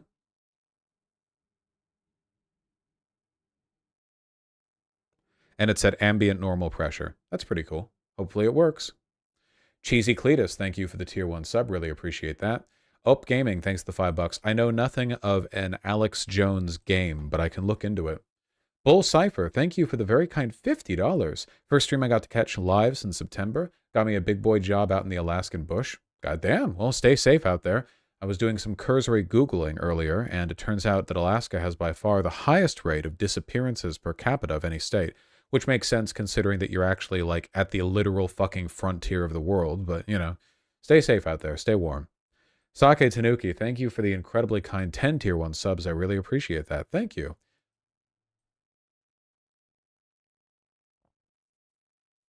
Very true. Oh, I saw this. Yeah.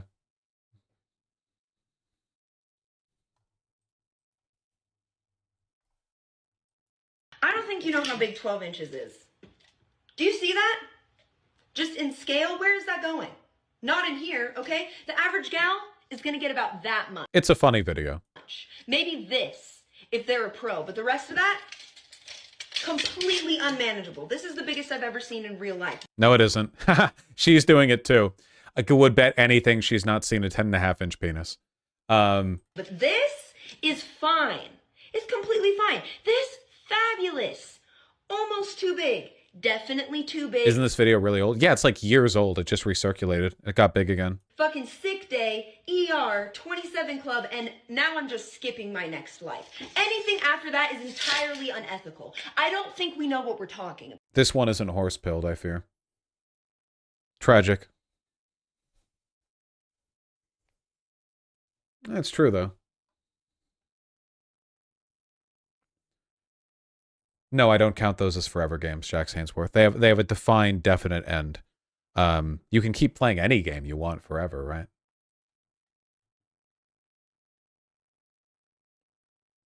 This girl's a tiny pussy confirmed. Not to correct you of your porn-fueled misunderstanding, Benjamin. Pussies really just aren't that deep. You know? It's like 5 to 6 inches deep, and then there's the fat pad on the outside, the mound, so that's half an inch you can't get in because of that, and then there's probably half an inch of fat pad on you, so like the very most that is true. I was joking. Oh, okay. So, having a huge cock helps you out if you're fat, though. They expand upwards with arousal. That's unaroused. No, that's aroused. I'm talking aroused. Pussies aren't 6 inches deep unaroused, I promise you. Google says average vaginal depth is 3.6 inches. That's probably unaroused. Aroused, it would be deeper than that.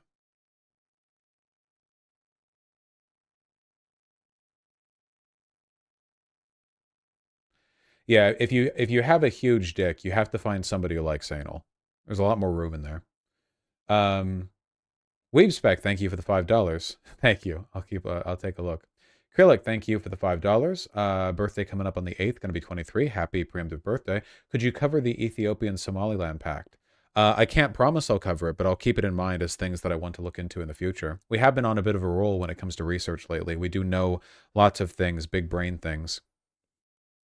I've taken 9 inches. In the pussy? No, you haven't, Royal Rose. In the ass? Maybe, and if so, impressive. These people don't have sex, don't take them too seriously? Yeah, I guess not. Probably not.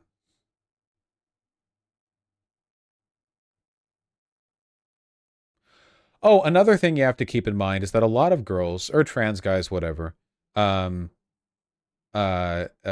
don't like having their cervix bashed, you know? Some do, but not all. I've been with a decent number of people, only one of whom had a pussy and liked having the cervix bashed.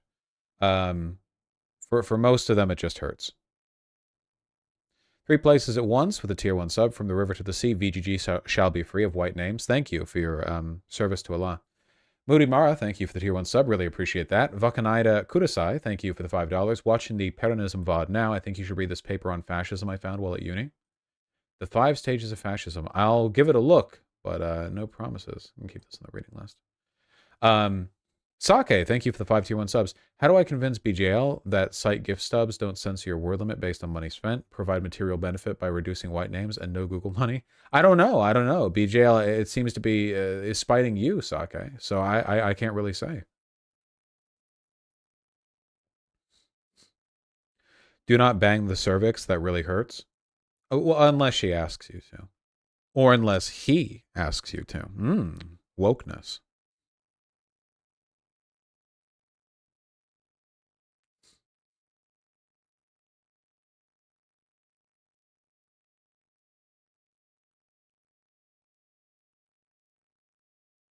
Kowalski from Nebraska, thank you for the $5. I gave up donating to Vosh for my New Year's resolution. Wait, fuck. Better luck next year, I guess. Why do heartless city people abandon cats in the countryside? I don't know, but it really is horrible. Yeah. Abandoning pets is such an awful thing to do. Bring them to a shelter. And get your goddamn pets spayed or neutered or fixed or whatever. Antifa Private, thanks the $5. I've not played Slay the Princess, but I watched Joseph Anderson play. It was cute. Cute princess. Cute girl.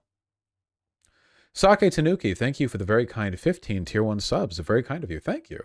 I'm glad his shoes and lighting are so gay as Vosh's. Overwhelming hetero shifting powers will be damaged. You know, you say I look hetero, but I have been outside, and I don't think anyone's reading that from me when I talk, but, you know, whatever. But thank you either way. I feel like I'm selling what I have on offer pretty well. Liquid Silver, thank you for the 5. Really appreciate that. And Rakne, thank you for the £5. Hey Vosh, the girl in that length video walked it all back in a later one, saying, yeah, long one is the best she had after kickback from people. I don't know if that's true. Why would she do that? I don't know if that's true. That seems unlikely. Why would she? That'd be so funny. Yeah, that'd be like a sui fuel for the incels out there. Really, Flavier. Okay, nice. Well, she did a good job. All right. Folks. Oy, oy. I'm going to eat some food.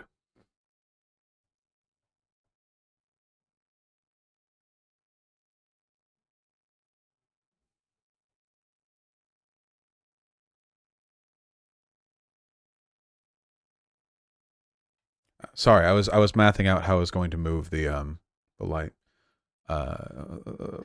Oh, and Rachne, thank you for the additional £5. Oh, also, years back, your Officer Tatum debate, you said thank you to statisticians for the work they do, and just wanted to say thank you for that. Oh, of course. Statisticians do wonderful work.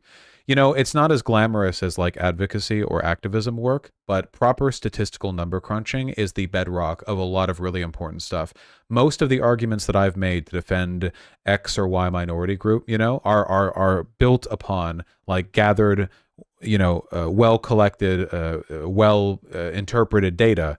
You know, it's very important stuff. Unglamorous, but vital. Sake, thank you for the 5 tier 1 subs. I really appreciate that. And before Vosh does the many different types of dick, but they are all fuck the same. God, many types of cock, but they're all cock all the same. Yeah, true.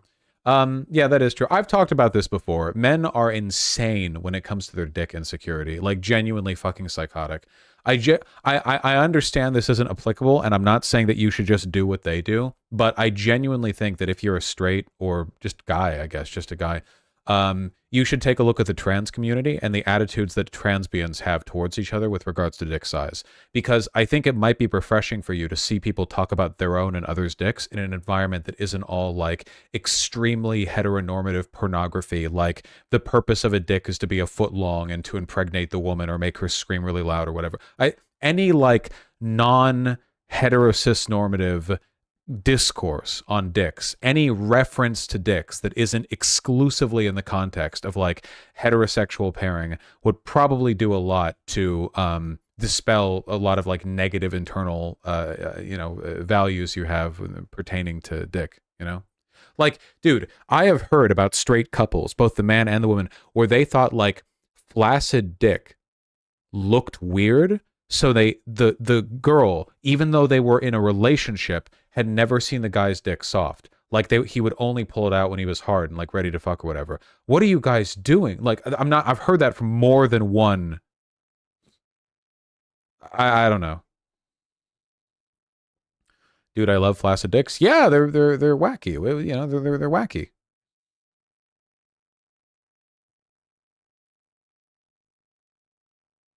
Do straight people even have sex? I don't know. Vosh, given the choice, a woman will reject the 10-incher and take a man who knows how to use his tongue and fingers 10 times out of 10. Yeah, for sure. I like for a lot of it's like, think of a gigantic penis in most cases as like the like spectacle of having sex with some woman with like enormous tits but is otherwise uninteresting. I think most people would be like, the enormous tits are cool and all, but she doesn't know what she's doing sexually and she's not that interesting. So like, what about like, what else, you know?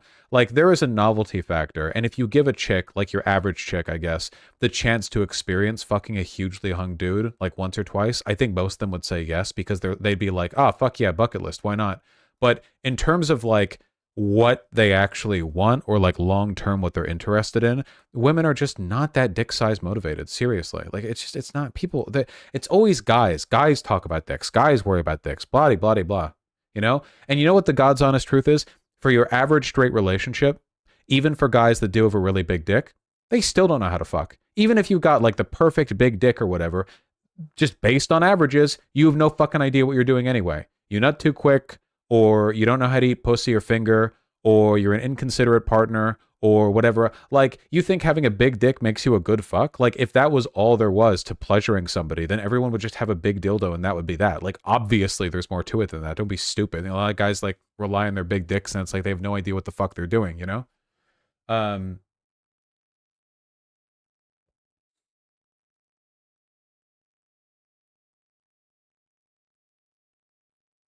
What about big balls? Well, that's the difference. Women will break up with you if you don't have big egg-sized balls. You know, it's just a primitive fertility pull to them, you know. Ideally, if they're the size of like golf balls. All right. On this extremely stupid note, I am sending you guys out. I love you guys. What a wonderful stream. A lot of people watched me, which is the only ethically important issue I care. That's, you know, money and views. That's all I care about. But in addition to that, 9,000 people stuck around for an interview. You don't normally do that. I'm proud of you guys. All right. I'm going to send you on over. Oh, and buy the book and the audio book. I mean it. I mean it. I'm sending you guys over to Dylan Burns TV. You might have heard of the guy. He's a cool guy, you know? Go on and say hi. Take care. I'll see you guys soon.